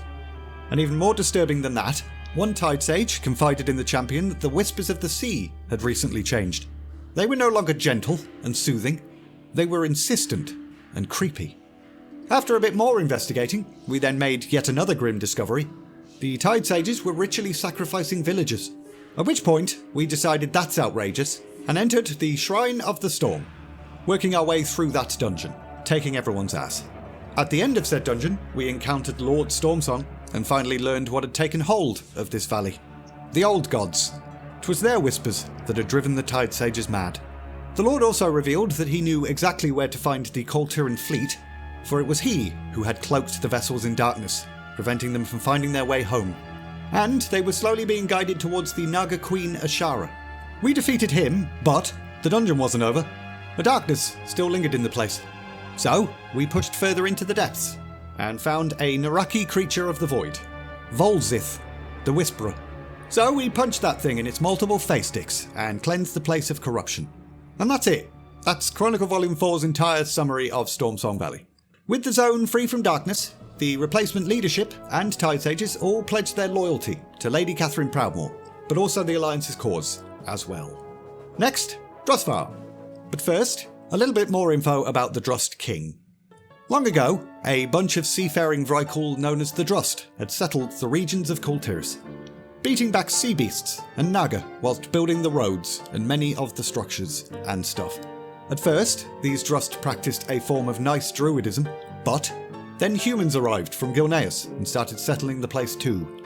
The Drust leader, Gorak Tull, didn't particularly want to share this land, so he twisted their nice druidism, insisting everybody practice death magic instead. The Gilnean settlers actually attempted to treat with the Drust at one point, which fractured the Vrykul people, with one Seth Ewin and her druidic Thorn Speakers making peace with the fledgling Kultirans, whilst Gorak Tull took his followers to war. A war which lasted years, pushing Kultiris to the brink. Right up until House Waycrest formed the Order of Embers and turned the tides of the war by discovering new weapons and magic. The final battle of the war was fought at a place that I'm going to butcher the name of. Golasij? I think it's Icelandic, and I think that's how the Icelandic people would say it. Gorak Tull had created a bunch of runic constructs, calling on dark powers, but Colonel Arum Waycrest got close enough to the Drust King and struck what everyone believed to be a killing blow. However, Gorak Tull and his Drust actually survived, because death magic. Their death magic came from a part of the Emerald Dream, the pocket dimension of Thros, the Blighted Lands, which lay at a unique confluence of void and death. When the Drust fell in battle, they did not go to the Shadowlands, but to Thros instead, making that place their home for the next lots of years, biding their time, waiting for an opportunity to return. Anywho, the Alliance ambassador arrived in Drustvar to find out why House Waycrest had gone radio silent, only to find the people of Fallhaven had been cursed, unable to move or respond. But after a bit of investigating and effigy destroying, the curse was lifted, and everything was fine. Next, we received news that the neighbouring town of Fletcher's Hollow was under attack by strange creatures made of wicker. The people of the town seemed pretty convinced that Lucille, the daughter of Lord and Lady Waycrest, was ultimately responsible for all of this nonsense. But we had literally just seen witches and stuff, so we knew better.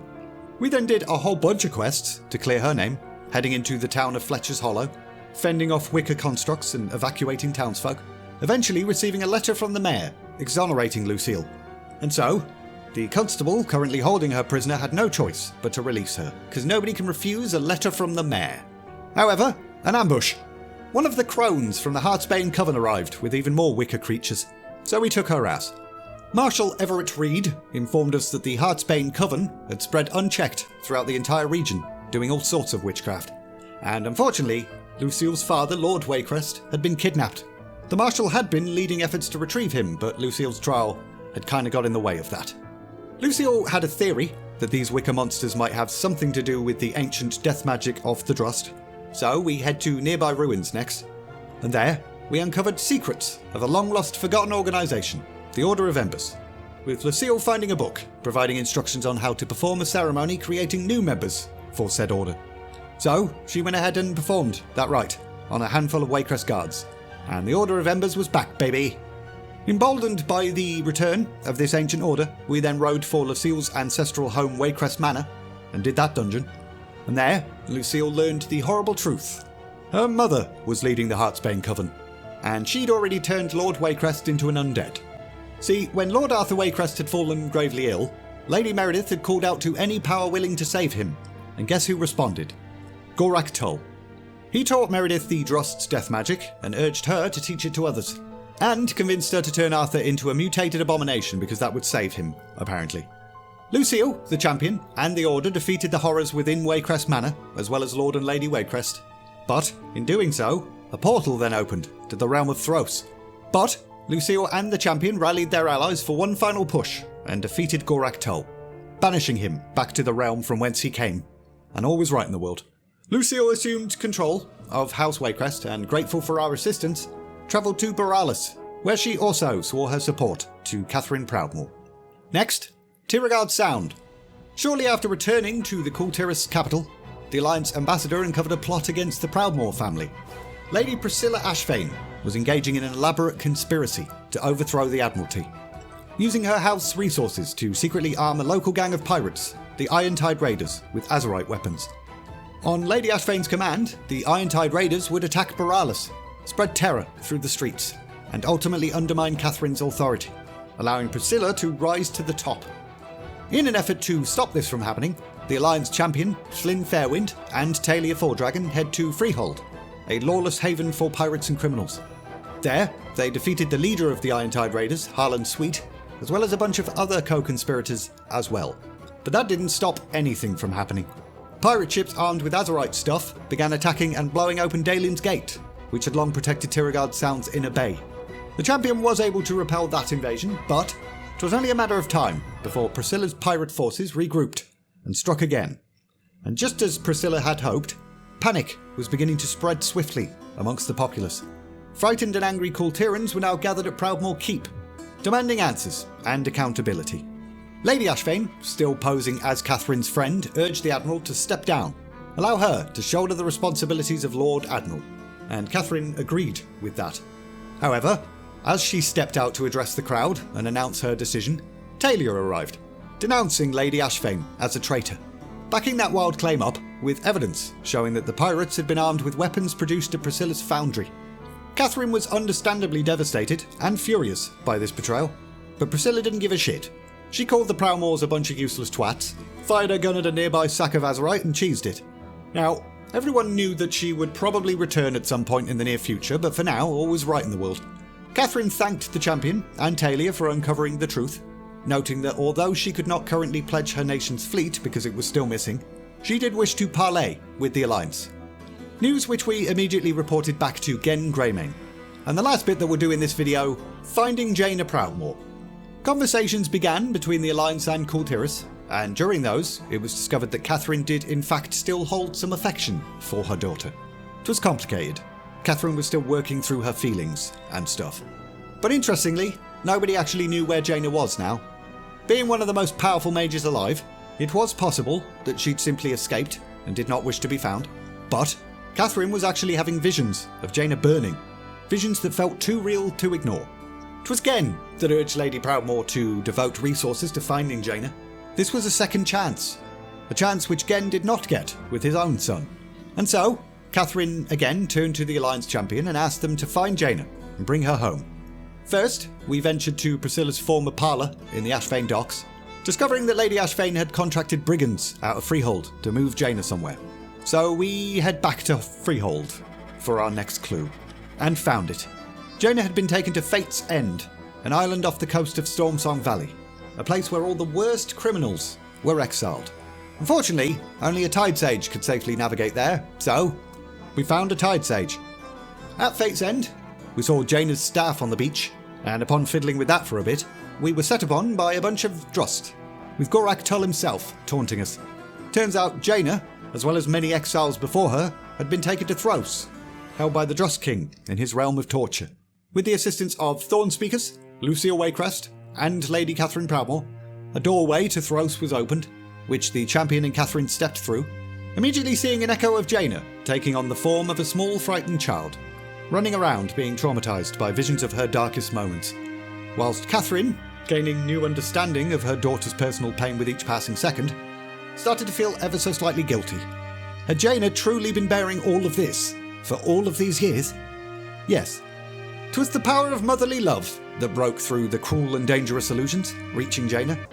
That and the fact that we fought and defeated Gorak Tol in his own realm, which also helped save the Archmage as well.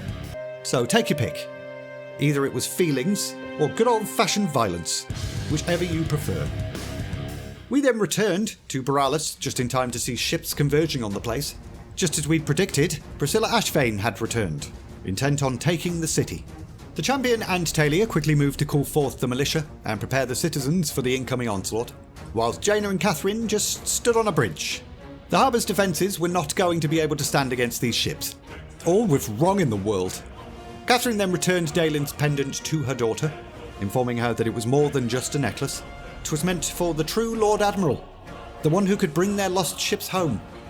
And that wasn't just a metaphor, because Jaina then immediately used the necklace to bring their lost ships home. With a crash of thunder, the missing Kultiran fleet returned, surrounding Priscilla's comparably meagre forces. At the helm of the main ship, Tandrid, Jaina's youngest brother. Lady Ashvane immediately raised the flag of surrender, and she and her followers were taken straight to Tol Dagor prison. And that's it, for now, alliance-wise. Catherine assembled representatives from all of the 4 major houses, declaring Jaina as the new Lord Admiral, and Kultiras' bond with the Alliance was finally restored. However, the Alliance's efforts in Kultiras had not gone unnoticed. War Chief Sylvanas was determined to gain the upper hand for the Horde, and we'll get into all of that in the next video. Chronicle presents the order of this story in a very weird way, but I'm just doing it the way the book says, alright? Don't yell at me. Horde champions, alongside Nathanos Blightcaller and Lillian Voss, established a foothold in Tirigard Sound. There, they exploded the Kultiran captain, Amalia Stone, and then raised her as a Forsaken. Next, they made their way to a cemetery in Drustvar in search of a legendary captain from the Second War, Marshal M. Valentine, captain of the Pride of Tirigard. But, upon searching his crypt, they discovered that his body was not there. At which point, Amalia Stone finally found her voice, and revealed that his corpse was actually still at the bottom of the Great Sea. In order to find his body, we were going to need a Tide Sage. So, we found a Tide Sage in Stormsong Valley. A dying Kultiran called Thomas Selling. Due to his illness, this guy really wanted to be a Forsaken, because he was under the misguided impression that his family would still love him afterwards. Spoilers, they did not. They hated him now. And side note, I'm starting to think these Chronicle books hate Rexar, because they've snubbed him at literally every opportunity to even mention his name.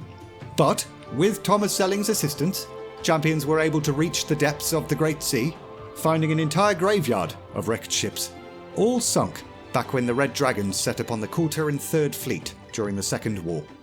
We then returned to the surface with 2 bodies, one being the captain, M. Valentine, and the other, Derek, the eldest son of the Proudmoore family. Anyway, Thomas Zelling then decided to inform the Horde of a very special relic, one which could command both storm and sea, the Abyssal Scepter. 'Twas the pride of the Tide Sages, kept under lock and key at the Stormsong Monastery. And that sounded pretty bloody useful, so we hatched a plan.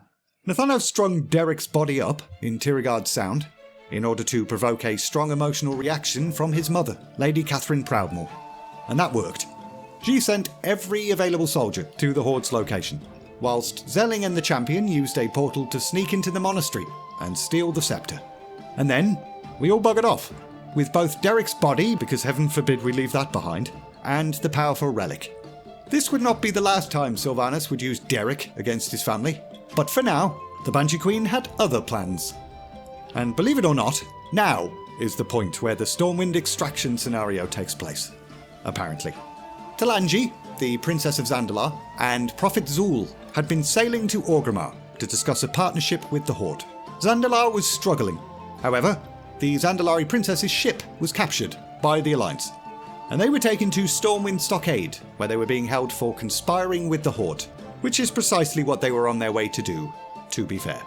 Now, sensing an opportunity for the Horde to gain a fleet of their own, Sylvanas assembled a covert team of operatives. Nathanos Blightcaller, the Darkspear Chieftain Rokan, the First Arcanist Thalyssera, and the Horde's greatest champion, Bumfafumf, head out to Stormwind City to rescue the princess. The Horde strike team managed to infiltrate the city and the stockade undetected, A little bit shocked to discover a dispirited but still alive Varrock Starfang. A lot of bit shocked when the former High Overlord outright refused their offer of escape. He would never again lend his strength to Sylvanas' twisted vision of the Horde. But no ill feelings, take care of yourselves, bye! Rokan and company then found Talanji and Zul, but upon releasing them, everything went to poop. An Alliance trap. The stockade immediately went into lockdown, with the group's magic nullified. But, with the assistance of Zul, who is a prophet and can therefore see things before they've happened, they managed to escape. They then crept their way through the city, cloaked by Rokan's shadow magic, narrowly avoiding open conflict with many prominent Alliance leaders. But Jaina Proudmoore saw right through their trickery. She relentlessly pursued them, cutting off their path with a wall of ice. And for a brief moment, everything seemed lost. But Talanji saved the day, calling upon her patron, Rezan, the Lower of Kings, and that big old beastie boy sheltered the group long enough for them to shatter the ice wall, blocking their path. Also, Zul set a bunch of buildings on fire, which also helped. They then reached the safety of their ship and cheesed it, setting sail for the Zandalari capital, Zuldazar. Nathanos was a bit annoyed, because that wasn't the plan, but Talanji informed us that this was her ship, and therefore that's where we're going. Unfortunately, the Alliance hadn't just given up the chase. A bunch of their ships caught up with us, and opened fire. But Talanji once again requested aid from Rezan, and the Lower of Kings obliged, significantly increasing the speed of our ship. The fog on the horizon then parted, revealing that we were actually very close to the shores of Zandalar, and the Golden Fleet then immediately fired on the pursuing Alliance ships, utterly destroying all but one of them, which managed to escape to tell the tale. Now, a brief little primer on the trouble in Zandalar, and then we'll jump into all of the Horde zones. The ancient empire of the Zandalari was beset by enemies from without and within. Blood trolls, in Nazmir, were playing silly buggers.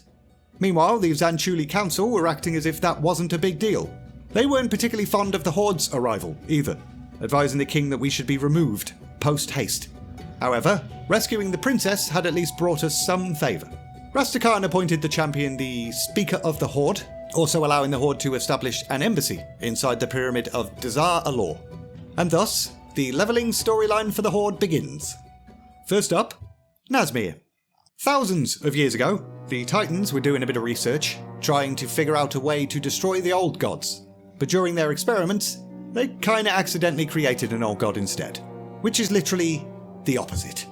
They then sealed the creature away in their quarantine facility Uldir, but in the time between then and now, the creature, named Gahun, managed to fool the trolls living above its prison. Those that fell for Gahun's trickery thought that they were worshipping a lower, and started to call themselves blood trolls, dedicating themselves to pleasing and freeing their blood god. Anyway, Talanji volunteered to lead an expedition into the swamps in order to investigate these blood trolls, taking us and Rokan with her as well. As far as the princess was concerned, the blood trolls were the greatest threat to Zandalar, so she wanted them dealt with. Upon arrival, we discovered a fallen encampment. Every Zandalari soldier that had been stationed there was dead. Rokan and his Darkspear scouted ahead to set up a new camp, whilst Talanji and the champion stayed behind to burn the bodies with special fire, blessed by Bwonsamdi, the Lower of Death. Next, we wandered into Bloodfire Ravine, at which point Talanji's eyebrows raised all the way up to the top of her face. An entire complex city had been built, Zul Nazman. The princess and champion then witnessed the leader of the blood trolls, one Grand Mada Atina, and worse than that, we also saw a Titan construct being fed blood magic.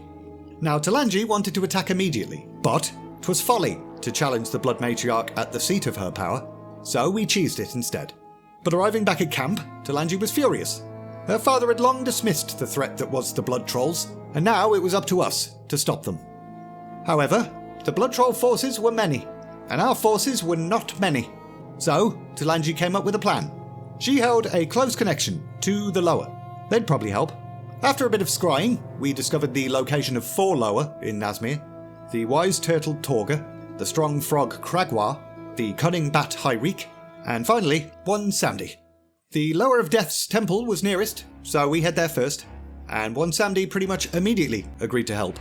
Turns out he was well aware of the blood trolls, because many of them used to be his followers. He agreed to assist, but on one condition.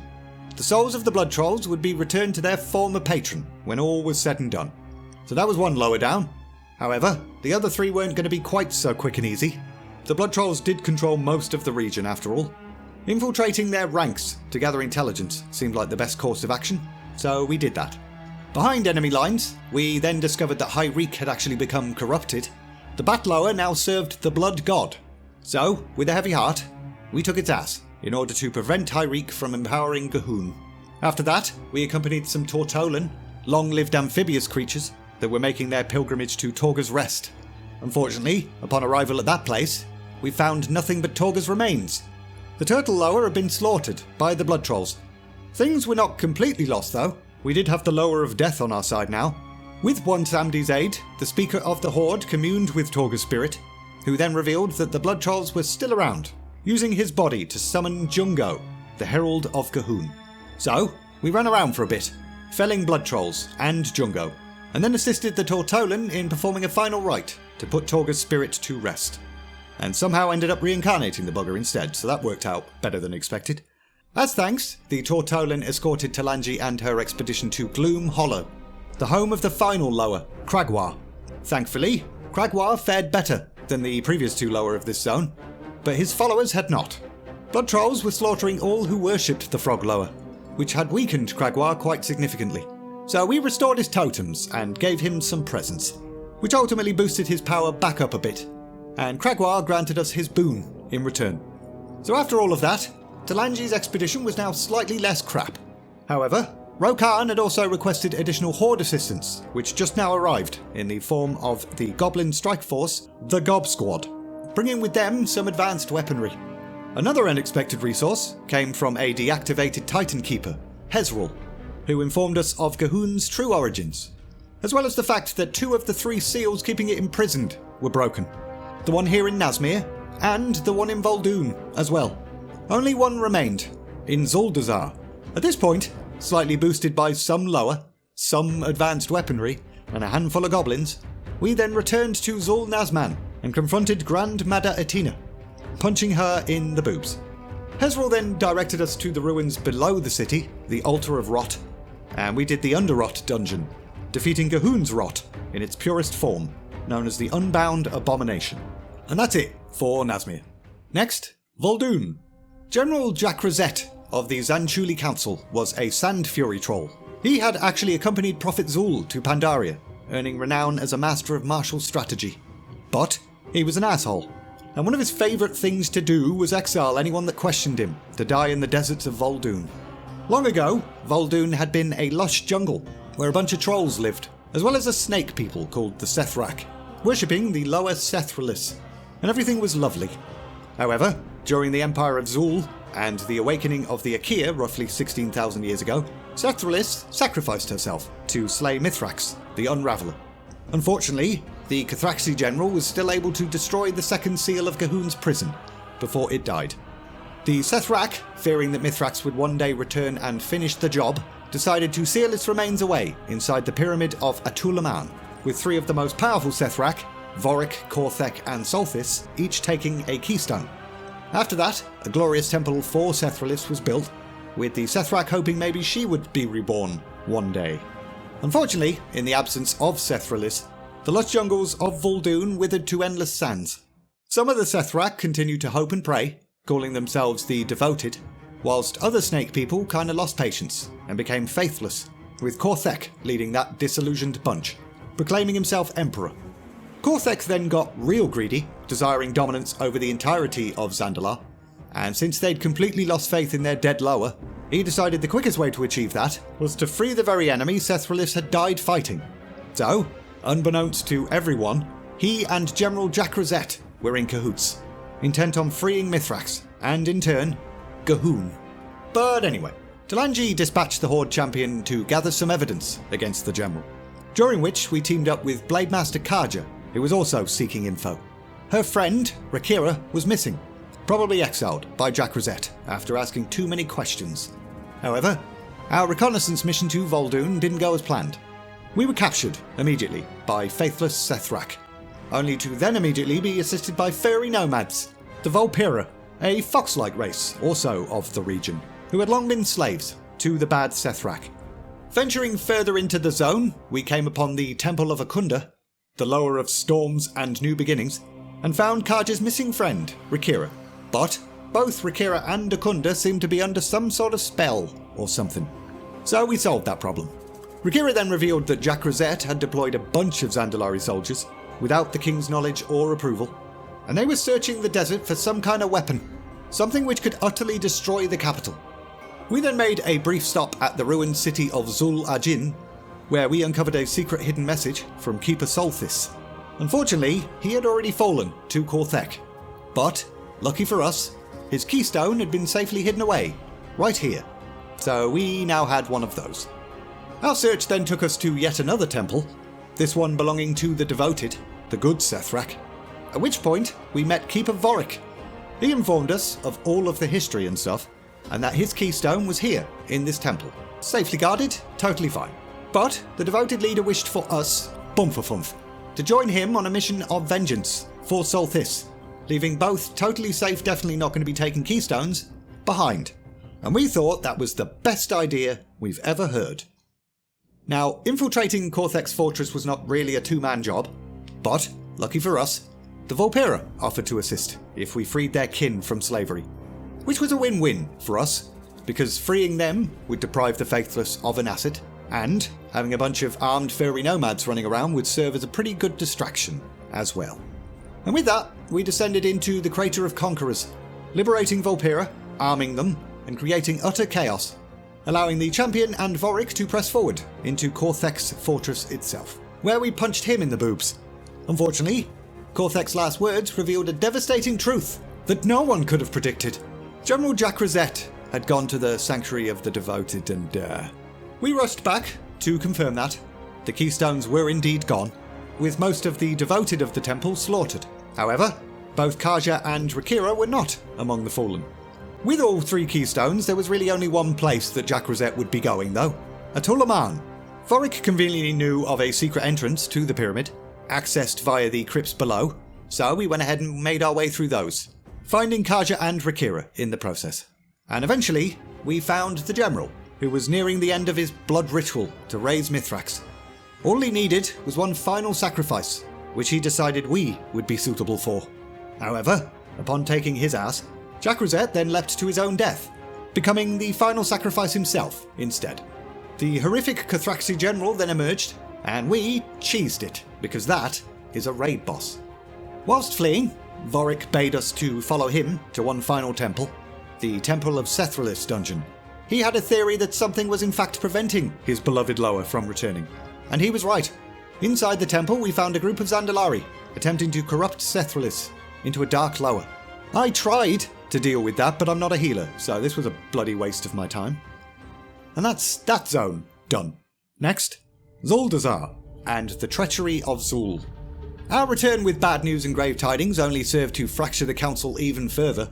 They all started squabbling with each other, at which point King Rastakhan asked if we could maybe just go about the rest of the city and help out.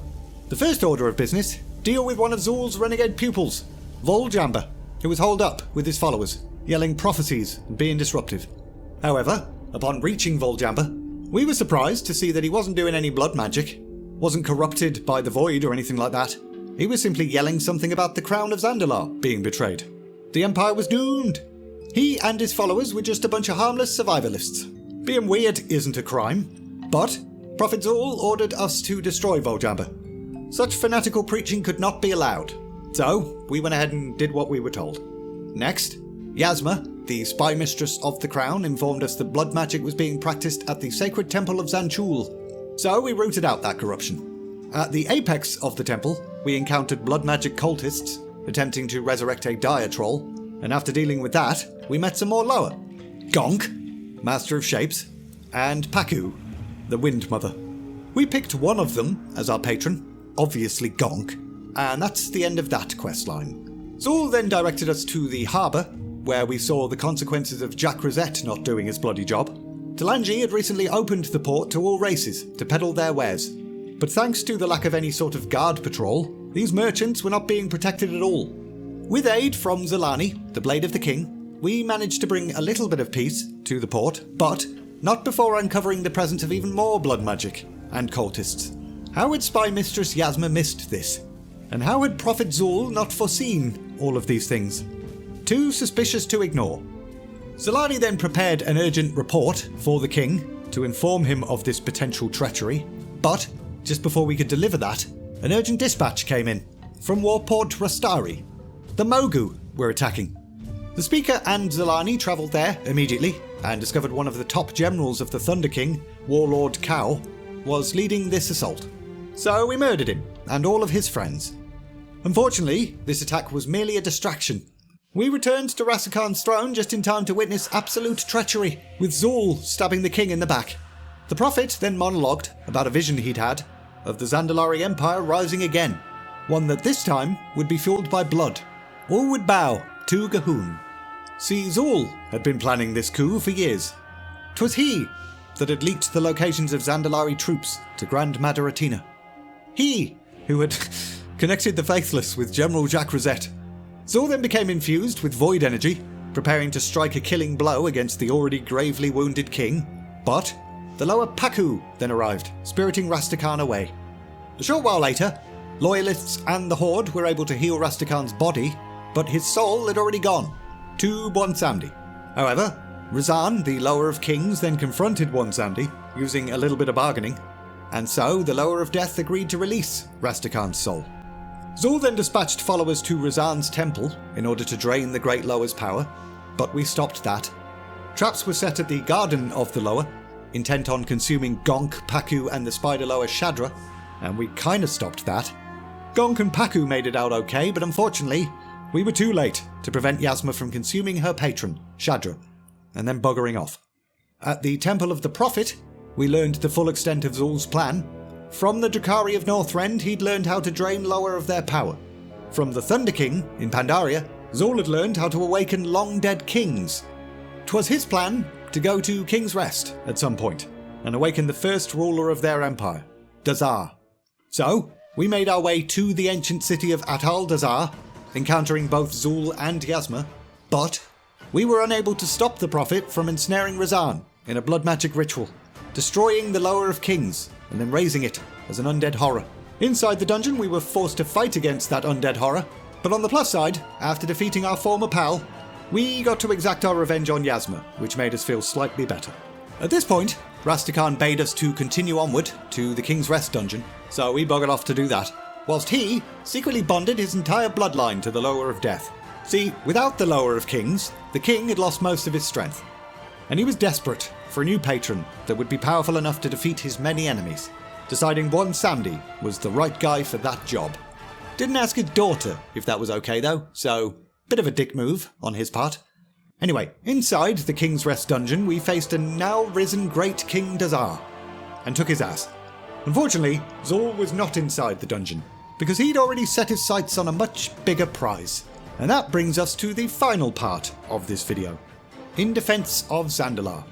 The voice of Gahun called out to shatter the final seal of its prison, causing a massive invasion force to assault the Blood Gate from Nazmir. The champion arrived, bumfafumf, mounting a Devil Saw to crush hundreds of the invaders, assisted by Kragwa and Paku, but a second massive invasion force from Vol'dun then emerged, attacking the western borders of the zone.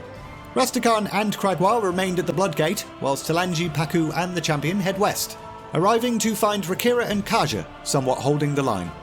The champion rallied every civilian that could hold a spear to join the defence effort, as well as yet another Lower, Kimball the Tiger.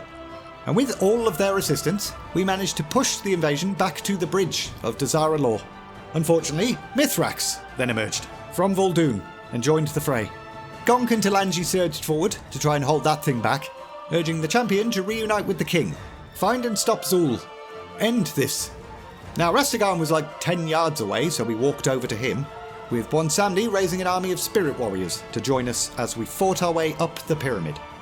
Unfortunately, whilst we were doing that, Zul empowered Mithrax even further, with the Cathraxi growing to monstrous proportions and making its way unimpeded towards the final seal. Rastakhan then cried out to Bwonsamdi, demanding the Lower grant him its full power, which the Lower of Death happily obliged, allowing the king to "This is Sparta" Prophet Zul off the side of the pyramid, into a fiery inferno below. But Mithrax then went ahead and shattered the final seal on Gahun's prison anyway. Oh dear. Speaking of oh dear, After destroying the final seal, Mithrax just went ahead and buggered off, back to Nazmir. Nice of him to give everyone a bit of respite, I guess. But officially, the Cathraxi General returned to Aldea to herald its new master's coming. Ga'Hoon had now turned its former cage into a fortress, and freed a whole bunch of other imprisoned Titan experiments within the facility as well. The threat now posed by Ga'Hoon soon reached far beyond Zandalar, with the Alliance deciding that they too wanted to be involved. Lucky for them, they had already established some footholds within the Horde levelling zones anyway at some point. Bran Bronzebeard had travelled to Nazmir with Alliance champions, attempting to recruit the Blood Trolls. Obviously that mission failed, but Fort Victory, the Alliance outpost, had been established in the process. So, as is tradition, both factions get credit for this raid. Immediately upon entering Aldea, champions faced Talok, the Titan construct being fed blood magic in the last video. And after punching that thing in the boobs, we met a Titan Watcher, Mother, which stands for Matron of Tenacity, Herald of Endless Research. Deeming all of us contaminated, she engaged us in battle, but after having her systems restored, Mother changed her mind and decided to help us instead. Help that was very much appreciated as we fought against several other nasty pasties, which the book glosses over pretty quickly. The corrupted remains of Loa, who had been discarded after lethal experimentation, aka Fetid Devourer, the Herald of Nazoth, aka Zek Voz, and a corrupted plague made flesh, aka Vectis. And after all of that, the heroes were ever so slightly shocked to face an undead Zul, who had been resurrected into a dark prophet by Ga'Hoon and Mithrax. Heading further into the depths of Aldea to the heart of corruption, champions then faced Mithrax, the Unraveller, bringer of oblivion. The powers of the Void were on full display, with Mithrax commanding Naraki to join in battle, as well as awakening its living weapon, Zalzaix. But in the end, we took its ass. Huzzah! Finally, the champions entered the Blood God's lair, only to find Ga'Hoon just kinda mooching about inside a wall. Endless waves of its minions then attacked, but the heroes used the Titan's re-origination drive to call the old god forth. A long and tiring battle then ensued, but eventually, the Blood God fell, and all was right in the world. Except, Bran Bronzebeard did feel a tinge of regret. He knew that for the sake of Azeroth, Ga'Hoon needed to be killed. However, in doing so, Alliance champions had only strengthened the forces of the Horde. With the Blood God out the way, King Rastakhan could now focus on the war itself. But the Alliance did gain something from this raid. Mother. Bran and the Alliance heroes convinced her to travel to the Chamber of the Heart and assist with the healing of Azeroth. She started that by running diagnostics on all the Titan facilities around the world, gauging their condition to see if they could be used to save the dying world soul, and informed us that that would take precisely 11 weeks. At which point, Magni told us to just go off and do whatever it is that we do in our spare time. So everyone went to Gold Sharin and banged furiously or something, I don't know. Next, battle for Dazara Law. As expected, King Rastakhan and Princess Talanji immediately pledged the Golden Fleet to the Horde, something which deeply concerned the Alliance, because how dare the Horde gain a navy after the Alliance gained a navy? But before we get to the second raid of the expansion, let's gloss over the Alliance's war campaign stuff. First, champions head to Vol'dun, where we assassinated a bunch of members of the Reliquary, the Horde's archaeological effort, including High Examiner Arlethal Sunwatcher. That mission was successful, but one of the little gnomes accompanying us, Guzbert Gizmoflank, got straight up bloody murdered by a yet-to-be-identified Sand Lane elf. Next, we head to Nazmir to assassinate another high-profile target, Ranger Captain Ariel, one of Sylvanas' most trusted Dark Rangers.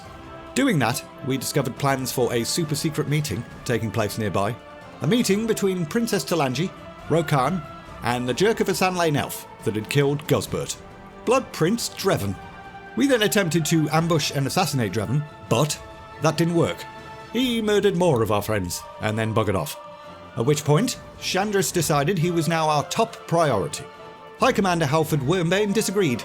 Trade Prince Gallywix was our next target, apparently. We attempted to assassinate that guy, but failed. Jerk tricked us with a decoy, and cheesed it.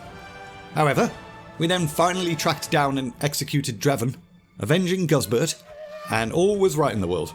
Also, we assisted Jaina in defending the Sea Gate at Angleport, not looking at explosions like a really cool guy. And also, we made a Gorilla Massive, which is probably nothing to worry about. With all of that achieved, Spymaster Shaw then came up with a real plan that didn't feel like a bunch of filler. We would take the Zandalari capital in one fell swoop. So, 2 missions into the heart of Zuldazar itself then took place. First, taking advantage of the Chaos Zone by all of our recent assassinations, we targeted the Golden Fleet itself and the harbour defences, planting remote detonation explosives. For now, we would wait before setting off those bombs though. The time needed to be just right. Next, Shaw, Flynn Fairwind and an Alliance champion infiltrated the Zandalari treasury. The objective? Retrieve the Abyssal Scepter and replace it with a decoy. So we did that, although we did have to cheese it when the treasure itself sprang to life. But with that success, all the pieces for a strike on Zandalar were now in place. Enough ships would remain behind in Kultiris to mount a proper defence, but the bulk of the fleet would now sail to Nazmir.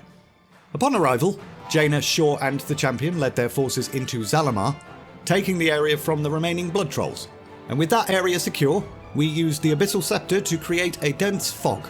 Under the cover of said fog, a decoy Alliance force was then spread throughout Nazmir, making their way towards the Bloodgate loudly, whilst Jaina, Shaw and the champions returned to the Koltiran fleet. Meanwhile, Nathanos Blightcaller caught word of this loud Alliance incursion, so he dispatched Horde champions to immediately request aid from King Rastakhan, and the king agreed to lend the Horde his forces, with Talanji baiting the champions to spread the Crown's order far and wide. Mobilise the Golden Fleet. The combined Horde Zandalari forces did manage to repel the attack at the Bloodgate, pushing the Alliance back into the swamps, but upon discovering the source of the dense fog, Talanji then finally realised this had all been a big fudging ruse. In their absence, the Koltiran ships had sailed straight into the capital. Shaw's plan had worked perfectly. As Jaina sailed her fleet into the harbours of Dazar'alor, the previously planted bombs detonated, absolutely decimating the Zandalari's fleet, allowing the Alliance to successfully fight their way up the steps to the royal palace itself. With enemies closing in again, Rastakhan called out 2-1 Samdi for aid, and the Loa obliged, creating a blood moon and raising the dead to join the fight, whilst floating sideways in the air for some reason. But even with that new obstacle, and oh my god, an undead massive gorilla, the Alliance still reached the palace and confronted the king, demanding his surrender. Rastakhan refused, boasting that his people had been around for a lot longer than the Alliance had, and would probably be around for a long time afterwards as well. At which point, Alliance champions went ahead and took his ass. Reluctantly. They had no choice, according to Chronicle, which is debatable, because this entire section of the book has been about how they instigated this attack in the first place. Once King Rastakhan was dead, the Alliance decided now was a good time to leave the city. However, Nathanos Blightcaller did happen to witness Jaina leaving the palace, so everything was her fault now. Back inside, Talanji found her father and took his hand, trying to offer comfort. But in doing so, Bwonsamdi's pact shifted from Rastakhan to the princess, with the king apologising to his daughter in his final breath. Bwonsamdi then appeared, being very coy about some kind of bargain Rastakhan had made, which made Talanji both angry and confused. But she then ordered the Horde forces to bring back her father's killer. Now. So, Nathanos and the Horde champions raced to the docks, facing High Tinker Mekatork, a couple of Tide Sages, an Elemental, and then Jaina herself. However, ultimately, Jaina escaped. The day was lost for the Horde, and not without casualties on the Alliance side of things either. High Tinker Mekatork was critically wounded in his fight, only managing to escape death with the help of an escape pod, which placed him in suspended animation. Nobody had any idea how to awaken him from that, or even open the pod, for the time being. Shaw reported their success back to Anduin, predicting victory in the war within weeks. But Anduin was not so certain or enthusiastic. Rastakhan was supposed to be captured, not killed. His death would only strengthen the bond between Horde and Zandalari. Meanwhile, back in Zuldazar, a funeral was held for the fallen king, during which Bane Bloodhoof attempted to reason with the war chief, saying the Horde should open negotiations with the Alliance, maybe. However, Sylvanas then informed Bane that the Horde do not abandon their allies, nor do they negotiate with a faction that had literally just slain one of their leaders. What Sylvanas didn't say was that she knew peace did not serve the Jailer's goals. Peace would not help him break his bonds and remake the Engine of Death. Sylvanas had to ensure the bloodshed of the Fourth War continued, and she had yet another cruel plan in mind to achieve that. She then told us to meet her aboard the Banshee's whale, so we did. There, Sylvanas informed us that we have a Trojan derrick, Obviously being the firstborn son of the Proudmoore family, they would wish to recover him, and the Banshee Queen intended to let them have him, but also manipulate his mind so that he would butcher them all in their sleep. Bane was not a fan of that plan. See, like Varrock Sarfang, Bane believes in loyalty and honour, not whatever the hell this was. Sylvanas had always championed free will for the Forsaken, and yet here she was, reanimating a corpse against his will, intending to break his mind through torture into doing heinous acts, also against his will. Everything about this plan was dishonourable, and Bane intended to stop it, whatever the cost. Now, Tides of Vengeance, which is apparently 34 years after the Dark Portal. Tyrande Whisperwind had grown very impatient, waiting for help from the Alliance. Her people were still locked in battle with the Horde at the foot of the Burned World Tree, whilst the Alliance were off gallivanting. So, she sent 3 representatives, including her adopted daughter Shandris Feathermoon, to petition King Anduin Wrynn. The young king was deeply sympathetic. The Alliance had declared war because of Teldrassil burning, but, as a result, they were now fighting on several fronts. Although they were close to victory, they just couldn't spare any extra forces at the moment. Anduin vowed to assist the Night Elves in reclaiming Teldrassil before the end of the war, but not right now. And that answer filled Tyrande with rage. Time and again, the Kaldorei had aided the Alliance, and now, when her people desperately needed their help, too bloody busy. Fine. Tyrande had heard tales of an ancient aspect of Elune that could be invoked in times of great need. The Night Warrior. The darkest face of the goddess. However, the ritual in order to draw down this incarnation of Elune's wrath was highly dangerous, and was said to take a great toll on the host. But Tyrande didn't give a crap about any of that. She saw only justice for her people, and vengeance on Sylvanas Windrunner.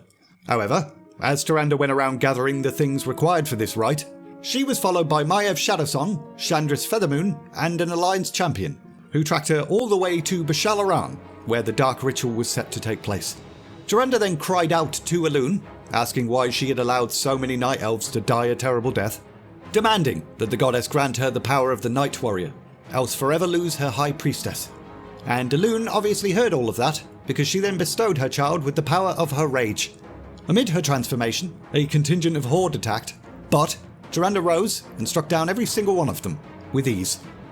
The priestess then ordered Maiev and Shandris to prepare the Night Elves for their own war, one to reclaim their ancestral lands of Darkshore.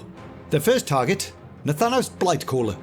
See, Nathanos had been ever so slightly concerned about the black moon hanging about in the sky above Darkshore, so he was nearby, trying to determine its cause.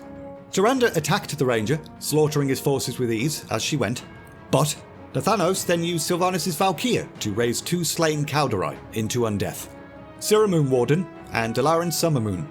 Tyrande was horrified and cried out to her sisters to resist, but that didn't work.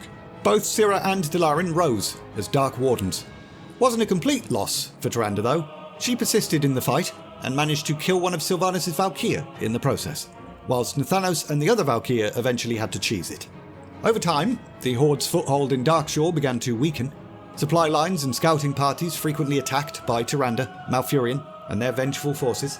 But Darkshore mostly remained in the Horde's grasp right up until the Night Elves launched a full coastal assault from the Moonspray, winning Darkshore back from the Horde. But even after this victory, tensions remained between Tyrande and King Anduin.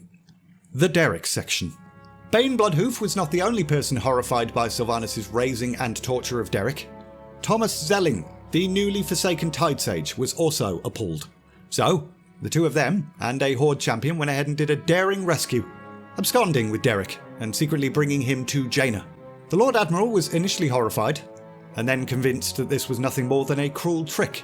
But Derek then spoke, informing his sister that Bane had in fact saved him from the Banshee Queen's nasty plans. At which point, Jaina was grateful, if not ever so slightly confused. Why the bloody hell was Bane helping her? The Tauren High Chieftain then revealed that he had long sensed that there was something wrong with the Horde. He didn't even really understand why they and the Alliance were at war with each other. Their greatest threat was in Silithus, the Giant Sword, and the dying planet. Bane knew that his actions were treason, but he needed to be true to who he was, true to what the Taurens stood for. And then he buggered off. And although he had been careful, Sylvanas was very aware of what he had done, thanks to her loyalists, aka snitches. The Blade of the Black Empire. Throughout this Fourth War, Queen Ashara's presence had been felt and noticed. But now that both the Alliance and Horde were weakened by the battle for Dazara Law, Ashara struck in earnest. She sent her forces from the city of Nazjatar to the surface, gathering prisoners and sacrifices for the old god N'Zoth, assaulting settlements along the coastline of both Kul Tiras and Zandalar, and then cheesing it before anyone had a chance to counterattack. Both factions then got to work, shoring up the defences along said coastlines, during which Horde heroes recovered an artefact from a Tortolan seeker, Collector Kojo, a blade left behind by the fleeing Naga. 'Twas Xal'atath, the Blade of the Black Empire, a legendary dagger with a history of betrayal and madness. A dagger which contained immense void energy and whispered to anyone who held it. Most recently, it had been wielded by every single Shadow Priest during Legion, but had vanished for a time, reappearing in the clutches of the Naga. But now it was mine! Xal'atath informed the Horde champion that Queen Ashara's people were in the process of creating a storm so powerful it could scour the continents of all life. But lucky for us, she knew how to prevent it. First, the blade led us to Drustvar, where we recovered another artifact, the Void Stone. A little bit shocked when Xal'atath then possessed the body of the High Elf we'd taken it from. With this new body, she then helped us locate 2 more artifacts, the Trident of the Deep Ocean and the Tempest Caller. And after that, she told us to meet her in the Crucible of Storms, where we would use the artifacts to stop the Naga. However, upon entering that place, the Horde champion was betrayed. Instead of using the power we'd gathered to thwart Ashara, Xal'atath instead used it to bargain with N'Zoth, offering the old god the artifacts, and us, in exchange for her freedom. An offer which the old god eagerly accepted before turning its giant eye on the champion. N'Zoth then placed a terrible curse on us, digging its tendrils deep into our mind, transforming the world around us into hundreds of eyes, watching our every move. So, the champion desperately sought out a cure for that weird curse, and did manage to lift it, but there was one little thing still nagging at the back of our mind. We'd left the dagger behind at the Crucible of Storms and forgotten about it. So, we went back there, took a whole bunch of Void Nasty's asses, including Unat, Harbinger of the Void, and then returned to War Chief Sylvanas with the dagger, and she very happily accepted this gift. Next, the legend of Mechagon. Not far from the Crucible of Storms, on an island off Borealis, an ancient vault had opened.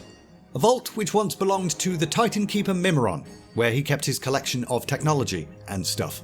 At some point in history, the King of Gnomeregan had led an expedition to find this mythical vault, only to be never heard from again.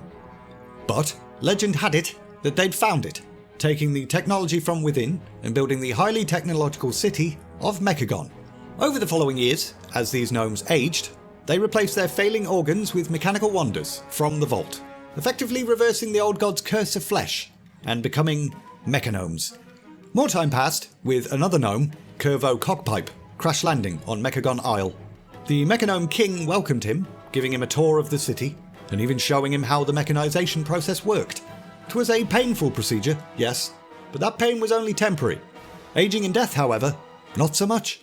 But Curvo was later approached by the king's son, Prince Erasmin, who urged him to get the hell out of here. The king had obtained a super weapon, the Mech Originator, a device which could forcibly reverse the curse of flesh on all organic life on Azeroth, and he was very much intending to use it. Unfortunately, everlasting life was too tempting to Curvo, so he just immediately went straight to the king and informed him of the prince's treachery. As a reward, the king revealed the super weapon, explaining to Curvo that the process would be instant instead of the usual longer painful process of mechanization. Hadn't actually used it on his own people yet, but probably nothing to worry about. The device was activated, indeed instantly transforming Curvo into a mechanical being, but his mind was absolutely scrambled. All he could do was repeat the words "found it" over and over again. But anyway, Tinkmaster Overspark of the Alliance and Trade Prince Gazlo of the Horde both simultaneously received word of a mysterious vault door in a junk heap in Tiragard Sound. So they set out to see it for themselves, accompanied by a champion. Soon enough, they found the door and repaired machinery inside the vault, only to witness a recorded message from King Mechagon. A message where the king proudly urged anyone worthy to step forward and be restored to their original Titanforged design. However, the machinery of the vault then proceeded to judge several of the party unworthy, instantly disintegrating them, so everyone cheesed it. but not before grabbing some coordinates to Mechagon itself. Travelling to Mechagon, the party soon encountered Prince Erasmin, who revealed the king's plan. The prince explained that he and his Rustbolt resistance stood against the king, and called for us to join him in this fight. So we did. And after doing a bunch of stuff to fortify the Rustbolt resistance, the prince initiated Operation Mechagon, the Mega Dungeon. A direct assault would be stupid, but Erasmin knew of a way to enter the underground city discreetly. First, champions would need to disable the remote power nodes for Mechagon's HK8 aerial oppression unit, a flying terror which disintegrated any trespassers. These nodes were spread all over the place, so, whilst champions went around doing that, they also faced a host of other terrifying fiends, from a sentient slime to a half-mad self-styled King of Scrap. And once the power nodes were disabled, we took the HK8 unit's ass as well. Entering Mechagon itself, we encountered a few more threats with ridiculous names: champions of the Tussle Tonks Arena, the Trash Mistress's mechanical guard dog Cujo, a really annoying stealth bit, and penultimately, the horrors of Head Machinist Sparkflux's Metallic Gardens. And finally, we hitched a transport to Mechagon's tower, confronting the king himself. King Mechagon had already primed his Mech Originator to remake the world, so the clock was ticking, and he was now piloting a giant death robot. But we took his shiny metal ass. Next, Rise of Ashara. Matthias Shaw received word that several Horde ships had been spotted, sailing out of Zuldazar with the legendary dagger Xalatath. So the Alliance dispatched a much larger fleet of ships to intercept them, eager to end the war. However, unbeknownst to everyone, they were sailing directly into a trap, thousands of years in the making. See, whilst Horde and Alliance had been slapping each other silly all across the world, Queen Ashara had dispatched her Naga to the Tomb of Sargeras, which no one was paying any attention to anymore because the Legion had been defeated. So they were able to waltz right in and steal the Tidestone of Golganeth. With the power of this pillar of creation, Ashara pushed back the sea, revealing her sunken city, Nazjatar. And with no sea beneath them anymore, both Horde and Alliance fleets fell down to the sea floor, with Alliance casualties much higher than the Horde's, because obviously they dispatched a much larger fleet. But not everyone died. Jaina Proudmoore led Alliance survivors, whilst Lorthamar Theron led those of the Horde, carving a path forward until eventually, we were a little bit shocked to discover Lady Priscilla Ashfane leading an army of Naga. Although she'd been imprisoned after her failed coup, she'd been freed from Toldagor by Horde champions, before they'd even freed Talanji, apparently. Jaina and Lorthamar ordered their respective forces to avoid the large army ahead of them, and in doing so, both factions came upon new allies, amphibious races known as the Ankoan and the Gill Goblins. Continuing deeper into the zone, Queen Ashara appeared, taunting the heroes, but we couldn't help but wonder why she was even holding us here. She had the ability to simply drown us at any point, so why wasn't she? Anywho, the book completely skips over the Titanic Essences questline, so, after a bit of scrying, we discovered the Tidestone being protected by one of Ashara's most powerful lieutenants, Lady Zaressa, with both being protected by some sort of barrier or something. At which point, we established a plan. First, we tracked down the Naga's cache of Azerite weaponry and secured it. Whilst doing that, we did run into Ashfane again, but Ashara ended up teleporting her to safety before we could take her ass. Next, we managed to retrieve an ancient weapon, the Javelin of Suramar, a powerful projectile that could pierce any barrier, which is exactly what we needed. Huzzah! After that, Jaina and Gen agreed to a temporary truce with Lorthamar and Thalyssera, working together to infiltrate the tidal conflux where the Tidestone was being held. There, we launched the Javelin of Suramar, shattering Ashara's enchantment around the Tidestone, as well as making the Queen's Lieutenant vulnerable as well. Gen and Lorthamar then dealt with the Naga forces, whilst Jaina, Thalyssera and the champions took Zaressa's ass. And once she was defeated, Jaina and Thalyssera turned their magic towards the Tidestone, blasting open the way to the Eternal Palace. At which point, we did the raid, facing countless untold horrors blah blah blah blah blah blah blah blah. Again, the heroes encountered Lady Priscilla Ashfane, who had now been transformed into a hideous monstrosity.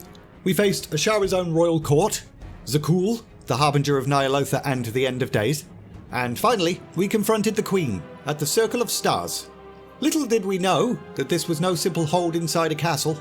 This was actually a Titan facility, known as Last Prison, with the old god N'Zoth confined here. Just as we were about to strike a killing blow against Ashara, she revealed the full scope of her plans. We were used. She'd wanted the Horde and Alliance to confront her here. In order to unlock the old god's prison, she needed the power of the Heart of Azeroth. We'd unwittingly delivered the item she needed directly into her hands, and she'd already channeled the power inside said item into the Titan's machinery, whilst we'd been avoiding fight mechanics and running around like mad lads.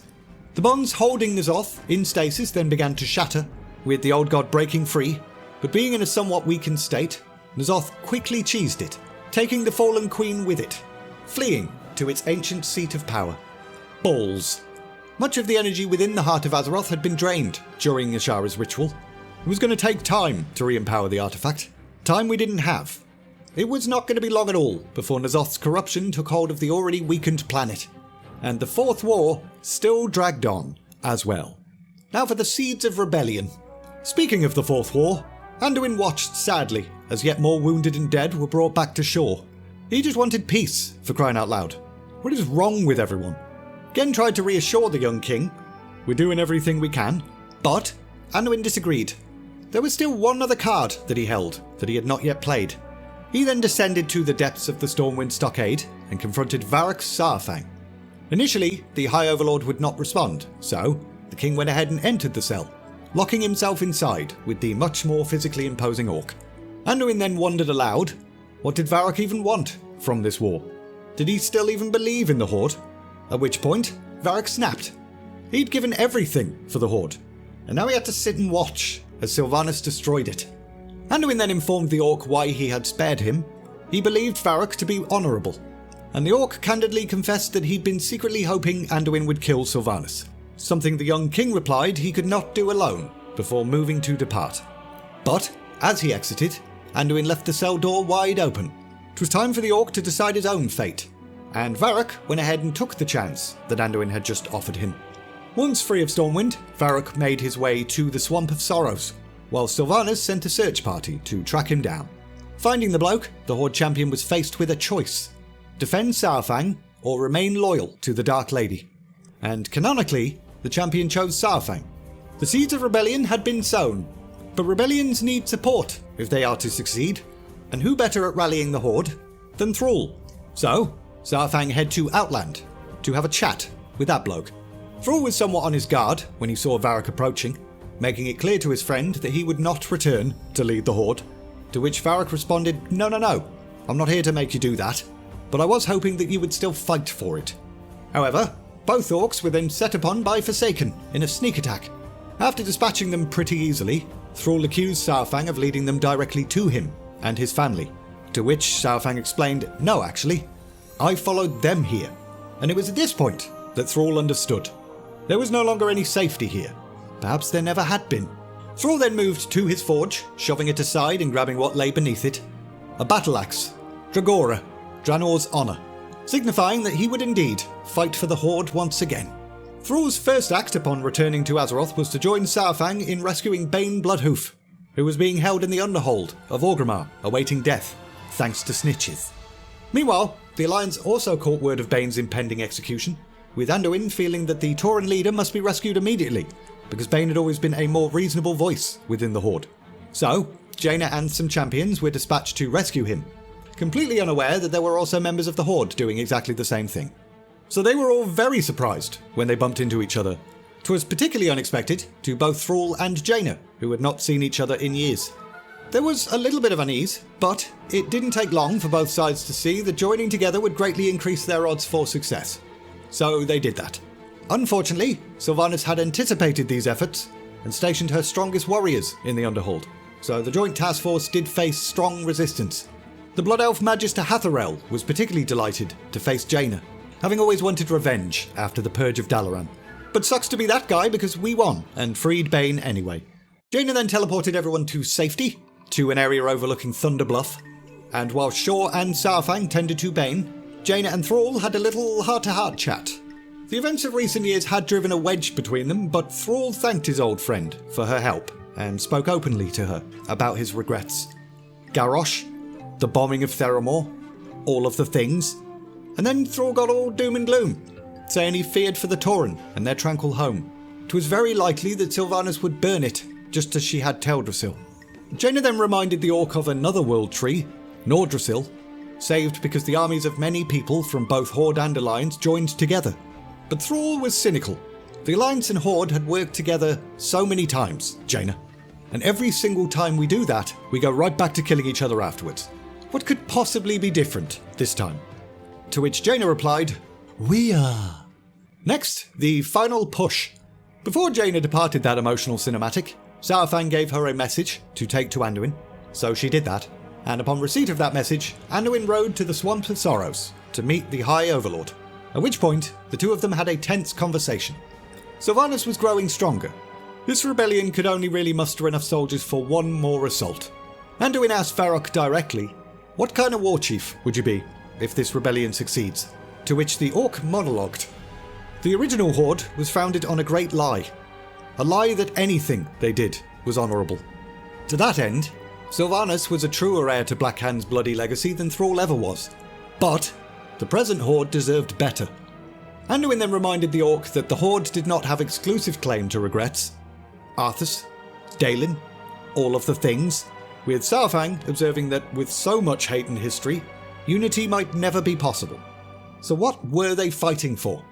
And the answer to that question was Azeroth, an answer that transcended individualistic squabbles. Azeroth was everyone's home. Sure, some people had been around longer than others, but literally everyone had done their part to protect the world multiple times over, almost every bloody year. It was only a matter of time before N'Zoth regained its strength. Soon the Horde and Alliance would face a battle for their very survival. They could continue to fight, and die, in this fourth war, or they could just bloody get over themselves and calm down. So, bolstered by Alliance troops, Varrock Saurfang and his rebel army cleared a path to Orgrimmar. But the rebels didn't particularly want to slay the defenders of the capital. The Warchief's allies were still members of the Horde, after all. So, before the gates of Orgrimmar, Varrock challenged Sylvanas to Mak'Gora, knowing full well that the Warchief would emerge the victor, but it was the only way to prevent the needless death of all of the dumbasses. Sylvanas kinda wondered what the hell the orc was playing at, but he'd been a constant thorn in her side while she'd been working diligently for the jailer, so she wasn't going to waste this chance to remove him. Thrall and Anduin offered Varrock their weapons for the fight, but, unfortunately, that didn't save the bloke. The fight was brief and brutal. As the orc fell to his knees, Sylvanas taunted him, stating that he had failed those who believed in him, and that their hope would die with him. Words which really only helped renew the old soldier's figure. He returned to his feet and yelled that the Warchief could never kill hope. She tried at Teldrassil, and failed. Set us all to kill each other at Lordaeron. Failed. Contrary to what Sylvanas believed, the Horde is strong, and it will endure. The High Overlord then did something that only King Varian had managed to do in the past, separating Shalamain into Elamain and Shalator, the two separate swords that made up the legendary weapon. Missing with his first blow, but grazing Sylvanas' face with the second. At which point, Sylvanas had a strop, yelling loudly that the Horde was nothing, clearly forgetting for a moment that she was being watched by every single member of the Horde. But, now that that was out there, she just went ahead and owned it, tripling down by yelling, "You are all nothing." Varrock grinned. Sure, he was probably going to die, but he'd won. Everyone now saw Sylvanas for who she truly was. The old soldier then charged Sylvanas, yelling for Azeroth, but she blasted him with power that the jailer had granted her. Dark energy so powerful that it literally cratered the earth and killed Saurfang instantly. And then she banshee buggered off. Thrall, Anduin and Zakan lifted the fallen orc's body, carrying him through the now open gates of Orgrimmar, with leaders of both factions gathering a short while later to pay their respects. A sort of funeral, before Saurfang's body was to be taken to Nagrand to be buried with his ancestors. Visions of N'Zoth. With that out of the way, leaders of both Horde and Alliance gathered in Stormwind to review their intelligence reports regarding N'Zoth, and they quickly realised that they knew very little. But Magni Bronzebeard then arrived, bringing with him the world's foremost expert on the old gods and their powers, Rathian, the Black Dragon Prince. Anduin was not happy to see that guy. Yes, they had been friends at one point, but Rathian's liberation of Garrosh had caused all of the things. However, Rathian accepted that punch to his face with surprising grace. He deserved it, but he assured the king that he really was here to help. Magni and Rathian then devised a plan within the Chamber of the Heart. N'Zoth had been imprisoned and freed with the power of Titan machinery, so it stands to reason that he could be defeated using Titan machinery as well. Now, it had also been 11 weeks since Mother had begun her analysis of things, so she had some news. Only 3 of the 4 Titan facilities around the planet were operational. The 4th, the Forge of Origination. You know, the one capable of purging all life from the planet. And guess what? It was being corrupted by the Void. We needed to immediately journey to Uldum to secure and repair the Forge. So we did that. But after dealing with Void corruption and reactivating the Forge, we discovered that it was not operating at full capacity. So, Mother then instructed us to head to another Titan facility, in Pandaria, the Engine of Nalak Shah. Unfortunately, the Mantid, themselves descendants of the old gods, were besieging the Mogashan vaults, with the entrance now blocked off by a wall of amber. However, after a bunch of faffing about, we discovered Highkeeper Raden, who was still a little bit mopey, disillusioned. He'd gifted the Mogu with life, and they threw that back in his face, and all of his fellow keepers were dead as well. But the negative Nelly did divulge one bit of useful info that gave us a lead. All of the Titan machinery in Pandaria was connected. So, we head to Mogashan Palace, and indeed discovered a secret entryway into the Mogashan vaults, which in turn granted us access to the engine itself. We then cleansed that thing of corruption, facing against a manifestation of N'Zoth in the process. And after that, Magni connected the engine to the Chamber of the Heart, with Mother rerouting the power from there to the Forge of Origination. Keeper Raden was actually so impressed and encouraged by these developments, he agreed to accompany us back to the chamber to lend his insight and flirt with Mother. With the Forge powered, we could now potentially use its re-origination protocol to destroy N'Zoth, but only once re-origination anchors had been placed to triangulate the weapon's scope. And to do that, we'd need to enter the heart of Ny'alotha itself, meeting the old god face to face in its own domain. But stepping inside there would drive us all to absolute madness. Return to Mechagon. Remember how Gelbin Mechatork had been terribly wounded and was currently in a state of suspended animation? I remember. The escape pod containing the High Tinker was taken to Mechagon in the hopes that their technology could maybe solve the problem. And guess what? It did. Not only was Mechatork saved, he was upgraded. And good news, the core of the High Tinker's being remained intact as well. Gelbin was so grateful that he wanted to find a way to repay the Mechanomes for their great kindness. So, he and an Alliance champion delved into Mechagon City one last time to purge the place completely of any dangerous creatures still remaining. And as a result, it was now a peaceful home for the Mechanomes. Now, Prince Erasmin was supposed to succeed his father as ruler to his people, but refused, instead pledging his loyalty to Gelbin Mechatork. And the High Tinker agreed to lead both the gnomes and the Mechanomes, but only on one condition.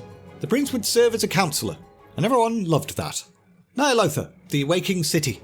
Mother then informed us that there was an anomaly at the Forge of Origination, so both Magni and the champion rushed back there again, only to fall under the influence of N'Zoth, witnessing a vision of the old god's future made manifest. An echo of the Black Empire. Luckily, we were pulled out of that madness by Mother, at which point Rathian informed us of a potential method to protect our mind. We were going to need to do that if we had any hope of stepping into Ny'alotha and doing the final raid.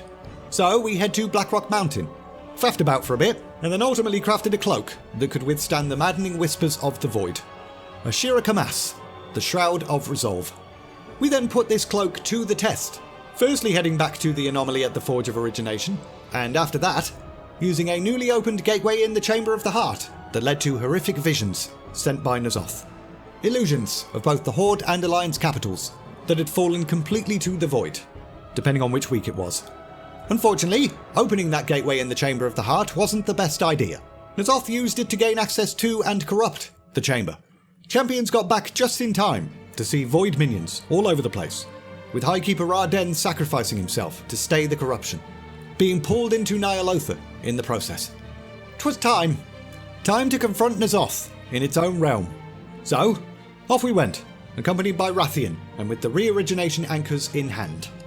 We were immediately beset by illusions, an image of Rathian turning into a betrayer, so we took his ass. Delving ever deeper, we came upon Ashara again. She'd been subjected to constant torment as punishment for her failures. Hadn't lost her arrogance though.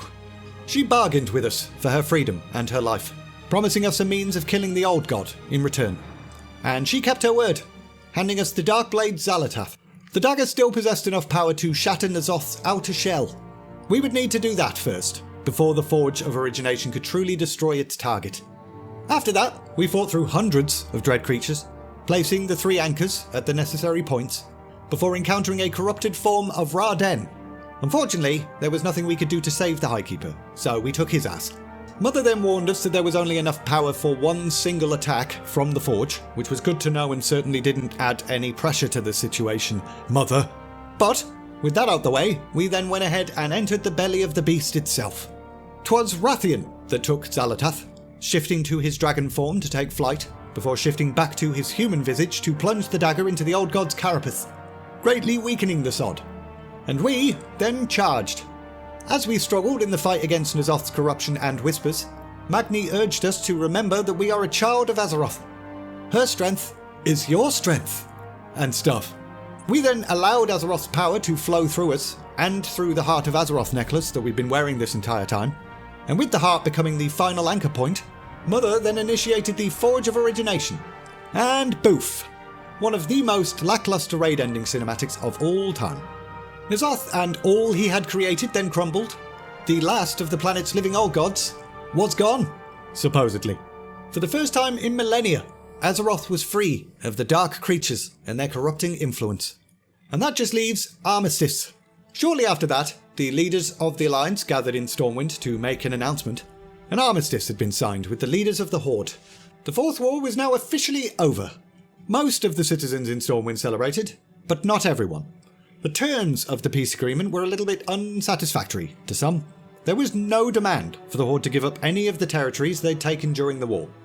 Also, the Horde were providing very little information as to where Sylvanas had gone. In fact, they were being a little bit too protective of that fact, in some people's opinions. And by some people, I mean Tyrande Whisperwind. The Night Warrior wanted vengeance. The only peace treaty she'd accept was one written in Sylvanas' blood, and tears from her stupid face. Meanwhile, a meeting was held in Orgrimmar to decide the future of the Horde. All of them were happy with the terms of the peace treaty. There was really only one completely unrelated question on all of their minds. Who the bloody hell leads us now? Lorthamar Theron attempted to nominate Thrall, and the Orc again reiterated that that's not happening. But Thrall is a solutions not more problems kind of guy, so he did offer up an alternative. Just abolish the position of War Chief. Look how many of our leaders have abused the position's power, leading the Horde into dark places for their own selfish ends.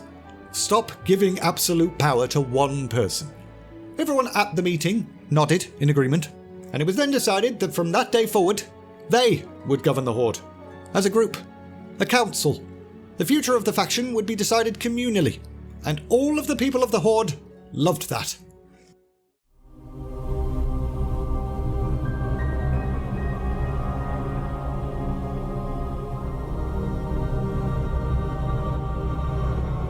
Okay, let's see how galaxy-brained this man had to be. Picture this. You are the jailer, and you have been imprisoned by your college improv team. You have to convince one of the people that banished you to super hell to now be your friend. You know how prisoners casually convince the warden to start working for them? Something like that. Next, you have to convince the warden to start the best spy industry ever to be created. Simple plan, baba bing, baba boom. Now, use that spy system to convince beings of pure chaos and void to start spewing onto random planets. Then, use one of them to corrupt a being of pure justice. All easy stuff. This is where the jailer's genius shines through. Have your army, now working for the corrupted Titan, be strong enough to level entire galaxies except this one random planet that has all the stuff on for some reason. Now keep this Titan, who doesn't know he's working for you, just out of reach of his goal for millennia. The fun part begins. Use the spies to convince one of the Titan guy's allies to create a zombie guy with the express purpose of having a hat and killing and then resurrecting one random elf that will become important later. Make sure the humans win so the bad guys come back later, then have Hat Guy die so Elf Lady predictably tries to unalive herself so that she can see Big Bald Man. Make a deal she can't refuse, the Apprentice style, and start controlling things in the background even more again. Now here is my favourite part. Make sure the Orc that has a few genocidal tendencies goes full sicko mode and must eventually stand trial in Pandaria. This is where you obviously time travel to another dimension so that a random other Orc can come back to the main dimension and summon the Titan that you had on the back burner. Your super mega powered death plan hinges on interdimensional time travel. With this once dead Orc back in the main timeline, have the Titan guy come to the planet he's just been chilling ignoring for some reason, and have his army be good enough at killing, but not quite good enough to win. Now, expect these random people on the planet to do a set of weird choices that has opened a space portal from their solar system to the main base of the bad guy. Since the base is right there, they can fight the literal Titan of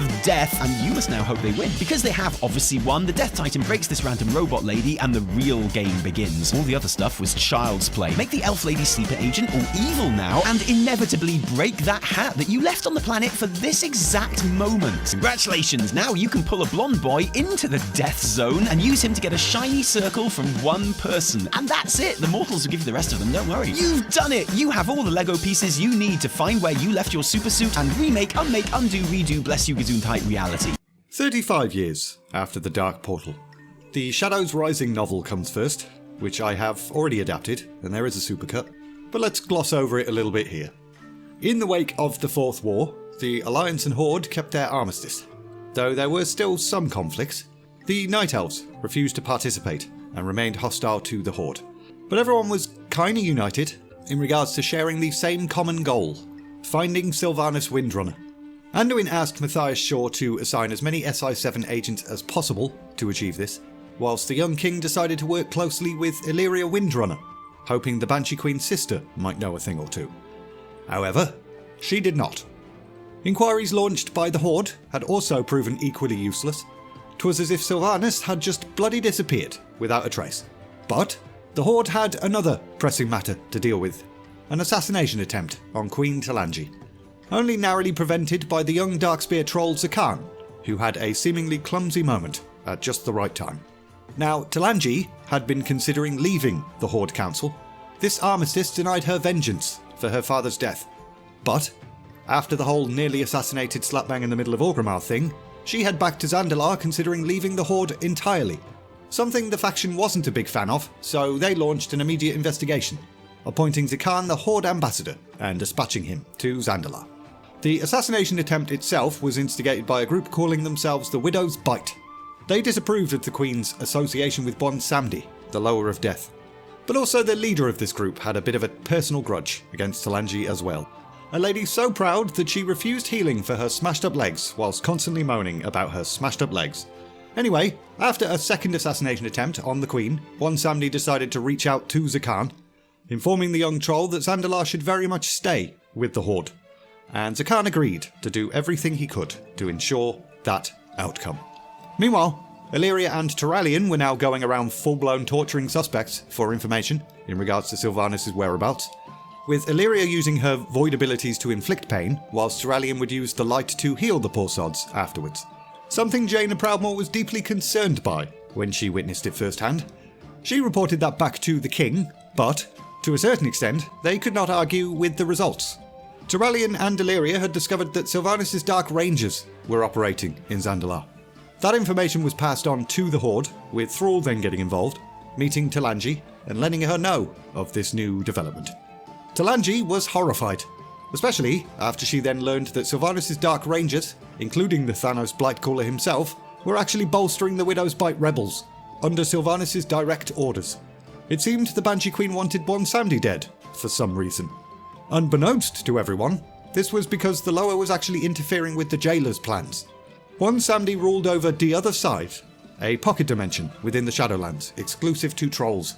See, many trolls had died during the Fourth War, and Bon Samdi was doing everything he bloody could to prevent them all from going to the Maw and facing eternal damnation. The Widow's Bite rebels then worked blood magic to weaken shrines to the Lower of Death, which in turn prevented Bon Samdi from aiding the Queen and weakened her significantly. At which point, Talanji swallowed her pride and beseeched the Horde for help in destroying her enemies. Amid final preparations before the climax of the book, Bon Samdi surprised the Queen by agreeing to release her from her father's deal. The Lower knew that if he weakened any further, Talanji might die. He wasn't actually an asshole, and that really moved Talanji. 'Twas the nicest thing anyone's ever done for her. She and her army then faced the rebels at Bon Samdi's necropolis, forcing the Widow's Bite to yield, but Nathanos escaped that battle, using the same death magic that Sylvanas had used against Saurfang. In the aftermath of that battle, Talanji just went ahead and reinstated the agreement with Bon Samdi, but on new terms. He would relinquish his say in some matters, so that the other Lower of the continent could help shape Zandalar's future. And Bon Samdi agreed, somewhat reluctantly. Also, he summoned the spirit of Rastakhan, allowing father and daughter to find a little bit of closure and heal their bond that had been broken during the Fourth War. And since Talanji was in such a good mood after all of that, she pledged herself and her island kingdom anew to the Horde and its council. And all was right in the world. / right back where it started, before the 291-page book.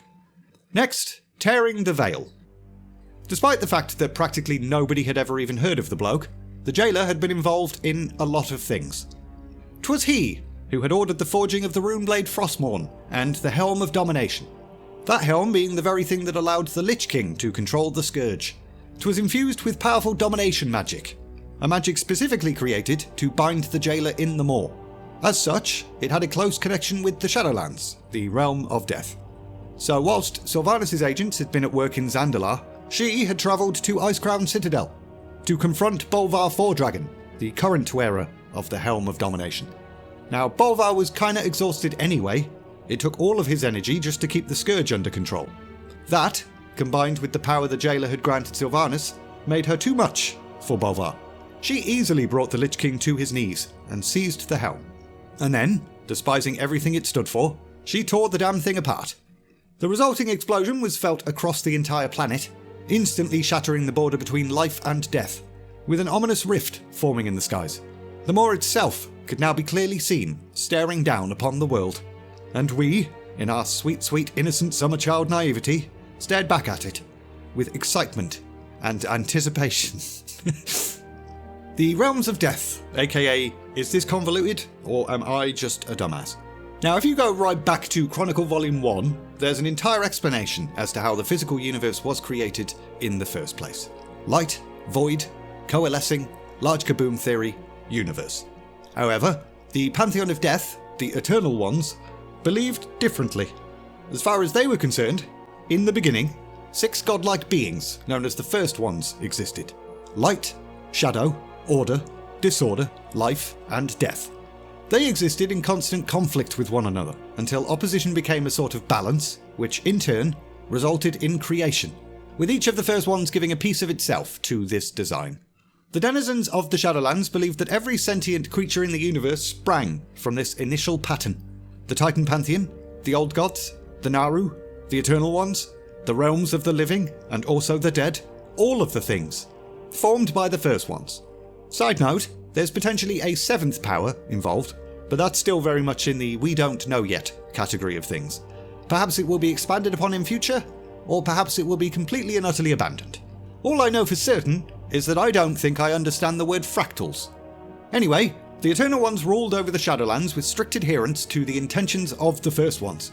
The most significant and vital of Death's infinite afterlives were granted to 4 of the Eternal Ones, whilst Zovaal, the most powerful of the Death Pantheon, was appointed the Arbiter, diligently evaluating and then consigning spirits to their appropriate afterlives.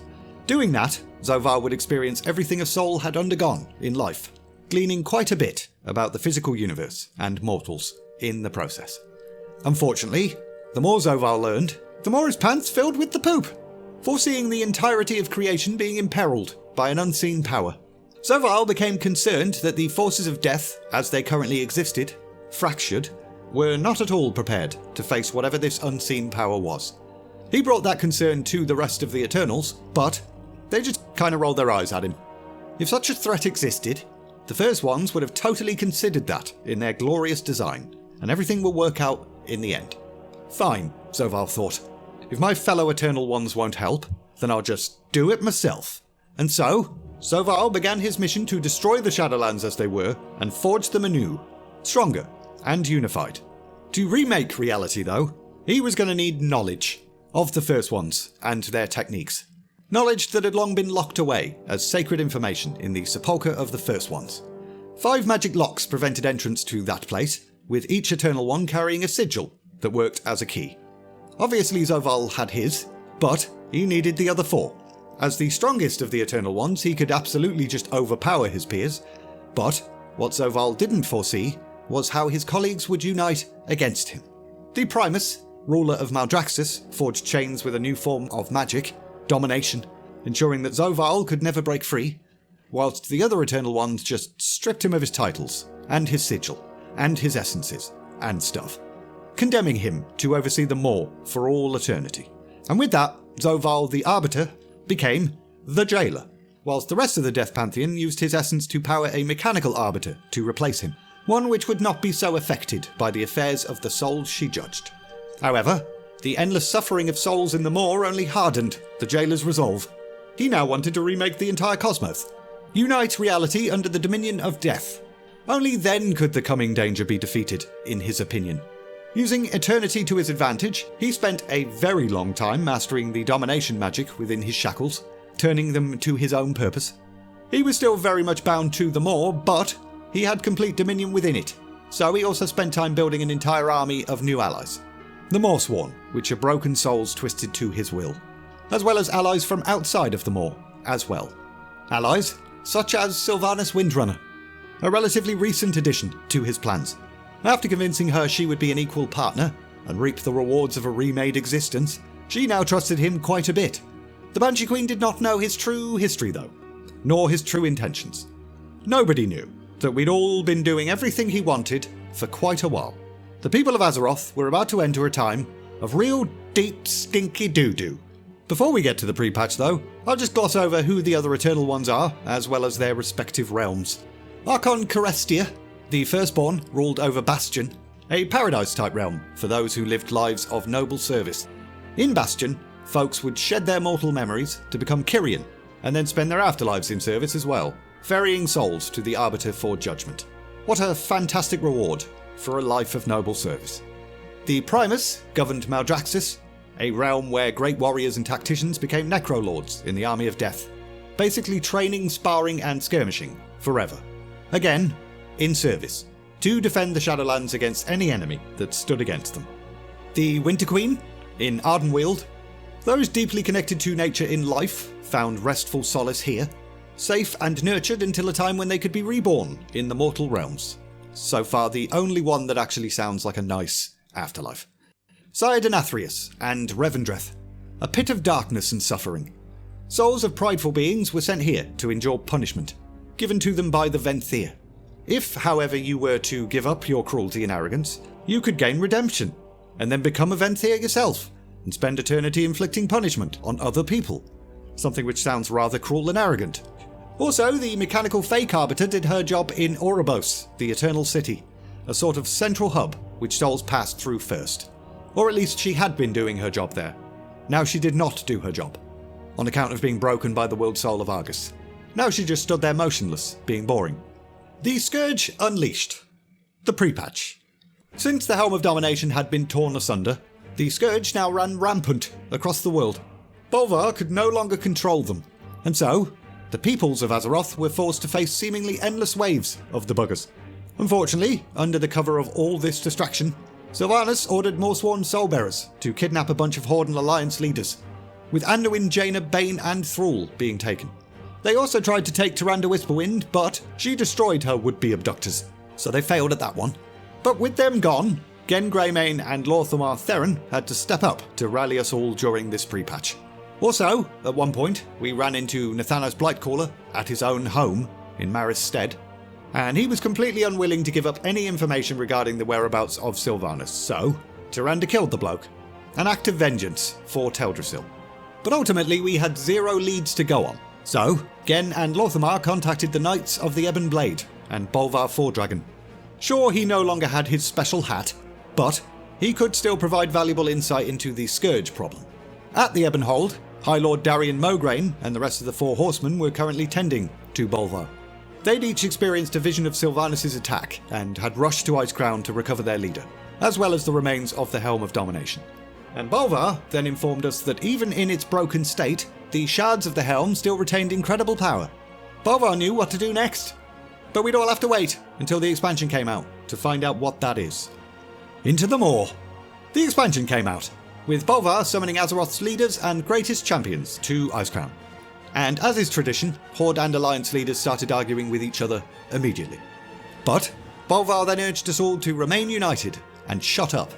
He then told us that when Sylvanas shattered the helm, she was touched by the power it released. Bolvar could sense an echo of this energy, leading all the way to the Maw itself, and presumably Sylvanas. And lucky for us, he knew of a ritual which could enable someone to travel to her location. Now everyone understood the ramifications of this journey. Mortals were not supposed to go to the Realm of Death, unless they wanted to risk being trapped there forever. Both factions were in a pretty precarious state with so many leaders abducted as well, so it wasn't a good idea for any of the remaining leaders to go. So that just left us, the champions. However, as Bolvar used the shards of the helm to complete his ritual, Duranda just went ahead and rushed through the portal. Champions gave chase, but found no sign of the High Priestess. What they did find, though, was a buttload of Morsworn. After fighting through them for a bit, though, we came upon Jaina Proudmoore, protecting a gravely injured thrall. Jaina informed us that she had seen Anduin and Bane during their imprisonment. See, all of them had been subjected to countless torments at the direction of the jailer. It seemed like he was testing them for some unknown end. After that, Darian Mograine used shards of the helm to compel shades within the Maw to tell us where the bloody hell Bane and the King were. And with that information, we located Anduin, imprisoned at the Tremaculum, and Bane, hanging about near Gorgoa, the River of Souls, with the High Chieftain very close to death, having been deemed unworthy by the jailer. Also, we encountered Helya as well, so hi Helya. But with all the leaders recovered, we now just needed to figure out how the bloody hell we'd get out of here. Again, Mograine compelled a Maw Shade to tell us everything it knew, and it revealed an ancient artifact known as the Waystone.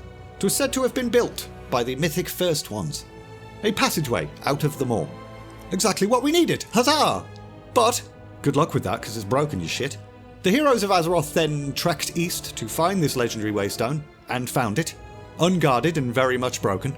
But as the champion approached it, the bloody thing reassembled itself and began to glow. Jaina very quickly realised that the Waystone was not responding to them in the way that it clearly was for the super awesome champion. Unfortunately, before we could fully empower the Waystone, the jailer and an army of Morsworn arrived. We were not going to win this fight so early in the expansion, so Anduin called upon the light for a shield, providing the champion the much needed couple of seconds to fully empower the Waystone and cheese it. The four leaders took some solace in knowing that they had helped Azeroth's greatest champion evade the jailer's clutches, but Anduin's display of power in connection to the light had unfortunately revealed that he had exactly what the jailer needed. Oribos, the Eternal City. Apologies for this video being short, but I think I'll end it after this section. Kind of burned out a little bit making the last video, to be honest. The Waystone transported the champion straight to the heart of the Shadowlands, to Oribos, immediately coming into contact with Kar'Share and Kar'Delon, overseers of the Eternal City. At first, these two peeps believed the heroes to be agents of the Maw, come to attack the place, but soon realised, no, you're a living being, aren't you? Goodness gracious, a mortal, walking the realm of death. Goodness gracious. And not only that, but a mortal who had somehow escaped the inescapable Maw as well. Goodness gracious. Some kind of Houdini mortal. Whilst Kar'Share and Kar'Delon continued to lose their bloody minds, another individual, Tal Anara, voice of the Arbiter, then approached, informing us that our arrival had caused the Arbiter to stir, something which had not happened for a very long time. Perhaps this Maw Walker could lend insight into a crisis which had consumed the Eternal City for years. Tal Anara had been forced to lead Oribos since the Arbiter had been rendered inert. Without the Arbiter, the souls of the dead, kind and cruel alike, could not be assigned an afterlife, and were therefore flowing straight to the Maw. To make matters worse, the realms of the dead were supposed to be powered by anima, the essence of mortal souls. With no souls, and therefore no anima, entering the various realms, the entire Shadowlands was slowly starving, whilst the Jailer's realm only grew in power. We were then taken to the Arbiter, in the hopes that our presence would rouse her further, but nothing happened. And Tal Anara was deeply disappointed that things were not going to be that easy. Anyway, after that, we used the Shard of the Helm of Domination again to open a portal from Oribos back to Azeroth, at which point High Lord Bolvar and his Death Knights arrived, informing Tal Anara of all of the things that had happened leading up to this point, i.e. Sylvanas shattering the Helm and Sky, and also leaders being abducted by Morsworn creatures.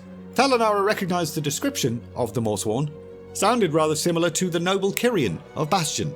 Perhaps Archon Carestia could offer us more insight. So, using a portion of their own depleted reserves of anima, the Overseers opened another portal to Bastion, and thus, the levelling story begins. In the next video. Speaking of the next video, Bastion. The champion arrived in Bastion to be immediately greeted by a Kyrian named Clea. This Lady Smurf was very startled to see that the way to Oribos had been opened, and even more startled to learn that there may be Kyrian working with the Jailer. The Archon must be informed of these startling things. However, we then learned that there was only one way to gain an audience with the Archon. The champion was going to need to walk the path, a series of spiritual trials a soul known as an aspirant would undergo, in order to become an ascended, and then start their job of ferrying souls to the Arbiter. An aspirant must purge themselves of all attachment to their mortal lives, surrendering their memories. Anyone who could not complete the path would be sent to the Temple of Purity, where their negative emotions and memories would be cleansed, and anyone who outright turned away from the path would be sent to the Temple of Loyalty, where they were supposed to be gaslit or something. There were a few other temples dotted about Bastion as well, temples dedicated to wisdom, humility and courage, each with a paragon in charge.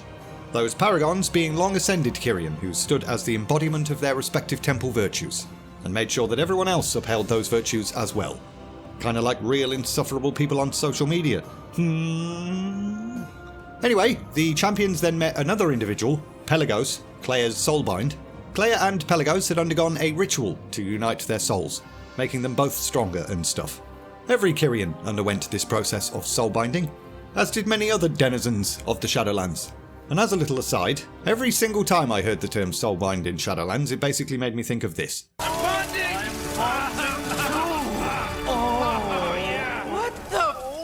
But we'll probably come back to soulbinding at some point.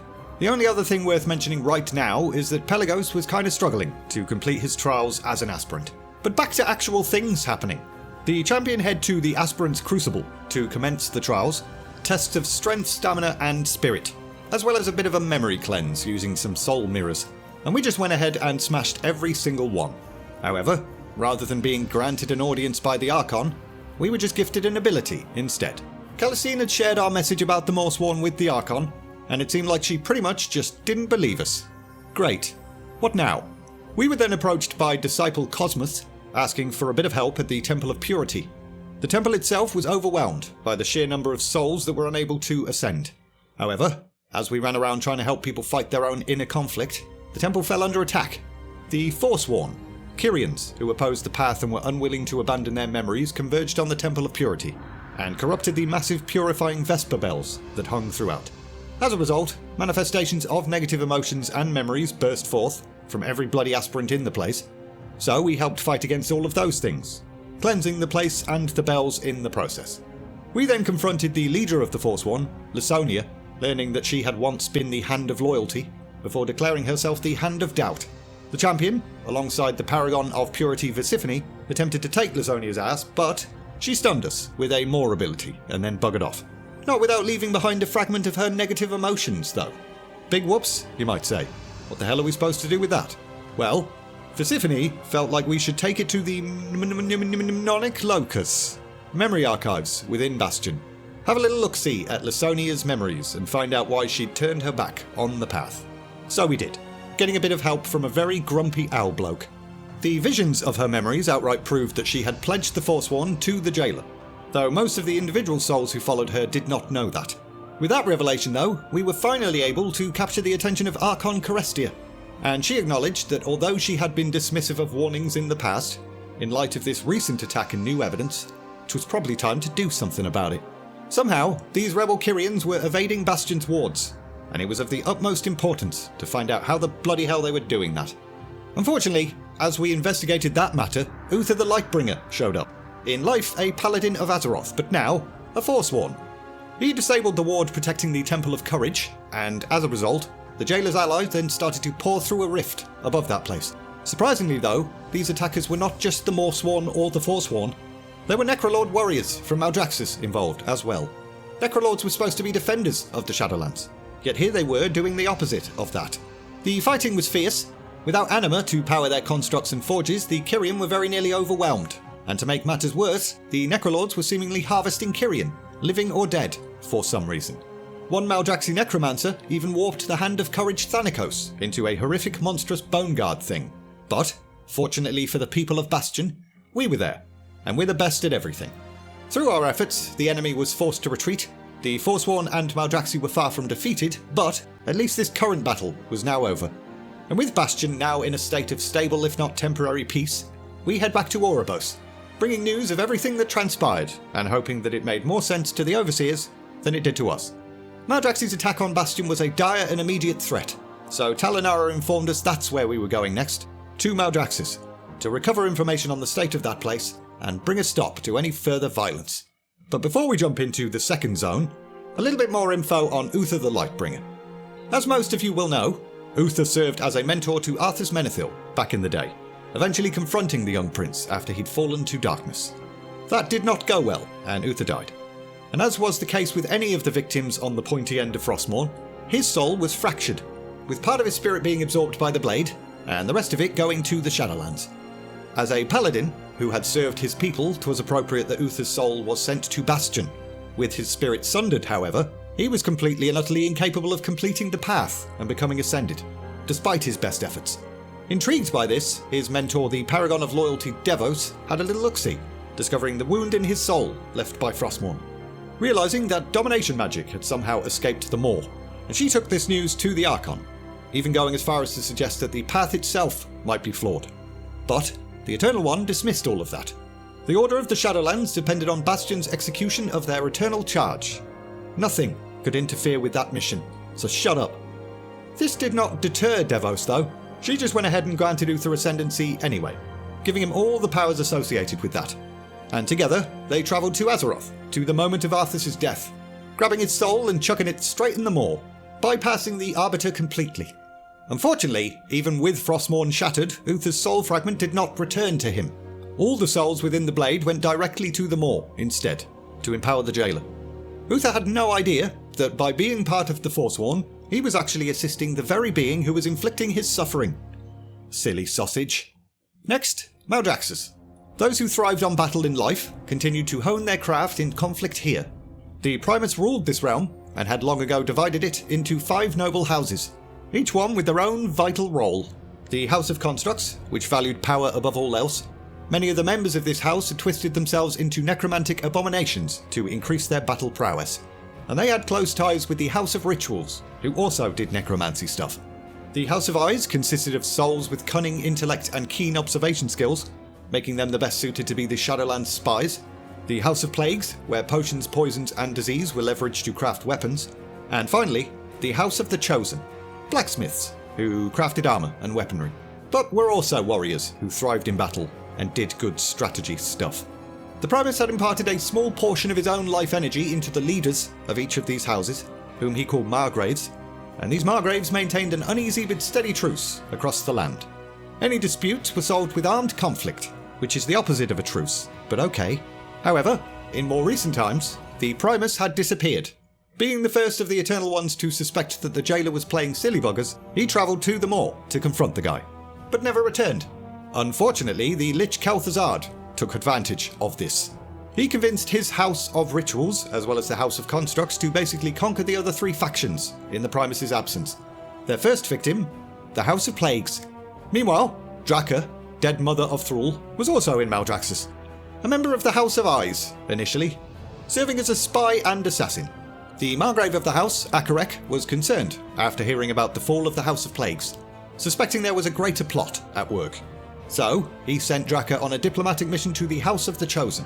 But, whilst on that mission, the House of Eyes was struck and toppled. The leader of the Chosen, Margrave Crexus, felt bad for the new houseless Draka, so he took her in, making her a member of the Chosen instead. And she thrived as a Baroness, proving herself both an excellent spy and a formidable warrior.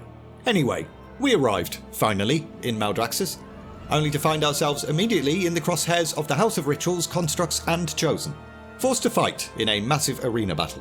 But Draka swooped in and rescued us, taking us to the House of the Chosen and Margrave Crexus. He was quite happy to accept us, but we would need to succeed in a challenge first. 'Twas tradition for members of the House of the Chosen to distinguish themselves with a test of endurance. See that rock over there? It's special, go and touch it. So, we went ahead and touched a rock. However, upon touching it, we were granted a vision of the Primus, with the special rock itself shattering and revealing an unfinished blade within. Crexus was over the moon by this discovery. This was no ordinary blade, 'twas a rune blade, and the 5 runes upon it matched those that sealed the seat of the Primus. Crexus believed that empowering these runes on the blade would perhaps open the door, and then all would be right in the world, because the seat was said to contain a vast arsenal of the Primus' greatest weapons, ensuring the Chosen's victory in this civil war. Also, he gave the unfinished blade a hilt, which immediately empowered one of the runes, so that was easy. We then travelled to the seat of the Primus with the single empowered rune, the Rune of Ambition, transferring to the lock on the door, confirming that we were in fact achieving something. No idea how the bloody hell to empower the rest of the runes though, so Draka bade us to locate an ally that could join our cause. Lady Vash, a Naga who had also served in the House of Eyes. An individual that we, the champion, had killed, but she'll probably be okay with that by now, right? That was a long time ago. We soon located Lady Vash, and she did indeed agree that she and her forces would join the cause, but for a price. She wanted the head of the Lich Morbitan of the House of Rituals, who had been instrumental in the fall of the House of Eyes. So we did that, luring Morbitan out with an intricate plot, and then taking his ass. And guess what? Taking part in all of that cunning and crafty stuff empowered another rune. The Rune of Guile. Huzzah! Everything is empowering runes. Draka then directed us to the House of Plagues. Scouts had recently reported activity at that fallen necropolis. Perhaps there was still some survivors mooching about. Venturing to the place, we discovered a half-mad plague deviser called Marileth, unhinged with grief, and the weight of all that had transpired. See, when the Primus went missing, Marileth had suspected betrayal on the horizon, so he secretly started to concoct a potion in order to protect his Margrave, Stradama. But he'd been unable to complete it before the fall of his house, so he was now kind of wandering about in complete denial, pretending everything was fine, asking us to assist him in finishing his potion. And we did, because we're not qualified at all to treat a psychotic breakthrough grief, so we just enabled his delusions instead. Worked out kinda well in the end though, because finishing the potion earned us the Rune of Insight. It also provided an opportunity for Marileth to get a little bit of closure. Margrave Stradama was indeed gone, but the potion did manage to summon her essence back long enough for her to urge him to forgive himself. And he just went ahead and carried on being in complete denial afterwards, so pretty sure he's a lost cause. Next, Vyraz, the other Baron of the House of the Chosen, requested that we join in the attack against the House of Constructs. But upon entering the battle, we very quickly realised that we were outmatched. We were not going to be able to enter the Construct's holdings directly. However, there was a disgusting sneaky way in. Posing as a dead body, we managed to get ourselves taken into the Construct stronghold via their grisly body banks. Once inside, we fought our way through and made a grim discovery. The reason the Maldraxi had been taking Kyrian during the battle in Bastion was that they were harvesting them for parts, using those parts for their constructs, as well as augmenting themselves. Even more evidence that the House of Constructs was behind the attack in Bastion then revealed itself. A soul-infused construct of Kyrian flesh.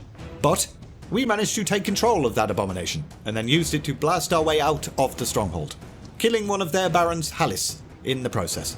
And in doing so, we managed to empower the fourth rune, the Rune of Might. Draka then escorted us back to Crexus, but we arrived to find the House of the Chosen in chaos. Margrave Crexus had been slain, and Vyraz was gravely wounded. The House of Constructs had attacked in our absence, apparently. Both Draka and Vyraz then argued about what the best course of action would be, with Draka believing now more than ever that we needed to open the seat of the Primus. But Vyraz disagreed. We need to reinforce our numbers with the most powerful warriors, and the Baron had one particular warrior already in mind. Before Draka had joined the House of the Chosen, there was another Baron who had preceded her, lost in battle and taken to the Moor. Vyraz reasoned that since the champion had already escaped the Moor once, perhaps we could go back there and then escape again. Seemed legit, so we head back to Oribos post-haste. Before departing for the Jailer's Realm though, Bolvar handed us the Amulet of the Horseman. 'Twould aid us in locating Darian Mograine, who we'd left behind in the Moor. And in turn, he would probably be useful in the search for this yet-to-be-revealed for dramatic effect Baron of the Chosen as well. Shortly after entering the Moor, we found and rescued Darian from a Moorsworn cage, but unfortunately, the trail for our true target was pretty cold. However, we then encountered a broker, Venari, who actually lived here in the Moor. With Venari's help, we did manage to locate the Baron at Perdition Hold, a little bit shocked to discover that it was Darian's father, Lord Alexandros Mograine, the OG wielder of the Ashbringer. What an exciting cameo that everyone cared about. After attuning the Waystone, so that Darian and Alexandros could use it, we returned to Oribos, at which point, Alexandros shocked us once again. Baron Vyraz was a bloody traitor. 'Twas he that had sent the Ashbringer to the Moor, and had no doubt assumed that we would fail in our attempt to rescue him. Mr. Mograine was certain that Vyraz himself had murdered Crexus, and that news made Draka absolutely furious. She ordered Alexandros and us to go and immediately confront the treacherous bastard, while she went off to rally the rest of the troops for battle. So, we head back to the House of the Chosen, demanding that Vyraz show himself and fight. And in doing that, we empowered the final rune, the Rune of the Relentless. However, as we attempted to take Vyraz's ass, the coward went ahead and called guards forward to fight and die on his behalf, and we very quickly became outnumbered. But Draka swooped in and rescued us, again, informing us that the seat of the Primus itself was now under siege. Whilst allied Maldraxi forces held back the more aligned ones, Draka took us to the door of the seat, urging us to raise the now fully empowered Runeblade and open the way. So we did, and as the doorway opened, the voice of the Primus rang out. The giant monumental statue that stood over the seat then crackled with magic, and boof, laser beams. Vyraz and the enemy forces had no choice but to cheese it, else be completely decimated. Inside the seat, we found a statue of the Primus over a stone altar, with a runeblade-shaped slot carved into the stone. And since we're so smart and handsome, we figured that riddle out immediately, sliding the blade into the slot. An echo of the Primus then appeared, speaking out once again. The Eternal One had indeed realised that the jailer had turned his chains into a weapon, and had created this little message just in case he failed in his attempt to stop the bloke. 'Twas imperative that a worthy champion unite the remaining Eternal Ones, prevent the jailer from reaching the Sepulchre. The uniting of the Eternal Ones was especially important, because only together had they managed to defeat the jailer in the past. Which kinda makes you wonder why he ventured to the moor by himself, and confronted the jailer alone. But with that, the second Shadowlands zone was complete. Draka instructed us to return to Oribos, deliver the Primus' warning, but also let them know that the armies of Maldraxxus would no longer be attacking any other afterlives. Draka, however, would be staying behind to lead the Undying Army, so bye-bye, Draka. Upon returning to Oribos, though, we discovered even more people had decided to visit the Shadowlands. Kalia Menethil and High Lord Bolvar's daughter, Talia Fordragon. Talia was attempting to persuade her father to use the shards of the Helm of Domination to peer into the maw, hoping to discover the fate of those still trapped within. Bolvar was very reluctant to do this, though. Really did put him at quite a bit of risk. If the jailer sensed his presence, Bolvar's mind could be destroyed, or worse, dominated, and that wouldn't end well for any of us. But Talia argued, "Yeah, but it's my perception that you abandoned me as a child, so do as I say." So he did. And I don't know if we're supposed to like Talia or not, but I certainly don't after that display of main character syndrome. Although we did not see our imprisoned friends in the subsequent vision, we did hear the anguished cries of both Jaina and Thrall, and we also witnessed a little brain trust meeting between the jailer and Sylvanas. Apparently the jailer already knew that we'd opened the seat of the Primus, even though we'd only just done that. So Bolvar very quickly withdrew and stopped peering because the jailer just immediately finds stuff out, apparently. Good guy's got eyes everywhere. After that, Talinara bade us to visit Ardenweald in an attempt to talk to the Winter Queen and share the Primus' warning. So that's where we went next, Ardenweald. As we arrived, a fairy named Lady Moonberry met with us. An audience with the Winter Queen was a big ask, but Lady Moonberry was willing to assist us if we assisted her first. So we did, with a bunch of random crap. But in doing so, we learned a couple of things. This particular realm had been uniquely harmed by the anima drought. In brighter times, spirits would enter wild seeds, and the denizens of Ardenweald, the Night Fae, would tend to them, with anima offerings from the Dream Trees. But with no anima flowing to the place, the groves of Ardenweald had been decimated. The wild seeds had either died, starved, or, in extreme cases, had their essence taken to sustain the heart of the forest, the giant tree at the centre of the realm. Both the Night Fae and the Winter Queen herself had been forced to make heartbreaking, impossible choices. Also, the nearby dwelling Heartwood Grove was said to be culled, its anima reclaimed for the heart of the forest, with all but about 3 of its wild seeds left to wither. Eventually, we arrived at another grove, Tir Naval, at which point we received some welcome news. The Winter Queen would soon come to bless this grove, once preparations had been made. So, we eagerly lent our hands towards readying the place, clearing starved wildlife, retrieving stolen anima from Spriggans, and infusing wild seeds with anima as well. After that, we accompanied some Dreamweavers to check out how tending wild seeds works, during which we bonded with a special wild seed, one that had arrived shortly before the anima drought began. The spirit within the seed's dreams appeared to be filled with nightmares, and the Fae had taken to calling it the Dreamer. Wonder who that could be. However, just as we finished preparations, a bunch of panicked Night Fae arrived. Ahead of its culling, Heartwood Grove had been invaded by masked Fae. In fact, masks had just started appearing on Fae they knew. Masks which seemed to possess them, causing them to attack their own and start stealing anima. We rushed back immediately and repelled these masked invaders, but the Heart of the Grove, another special type of seed, which contains all the anima harvested in a grove, was taken. And even after locating this heart of the grove, we were too late. It was drained and destroyed by one of the mask wearers. We head back to Tir Naval to share that bad news, only to find the Winter Queen was just now arriving. However, the Eternal One blessed the grove and then buggered off immediately before we could say anything. So, Lady Moonberry then suggested that we help out with even more random things to ease the Winter Queen's burden, and then perhaps she would have the time to talk to us. First, we helped the Wild Hunt, defenders of Ardenweald. They were in pursuit of the mysterious masked Fae, as well as the Blighted, another new foe to the realm of Ardenweald.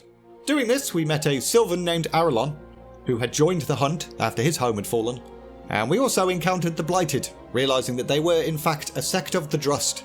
The masks possessing the Fae had originated from them as well. Once again, we returned to Tir Naval with that new revelation, but the grove was now in chaos. The special wild seed that we bonded with had become so distressed that it was projecting its nightmares into reality. So we ran around taking nightmare asses. We were then informed that the Dreamer Wild Seed required a much higher level of care it could receive at the Hibernal Hollow. So we head there and learned of a ritual that would allow the champion to share the Dreamer's terrors and help her overcome them. But we would require a lot more anima to power said ritual, at which point Arelon suggested that we take the fight to the Blighted and take back the anima that they had hoarded from the Night Fae. So we head to Arelon's dead grove, Tir na Noch, discovering that its former dormant heart of the grove was now jam-packed full of anima, stolen from across the realm. Our companions assisted in holding the swarming Blighted off, whilst we stole the heart back, escaping with the help of Lady Moonberry. Back at the Hollow, using the anima we'd just obtained, the ritual began, and we beheld the Dreamer's nightmares, recognising them and the soul within the Wild Seed very quickly. 'Twas Ysera, aspect of the Green Dragonflight. Unfortunately, Xavius' corruption, and us having to kill her, haunted her still. We did manage to soothe her, but Ysera's dreams drew the Drust to our location, hell-bent on retrieving that which was stolen from them, which they'd stolen in the first place. Although we did manage to fend off these forces, Ysera's Wild Seed was mortally wounded during the battle. The only chance to save her now was to appeal directly to the Winter Queen. So, literally every person we've assisted along the way joined us in a very drawn-out and dramatic walk to the heart of the grove. At which point, earnest pleas from Lady Moonberry and Arelon managed to persuade the Winter Queen to help us, with the Eternal One granting some of her own essence to heal the Wild Seed. Ysera then burst forth from the seed, reborn anew, but she was now bound to the realm of Ardenweald, unable to return to the mortal realms. She was, however, still grateful, having been saved from oblivion. And that was it. The Winter Queen then listened to our warning about the jailer, at which point she told us that this great tree desperately needed anima if it was to survive and keep the jailer imprisoned within the maw. Anima that Ardenweald certainly did not have. We must go to the realm of Revendreth, speak to its ruler, Sire Denathrius. His realm was masterful at extracting anima, and he would certainly be willing to help us if he knew of our need. Right? And I shall leave this video there. I know this is going to make me sound like an asshole, but these sections of the book are particularly poorly written, unfortunately. Literally every fibre of my being got to this part of the script and just went, nope. Revendreth. Whilst souls that the Arbiter judged beyond redemption would be sent to the Maw, those that could possibly see the error of their ways would go to Revendreth, where they would be tortured and punished until they repented. The cruel and evil acts that the soul had performed in life would be inscribed on sin stones, which they would be forced to carry around with them. The more sinful the person, the bigger and heavier the stone. But once they had repented for their sins, the sin stone could be put down on the ground and left behind. And that's pretty much all we really need to know before jumping right in. The champion arrived in Revendreth, and after a little bit of a tour from two little cockney munchkins, we met a seemingly important Venthyr called Lord Chamberlain, who informed us that Sire Denathrius was already aware of our coming, and was eager to meet the mortal who had been frolicking and faffing about the realms of death. However, en route to Castle Nathria, our carriage was set upon by rebels, tossing us from the cliff into a swamp filled with anima-starved devourers below. We fought our way through those things, back to the road, and continued on to Darkhaven, finding the citizens of that place a little bit pissed off, struggling with the anima drought, as well as high anima taxes levied on them by Sire Denathrius. But we just went ahead and passed right through there, finally arriving at Castle Nathria, and at last meeting the ruler of the realm. Although he was a gracious host, the Sire was unwilling to help Ardenweald. Revendreth had its own problems. Perhaps if the champion put down the rebellion though, maybe then assistance could be provided. Denathrius then introduced us to his court of harvesters, folks who ruled over the different wards of Revendreth, each with a unique medallion which contained a portion of Sire Denathrius' power. There were supposed to be 7 members of the court, however only 4 presently stood by him. Revendreth's oh-so-charming ruler asked us to accompany Lord Chamberlain in capturing the Accuser, the former Harvester of Pride, but now leader of the rebellion, with Denathrius handing Lord Chamberlain the Medallion of Dominion to assist with this task. Albeit as a loan, the medallion was meant for a different ally, apparently, but Lord Chamberlain was welcome to claim the Accuser's medallion once she had been subdued. So we went ahead and did that, heading to the Halls of Atonement and fighting our way towards the Accuser's heavily defended Sinstone. Once we reached it, we learned that reading a person's sins from their Sinstone at them was a good way to weaken a target. Individuals within Revendreth spent most of their time running away from their past, so when forced to face it, they'd have some kind of weird breakdown or something. But as Lord Chamberlain began listing off the Accuser's sins, nothing happened. She declared that she was proud of the sins she had overcome, at which point Lord Chamberlain remembered he had the Medallion of Dominion. He summoned an echo of the Accuser's daughter, whom she'd murdered. Things then got real dark real fast, with the dead murdered daughter thing understandably getting under the Accuser's skin quite a bit, allowing us to easily capture and escort her back to Denathrius, who then stripped her of her position and gave her a stern telling off. As a reward, we received an invitation to join the Fearstalker, Harvester of Dread, in the Penitent Hunt, a torturous event designed to inspire fear in stubborn souls. However, during that, the Accuser managed to separate us from the Fearstalker, promising that she could show us outright proof that Denathrius was the true enemy of Revendreth, conjuring a magical doorway that allowed us to step inside Castle Nathria and see that the Sire was absolutely hoarding anima within it. However, Denathrius sensed our intrusion and ordered yet another Harvester, Lady Enerva Darkfane, to take our asses. And although the Accuser did manage to conjure an exit, allowing us to escape that raid boss, it wasn't long before we were set upon by the Fearstalker and her minions instead. Eventually we managed to trap and defeat the Fearstalker, and in doing so retrieved her Medallion of Dread. So, we now held a pretty powerful artifact, which would definitely come in handy for the rebellion, even though it will never be mentioned again in this book. Which is just another example of why these sections are a little bit weirdly written. You know, like when an old person is telling a story and they keep trailing off like, it was a Wednesday, or was it a Tuesday? And you're stuck there thinking, is that relevant? Anyway, the Accuser then tasked us with a new mission: find, liberate, and bring back Prince Renathul, the true leader of the rebellion. The first Venthyr Denathrius had ever created, and therefore the closest thing he had to a son. Renathul had grown suspicious of the Sire's schemes, and so had been banished to an unknown fate. Unknown at least to the Accuser, but she pointed us in the direction of someone who might know. Theotar, an utterly insane person, who could be found in the Ember Ward. Now, the Ember Ward was filled with light, which had lingered after an ancient battle. A long time ago, an affront to the light had been committed, involving Nathrezim being sneaky buggers, forcing the Naru to respond. They blighted the Ember Ward with holy magic, making the whole place uninhabitable to the Venthyr. But we're not Venthyr, so we're fine in that environment. But things got kinda interesting there for a brief moment, didn't they? Anyway, we found and rescued Theotar, who informed us that Renathul had been dragged off to the Tower of Sinful. So, we head there, finding Volpalia, the sentient blade of the prince, inside. A blade which then disclosed that Renathul was not here either. He'd been sent to the Maw, apparently. With Volpalia's help, we entered the jailer's realm and freed the prince. However, he wasn't willing to leave without giving us a tutorial on Torghast first, the jailer's seat of power, and also a prison to those he considered the greatest threat to his plans. This tower was endlessly shifting, like some kind of roguelite or something, filled to the brim with domination magics. To enter Torghast was to risk certain capture and unspeakable torment.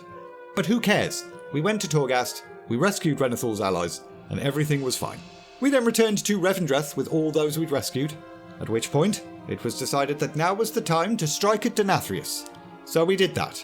We did a bunch of things that culminated in striking at Denathrius. Eventually, Renathul spied an opportunity to catch the Sire alone and vulnerable, but Denathrius' sentient sword Ramonia got in the way of that, attacking Renathul on its own and relentlessly slicing away at the poor bloke until the prince collapsed at his father's feet.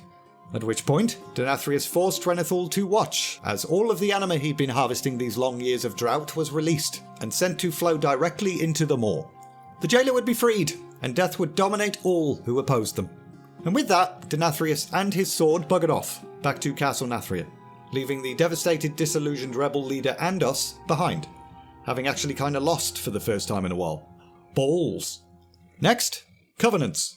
Now that all the levelling zones were finished, the champion returned to Oribos, with Telenara requesting that we join them in an audience with the leaders of each major afterlife. It was during this little gathering that the Archon learned of the Primus' fate, and Renathal informed both the Archon and the Winter Queen of Sire Denathrius' treachery, and all of the things that had just happened in Revendreth. This news shook the other Eternal Ones for a brief moment, before they collected themselves and announced that we must prepare ourselves for the coming war, and get ourselves raid ready and stuff. The champion of Azeroth must choose to join a covenant from among the four realms: the Kyrian of Bastion, the Necrolords of Maldraxxus, the Night Fae of Ardenweald, or the Venthyr of Revendreth.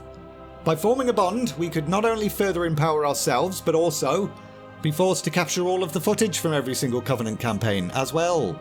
Great! Unfortunately, there was pretty much a best choice for every class when Shadowlands was current, so ultimately, it wasn't really a choice at all. We'll do the Ardenweald campaign first. Chandra's Feathermoon had travelled to the Shadowlands in pursuit of her adoptive mother, deeply concerned about Tyrande and fearful that the High Priestess would be forever lost to her fury. Chandras and the champion travelled to the moor, discovering a trail of corpses, a trail which led them directly to Tyrande.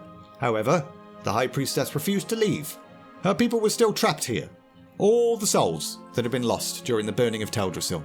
So, the champion freed as many souls as they could, promising to take them to Ardenweald, and Tyrande just buggered off, continuing her pursuit of Sylvanas, spewing a load of moon juice out of herself everywhere she went.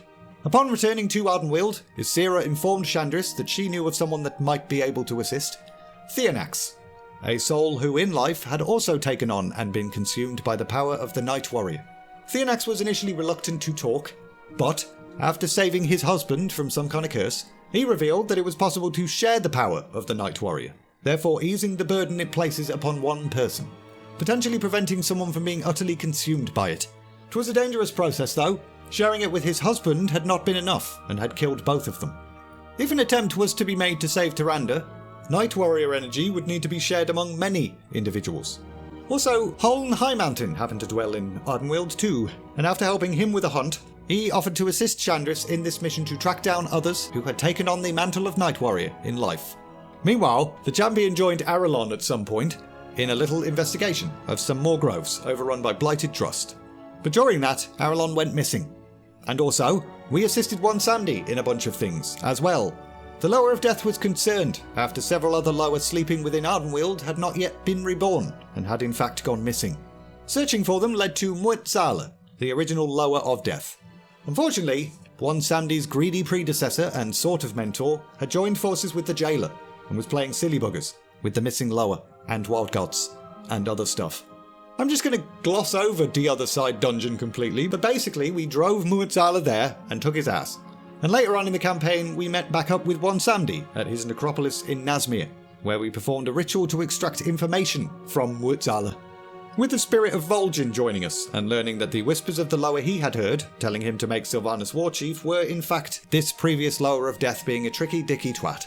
We then ventured into the moor, tracking down another wild seed that Muitzala had stolen, one containing the wild god Ashamain from the War of the Ancients. Also finding 3 Lower, Hyreek, Shadra, and Razan as well. Unfortunately, Razan was beyond help due to all of the torture he'd suffered, but the former Lower of Kings offered to transfer his essence to the spirit of Vol'jin, so that a part of Razan may be reborn within the former Warchief instead. So they did that, and we then returned back to Ardenweald with all those we'd rescued, with the Winter Queen agreeing to take these new charges into her care until they could be reborn. An invitation she even extended to Vol'jin. Since his soul was now entwined with a Lower, he too now had the opportunity to be born anew. Anyway, after all of that shit, it was then decided that we would just go ahead and take the fight to the Drust. So we did, smashing our way through a whole bunch of the buggers to reach their leader Gorak Zar, at which point we took her ass. Unfortunately, Lady Moonberry sensed something was amiss as we struck the killing blow. 'Twas an illusion. We had not killed Gorak Zar. We'd killed Arelon. And to make matters worse, the Blighted Drust had launched a full-scale invasion on the Grove of Awakening, whilst we were here accidentally killing our friends. We rushed back to the Grove, with even the Winter Queen herself joining the fray, and through the combined efforts of pretty much everyone, the Blighted Drust and Gorexar were defeated, making the forests of the Winter Queen finally safe, and all things right in the world, apart from Arelon being dead. But we all make mistakes and everyone should just get over that. Next, the Crest of Ascension. Meanwhile, champions choosing the Covenant of the Kyrian returned to Bastion, assisting Claire with her ascension. And this section is particularly annoying, so I'm going to stop after this bit. Enough of Bastion's anima stores had been refilled, so the Kyrian could now afford to ascend some of their top aspirants. So we did that. The final task, involved in Claire's ascendancy, was a trial run of the job itself. She was to bear her first soul from the mortal realms to the Shadowlands. And guess what? That first soul was located back on Azeroth, in Lakeshire. So, we joined Claire as she head to Azeroth, perved on some random person's final day for a bit, and then ferried that soul to the Arbiter. Unfortunately, Claire then watched in horror as that soul just bypassed the Arbiter completely and went straight to the Maw. Oh yeah, forgot about that I guess. Probably should have said something. But even though that was a complete waste of time, Claire had indeed completed her final trial, and was ready to ascend. As her new wings unfurled, however, Bastion then fell under attack from none other than Devos, the Paragon of Loyalty turned Paragon of Doubt. Before facing her though, we encountered Uther again, who attempted to convince us to join him, stating that the Archon had lied, stolen his justice. Devos could lead us to a better future. In response, we smiled, nodded, and then did the Spires of Ascension dungeon and killed Devos. Leadership of the Forsworn immediately fell to Lasonia, who cheesed it with Uther, meaning the immediate threat was now over. However, the Crest of Ascension was shattered during the attack. Without it, the Kyrian could not create any more Ascended. Mechanicos, the Forgelight Prime, could repair the crest, but he needed a special hammer, Phaistos, Genesis of Eons, stolen by the Forsworn at some point. So we retrieved that item, and the crest was repaired, resolving that problem in 2 sentences. But, oh no, the crest was still weakened or something. We needed to empower it. So we joined Pelagos in journeying to Maldraxxus, lending our strength to the Necrolord's assault on the House of Constructs yet again. And the heart of the Constructs leader, Margrave Garmal, aided in restoring the crest. That couple of sentences flowed nicely and certainly didn't read like a complete and utter plot contrivance. Next we went to Revendreth, further empowering the crest with the Seal of Contrition. And our final stop was Ardenweald. I've forgotten why we're even doing this. In Ardenweald, we met a fairy called Willow Blossom, who requested that we grab a bunch of things needed for a ritual that would provide us with the Vessel of Ardenweald. But, when the time came, Willow Blossom revealed that she was the vessel. In order to empower the crest, she would need to become part of it. Something that she was very happy to do. Honoured, in fact. Pelagos was very sad, but I didn't give a shit, because I've only just met this person. Apparently, though, we vowed that Willow Blossom's sacrifice would be remembered for eternity. And with that story of some fairy I've forgotten the name of already out of the way, the Crest of Ascension was finally repaired and empowered and back to working order. Fantastic. We then returned to Bastion, only to find reports that Lasonia and Uther were now headed to the Temple of Humility. So we head there, witnessing the two of them engaged in combat with the Paragon of Humility. But they cheesed it to the Maw before the Paragon could be killed. We chased after them, tracking Lasonia down, this time witnessing Helya command Lasonia to sacrifice Uther in order to empower herself. Something Lasonia attempted to go ahead and do, so we took her ass, forcing her to cheese it, yet again, for the millionth time. But due to her attempted betrayal, Uther was devastated, and ashamed that he'd let loyalty blind him. He then asked us to take him to Oribos, where he could begin his long road of healing and penance.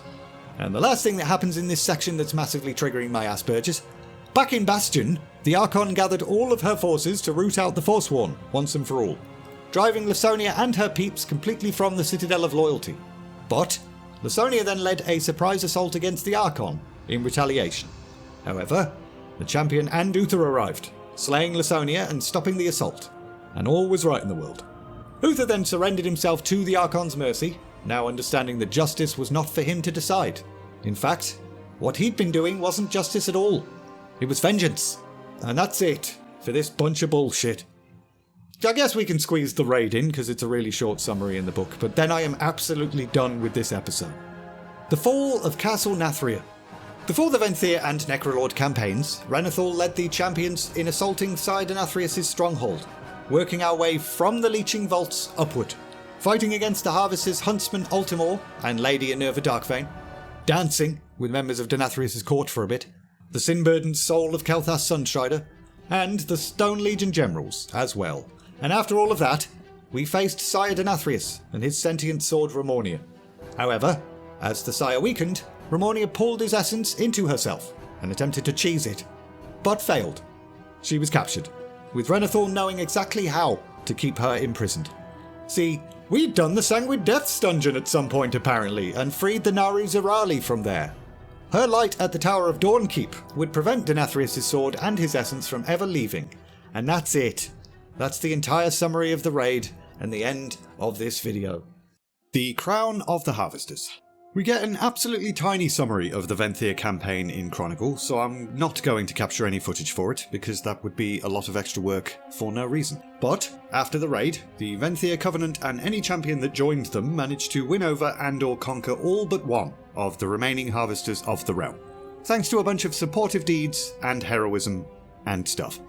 It was then revealed that the super awesome medallions that the Harvesters held could be forged into something called the Crown of the Harvesters. However, one slight problem: even imprisoned, Denathrius would still be able to inflict his will on that crown, warping its power to his own ends. The only way to both forge the crown and break Denathrius' hold on it was for us to travel to the Citadel of Loyalty in Bastion and get Mechanicos the Forgelight Prime to craft and purify the thing. So we did that. The end. Rise of the House of the Chosen. Mortals pledged to the Necrolord Covenant returned to Maldraxxus to find the seat of the Primus under attack again, from the houses of Constructs and Rituals, with Draka ordering the champion to assist Baroness Vash in rallying those who remained of the House of Eyes. During that, we managed to steal an entire necropolis, Xeracris, which significantly boosted the House of the Chosen's power and forces. After that, the champions assisted Alexandros Mograine with a bunch of things. Firstly, the recently rescued Baron was troubled by the Construct's attack on Bastion and wanted to find ways to help the Kyrian. So we did that, helping the Paragon of Courage Xandria root out Margrave Garmel's forces from her temple. During which, Mograine found himself wondering why the bloody hell his soul had been sent to Maldraxxus in the first place. Being a paladin in life, it would have made more sense for him to be sent to Bastion, right? Xandria tried to assure the self-doubting Baron that the Arbiter had sent him to the place he would best serve death, but that wasn't an acceptable, satisfying answer. Mograine struggled with his thoughts still. So, Xandria then offered him the wealth of Bastion's knowledge to find the answers he sought. As Alexandros read stuff, he realised that it was his memories of life that were the source of his courage. Memories he would have had to cleanse had he become an Ascended in Bastion, thereby losing the very source of his own strength. And with that new insight, Alexandros found his resolve, and all was right in the world. After assisting the Kyrian with their problems though, they were more than happy to assist the Necrolords with theirs. So, we head back to Maldraxxus, and finally brought down the House of Constructs once and for all, raiding the Margrave stronghold and discovering a store of anima from Revendreth in the process. After that, we head to Revendreth, and came upon Kel'Thas Sunstrider, who was now on a little journey of his own to reduce the massive weight of his Sin Stone. Joining up with him, we managed to sever the ties between Denathrius' remaining loyalists and the more aligned Maldraxxi, but we also uncovered a terrifying revelation. Kel'Thuzad was in league with the Jailer. What a surprise. Disguising ourselves, we then infiltrated Kel'Thuzad's inner circle, discovering the Lich intended to bring the full might of Namor into Maldraxxus, and that he'd been holding the House of Rituals Margrave prisoner, siphoning his power and controlling the house for quite a while. So we took Kel'Thuzad's ass and freed Margrave Sindane, bringing the House of Rituals back to our side in the process, and then everything was great. Next, Torghast, Tower of the Damned. During the various Covenant campaigns, the champion learned the location of Bane Bloodhoof, and with the assistance of Venari, we rescued the bloke, so that he could sit in Oribos for the rest of the expansion. Amid that rescue, we took the ass of the Warden holding Bane, and they dropped a curious key. Apparently we then just fumbled our way around different doorways in Torghast for a bit, until finding the correct one, and upon unlocking it with the key, we discovered another prisoner of the Jailer, a very large bloke who had lost most of his memories. However, if we found his stolen memories, he'd probably be able to help us, or something. So we did that. We buggered off, found one of these lost memories, and returned to the mysterious prisoner with it, learning that this person would like to be referred to as the Rune Carver moving forward, and he could in fact use magic to strengthen our weapons and armour. Also, we freed one of his hands, so he could masturbate or something. After that, Bolvar tasked us with locating the rest of the missing Horde and Alliance leaders within the Maw. So we did, finding clues which led us to Jaina Proudmoore first, and Thrall soon after. Stumbling upon the Jailer and Sylvanas having another Brain Trust meeting at one point as well. Overhearing them discuss Anduin. The Banshee Queen was attempting to convince the Eternal One that Anduin would be more powerful if he joined them willingly, rather than being forced to do it. And the Jailer agreed to allow Sylvanas a chance to persuade the young king. Returning to Oribos, Bolvar was deeply disturbed by that news regarding Anduin, using the Helm of Domination once again to peek into the Maw in an effort to find the king, at which point we observed Sylvanas' attempt to sway Anduin to her cause, promising that Mr. Jailer simply wished to remake the Machine of Death and the Afterlives into a more just system. He just wanted to make things fairer. Anduin said piss off, so Sylvanas moved to depart, but not without having the final word. Anduin had a choice to make: join her and the Jailer willingly, or be made to do it. Apparently that was enough peering for this moment, so champions went off and did other things for a while. But the next time we peered into the Maw, we saw yet another cutscene. A new Mornblade, a sword of domination, was being crafted. A blade that looked very much like Anduin's weapon Charlemagne, but covered in runes. The vision then changed, with Sylvanas arriving back at Anduin's prison, again reiterating her ultimatum that Anduin should choose. And Anduin finally realised why Sylvanas seemed so bloody obsessed with this idea. Because she was never given a choice of whether to accept domination. Arthas cruelly thrust that fate upon her. For a brief moment, Anduin saw morality in Sylvanas, uncertainty, and the audible groan of lots of players rang out as everyone realised that they were going to cruelly thrust a redemption arc on us, whether we wanted one or not. But the Jailer then finally noticed Bolvar's constant spying. Chains shot out from the Helm of Domination, with Bolvar battling the Jailer for control over his own mind. And we just went ahead and anchored Bolvar with our words, so crisis averted. Everything was fine immediately. Battle of Ardenweald. At this point, the Jailer moved on to the next phase of his plans, securing the 5 magic sigils he needed to open up the sepulchre of the first ones. Syed Anathrius had already given up his sigil willingly, at some point. None in Maldraxxus knew yet what had become of the Primus and his sigil. We'll get to that in a bit. But the Winter Queen, Arbiter and Archon sigils still remained safe and sound for the next few paragraphs. Unfortunately, a newly broken Anduin proved to be just the weapon the Jailer needed to retrieve the things. See, the young king's inherent compassion and great heart managed to conceal the Jailer's domination of his mind, long enough for him to waltz right up to the Archon in Bastion. Although the Archon herself did manage to see through the ruse eventually, 'twas too late. The glamour around Anduin dissolved, revealing his Morsworn armour, and he leapt forth, plunging Kingsmorn into the Archon's chest, drawing forth her sigil. We did, however, get the briefest glimpse of Anduin's horror at what he'd just done, but he then quickly fell back under the domination magic's sway and buggered off. We then decided it was probably a good idea to head to Ardenweald post-haste, put all of our efforts into defending the Winter Queen's sigil, and Jaina Proudmoore, who was now sufficiently recovered from her time in the Maw, joined us for that. However, as we arrived in Ardenweald, we found it already under attack, with the Morsworn forces being led by none other than Sylvanas Windrunner. In an effort to confuse the enemy, many Night Fae disguised themselves as the Winter Queen, but Sylvanas saw right through that decoy thing pretty quickly, opening a portal to the Maw and bringing a charred behemoth into the realm of Ardenweald.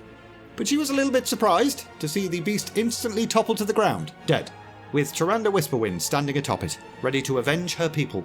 Sylvanas and Tyrande were evenly matched in their fight, with Tyrande taunting her enemy, telling Sylvanas that she had killed Nathanos Blightcaller before the expansion had even come out. Barely broken a sweat, taking the Banshee Queen's champion's head. And that news caught Sylvanas a little bit off guard. They were in the realms of death right now, so where the bloody hell was he? Tyrande spotted that lapse and hesitation, so the Jailer had not informed Sylvanas that her boyfriend was here. How interesting. But the Wild Hunt's horn then interrupted the fight, signalling that the enemy had broken their line elsewhere. This had in fact been a distraction. Sylvanas then shifted to her Banshee form and attempted to cheese it, but Tyrande wasn't going to let her escape. She allowed the full power of the Night Warrior to flow through her, knowing it would likely kill her in the process. The two then collided mid-air, crashing to the ground, and for a moment it looked like Tyrande had won. But she hadn't. Azira arrived, just in time to see Sylvanas cheese it, and Tyrande collapsed to the floor with the power of the Night Warrior now consuming her, body and soul. So, Azira sent the High Priestess gently to sleep, before the rage of the Avatar could take her. Meanwhile, the champion arrived at the heart of the forest, alongside Jaina and Bolvar, just in time to see Anduin bugger off with the Winter Queen's sigil. So big ol' waste of everyone's time. Next, a couple of side sections, starting with the Eye of the Jailer. Whilst assisting Venari with stuff in the moor, the champion encountered Danica, the Reclaimer, one of Odin's Valkyr, stuck in a cage. She warned us that many of her sisters had been lost to Helya's vile rituals, and asked that we help her escape that fate herself. So we did. Kind of. We witnessed Helya using one of Odin's Valkyr to empower Sylvanus' 9, and the ruler of Helheim then gave us a message for Odin, allowing us to leave with Danica in order to pass that message on. Returning to Skyhold, Odin was ever so slightly pissed off by the message from Helya, with the Titan Keeper then confessing that the Valkyr were not the only thing that had been stolen from him. The jailer also had his eye. See, a long time ago, Odin had traded it with Mutzala for a glimpse beyond the Veil of Death. Mutzala then tethered that eye to the moor, which in turn allowed the jailer to observe the entire realm, able to see almost all of the things, almost all of the times. Odin then dispatched us, Danica, a bunch of chosen Valkyr and a magical horn back to the moor, on a mission to destroy Odin's eye and exact revenge on Helya. So we tried to do that. We bound the magical horn to the moor, summoned the wrath of Odin, managed to blind Odin's eye, but it cheesed it back to the jailer before we could strike the final blow.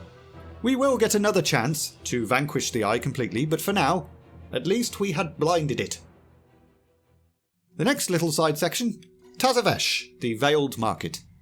In Oribos, the champion was approached by a broker named Al-Lalil, and he informed us that the leader of a competing cartel, Solia, was playing silly buggers, obtaining ancient relics crafted by the first ones. So, we looked into that, discovering that Solia was in a place called Tazavesh. Unfortunately, Al-Dalil had kinda lost track of where exactly Tazavesh was. Like many broker cities, Tazavesh resided in a dimension called the In-Between, a dimension where places often shifted position and moved around. So we went all over the damned place for a bit, until eventually we found Tazavesh, and did the Mega Dungeon. Encountering malfunctioning mechanical constructs, irate custom officials, bounty hunters, assassins, pirate dragons, murlocs, anything you can think of, really. Lesbian ham. At the end of the dungeon, we found Solia, too late to stop her from activating an artifact and transforming into a more powerful thing, with rampant energy spilling from the artifact and threatening to tear down the entire city. So we took her ass, and all was right in the world. The Primus. Now the In-Between hid more than just a broker city mega dungeon. It also hid a place vital to the jailer's plans. Korthia, the City of Secrets. A realm that safeguarded powerful knowledge and artifacts. Unbeknownst to everyone, the Primus had known of this place, and actually concealed his sigil here prior to his confrontation with the jailer. He believed that Korthia was sufficiently protected and hidden, safe from the jailer's grasp. This pissed the jailer off quite a bit. Unable to obtain the Primus' sigil, he took everything else from his fellow Eternal One instead, including his memories. And then, using the very power of domination the Primus had created, he forced the ruler of Maldraxxus into his service as the Rune Carver. What a twist! Since his imprisonment, the Rune Carver had designed many things for the jailer. Frostmourne, the Helm of Domination, other things.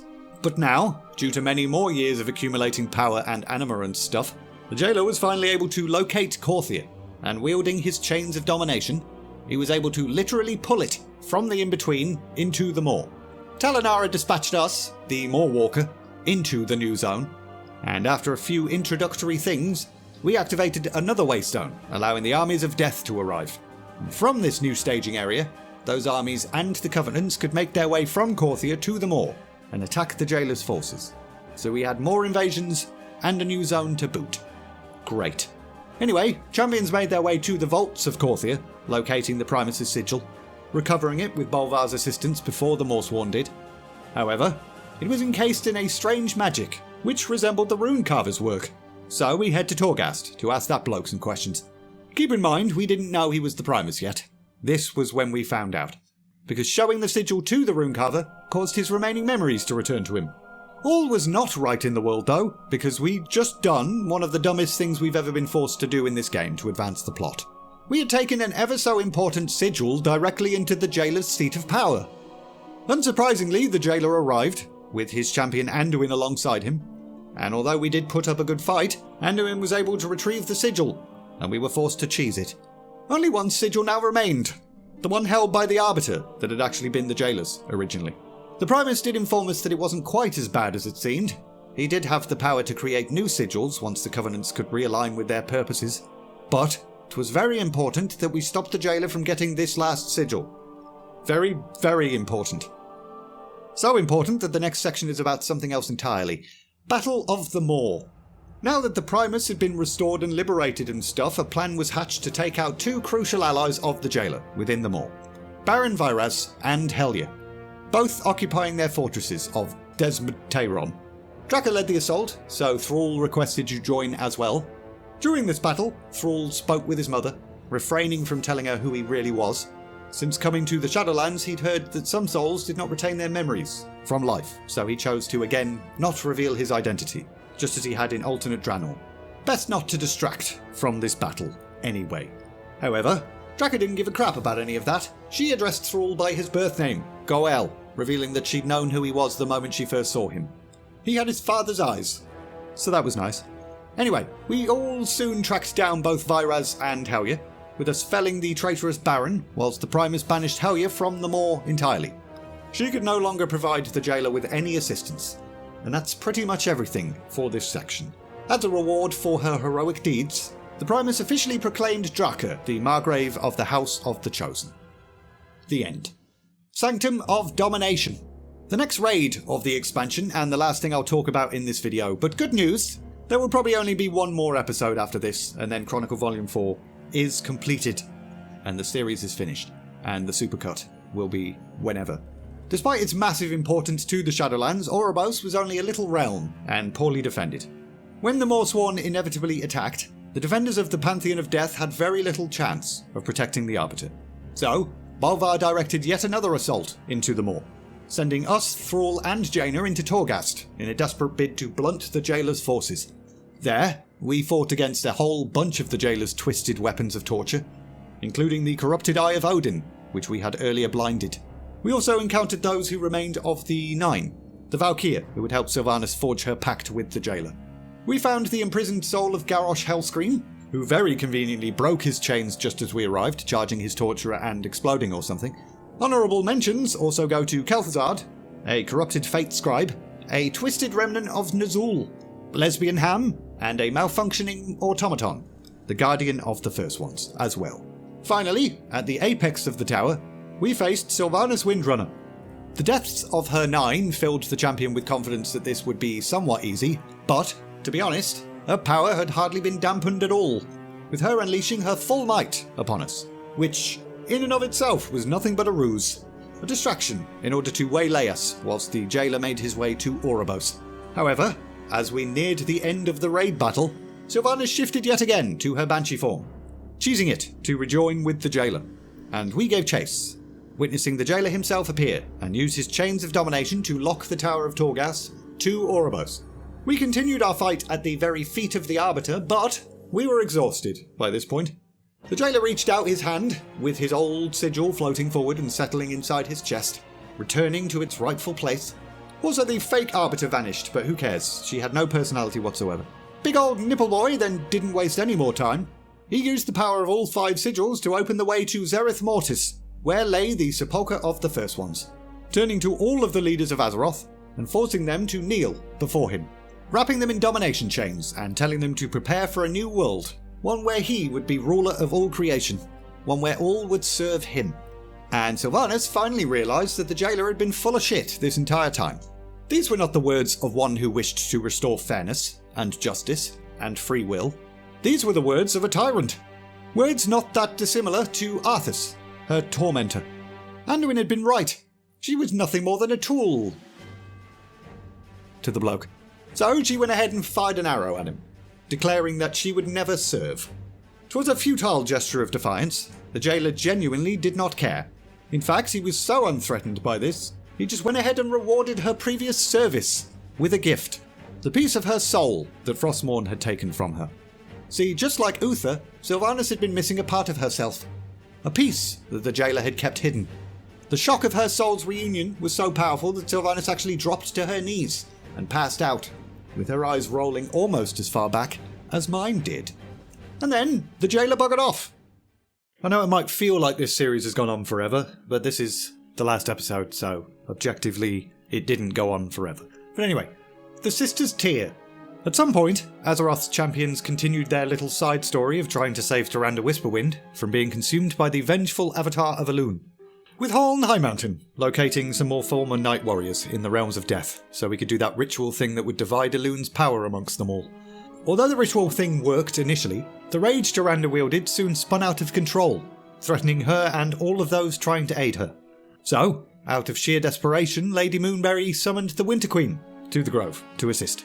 The Winter Queen recognised the power immediately and spoke to Elune directly, angrily accusing Elune of turning her back on Ardenweald, despite the Winter Queen frequently calling out for aid from her sister. And Elune responded like, "What are you talking about? I did send help. All of the souls of those who had fallen in the burning of Teldrassil." Oopsie! The Winter Queen then informed Elune that all of those souls had been condemned to the Maw, news which Elune had apparently not known, causing her to shed a tear. And we all know how important tears of Elune are. The sisters then reconciled, and all was right in the world. Reforging the sigils. Anyway, now that all 5 houses stood united against the Maw, the Primus was able to reforge the sigil of Maldraxxus.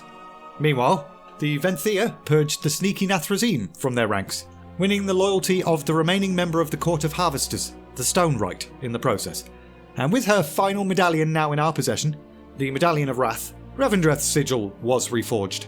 In Bastion, the Archon sent word to her 5 paragons and temples, but the Temple of Loyalty remained in chaos, because Devos had fallen, and so they did not currently have a paragon. Initially, the Archon thought to name Adrestus the new paragon, but after hearing Uther's story, Adrestus had become convinced that there should not be a paragon of loyalty. 'Twas rigid loyalty which had threatened Bastion in the first place. No, the temple should be renamed Devotion, with the Forsworn being welcomed back into their ranks. And with this new unity, Bastion's sigil was made anew. And finally, champions gathered in Ardenweald to infuse the withered heart of the forest with anima. When Anduin had taken the sigil from the tree, the heart was damaged, almost beyond repair. But, with the rift between the Winter Queen and Elune healed, everything was fine now, apparently. The forces of life and death had found new harmony, so the heart of the forest was revived, no problem at all, and a new sigil was forged. Escape of Sire Denathrius. During our time in Korthia, champions had been surprised to encounter demons who had infiltrated the ranks of Revendreth, as previously mentioned. Nathrezim, Dreadlords. It had been believed previously that these cunning manipulators of the Burning Legion were Fellborn. But no, retcon. They had actually been created by Denathrius, and had been working for the jailer for a very long time. Side note, before someone yells "it's not a retcon" at me, retcon literally means retroactive continuity. It's not actually a negative term inherently. We've just made it negative because we use it in a negative context all the time.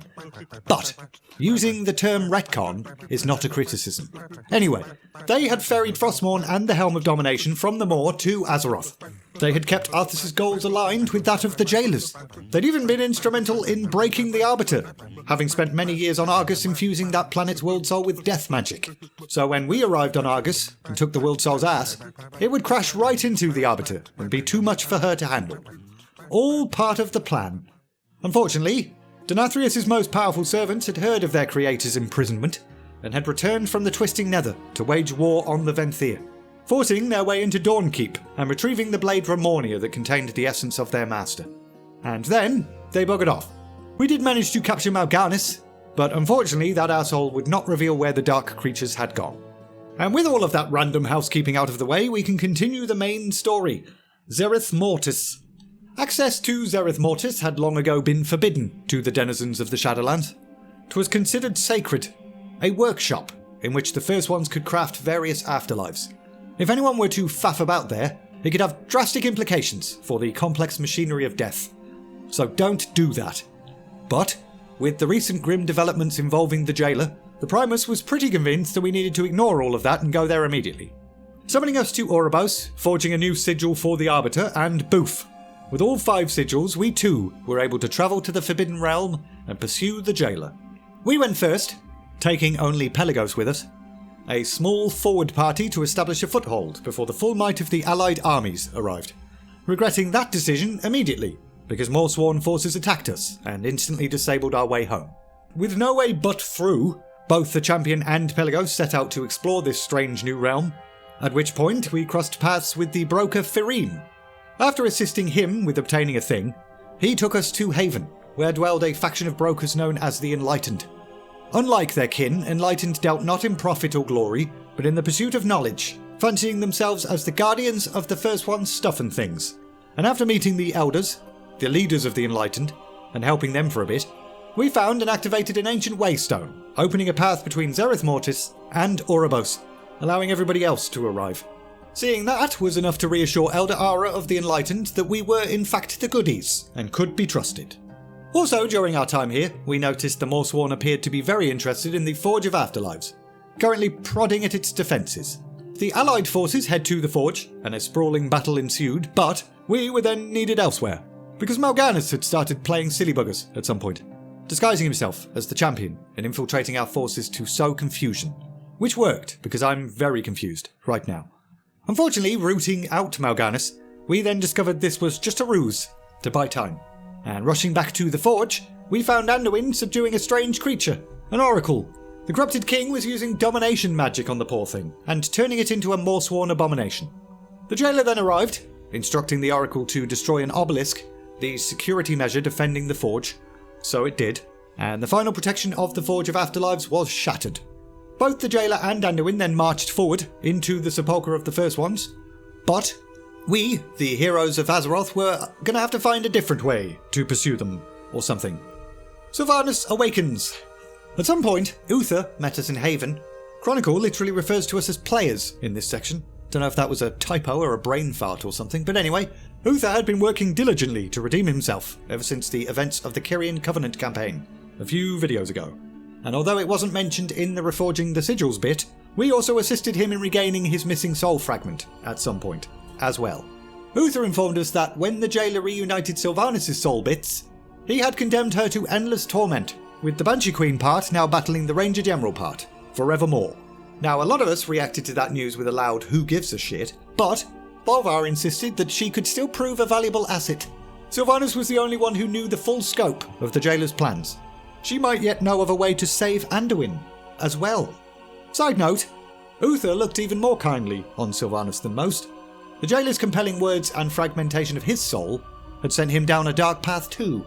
He touched Sylvanas' hand to the wound in his chest so that he could communicate with her in her mind palace, informing her that she needed to accept the things done by the Banshee Queen. In the words of Carl Jung, water, fire, air and dirt. Fucking magnets, how do they work? With that wonderful advice, Sylvanas reawakened, now seeking to help the champions, and all was right in the world. Working with Elder Ara once again, we then constructed an ancient translocator between the Sepulchre and Zereth Mortis, at last gaining a way into the final raid of the expansion. But we still needed a way to resist the jailer's domination before we could face him, and Sylvanas was the one to provide insight into the solution for that thing. Anduin was the key, apparently, and since she was the one to wield Kingsmorn against the young king, she could possibly assist us in breaking the jailer's hold on him. Anduin returned. At the Sepulchre, the very essence of creation was being devoured. Should it collapse, reality itself would be unmade, and ain't nobody got time for that. We fought our way through the raid's defences towards Anduin, facing off against the fallen Oracle, the Artificer who led the Morsworn, and a proto-version of the Eternal Ones as well. Eventually, we found Anduin and took his ass, but even as he fell to his knees, the jailer refused to give up on his prize. The Mournblade Kingsmorn began pulling Anduin's soul into itself, such the fate of all who wielded the jailer's Mournblades, and all seemed lost, right up until it wasn't, with the light granting Anduin a vision. He was not alone. The two who had last wielded Charlemagne stood beside him, his father, Varian, and Varric Sarfang, a reminder of valour and honour, which gave Anduin the strength to resist the jailer, allowing the young king to pull the blade apart in two, releasing the soul that powered and bound the blade together. The soul of Arthas Menethil. The jailer had used the fallen Prince of Lordaeron to empower Anduin's blade, and now it was nothing more than a floaty ball of disappointment, which disappeared, and Anduin was free. albeit broken from all the horrendous things he'd been forced to do, and therefore unable to offer any information in regards to counteracting the jailer's magics. So big ol' waste of time that. But we then came up with a plan B. Since the Primus had created the Helm of Domination, perhaps he could forge that into an artifact that could resist blah blah blah blah blah blah blah. So, Bolvar, Darian, Sylvanas and Anduin lent their memories of domination resistance to the Primus. And with that, the Primus crafted the Crown of Wills. At last, we could finally counter the jailer's power. Huzzah! A new Arbiter. This apparently squeezes in here for some reason. In Oribos, the Eternal Ones were pondering a different problem. With no Arbiter, souls would continue to flow to the Maw, and the Anima drought would continue. 'Twas Pelagos and the Champion that lent their strength to finding a new one. Slap bang in the middle of the raid, I guess. First, we accompanied the Oracle Caesura to the resonant peaks of Zereth Mortis to retrieve an empty vessel of an Eternal One. But an empty vessel alone would not be enough. We needed a soul to empower the vessel. So we went to the Crypts of the Eternal to get one. However, they were guarded heavily by Morsworn, and even after gaining entrance to the place and commencing the ritual, even more forces showed up and summoned the soul of Argus the Unmaker. We took Argus's ass, yet again, but our ritual had been thwarted, at which point Pelagos volunteered to provide his own soul instead. He would become the new Arbiter. Having seen and felt so much in his travels, his innate compassion had only grown. Caesura could see that this was a noble soul, so she accepted, and so a new Arbiter was created. One with a soul and also compassion that would probably do a much better job than the last one. Sepulchre of the first ones. Back to the raid. The machine of origination at the heart of the complex was on the verge of full activation now. Probably shouldn't have left and faffed about with Pelagos, to be honest. The jailer was now a breath away from his goal. He put forward his best champions in an effort to hold us off, so we took a couple more bosses' asses, the Dreadlords Mal'Ganis and Quintessa, as well as a constellar named Rygalon, whom the jailer had corrupted as well. And then we arrived at the heart of eternity, attacking the jailer himself. Unfortunately, our desperate attacks were not enough. Baldy successfully attuned the machine, and it began its terrifying process. From the bowels of Icecrown Citadel in Northrend, more machinery awoke and started to siphon the very life force from Azeroth itself. Fuel for the unmaking of reality. And we just went ahead and poured everything we could into our attacks, hitting the jailer even harder than we had before or something. And that worked. The jailer fell to his knees, flashing back to his imprisonment in the Maw all those millennia ago, seeing the anger and scorn upon the faces of his brothers and sisters, at which point the jailer called back to what had motivated him in the first place. Something terrible was coming, a force that a divided cosmos could not hope to counter. Without drastic action, none would survive. And to be honest, I think something inside me died when I saw this cutscene. I think that's why I hate this part the most. It straight up killed the piece of me that feels joy. Anyway, Bold Loser then faded away, leaving only an empty vessel husk thing behind, and we then shut down the machine of origination, saving Azeroth's life force. With no leader, the remaining Morsworn in Zereth Mortis scattered, and the rifted sky overhead closed as well, for good measure. The expansion was finished. Huzzah! Couple more sections though. Balance restored. Pelagos' first act as Arbiter was to preside over the trial of Sylvanas Windrunner. She was guilty of great crimes. That much was certain. She didn't even deny them.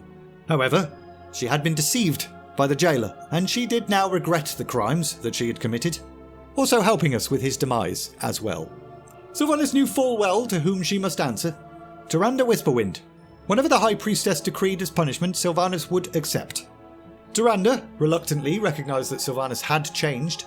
She could not forgive and forget, but she could see that Sylvanas was no longer the same woman who had burned Teldrassil. So, Tyrande announced that Sylvanas would return to the Maw, track every soul wrongfully sent there, and return it to Oribos for proper judgment.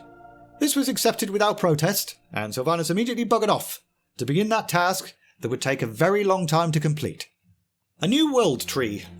The Winter Queen also summoned Tyrande Whisperwind to a meeting at some point, curious to know if the priestess felt like she'd found justice at all. And Tyrande revealed that although she had come to the realm of death seeking vengeance, she had in fact found renewed hope. This pleased the Winter Queen, who then mentioned that she was glad Tyrande had moved past her hatred.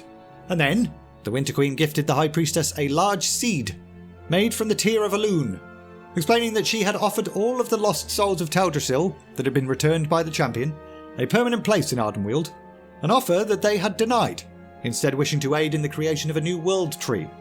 All of them had given themselves to breathe life into this tier, and thus it had formed this seed.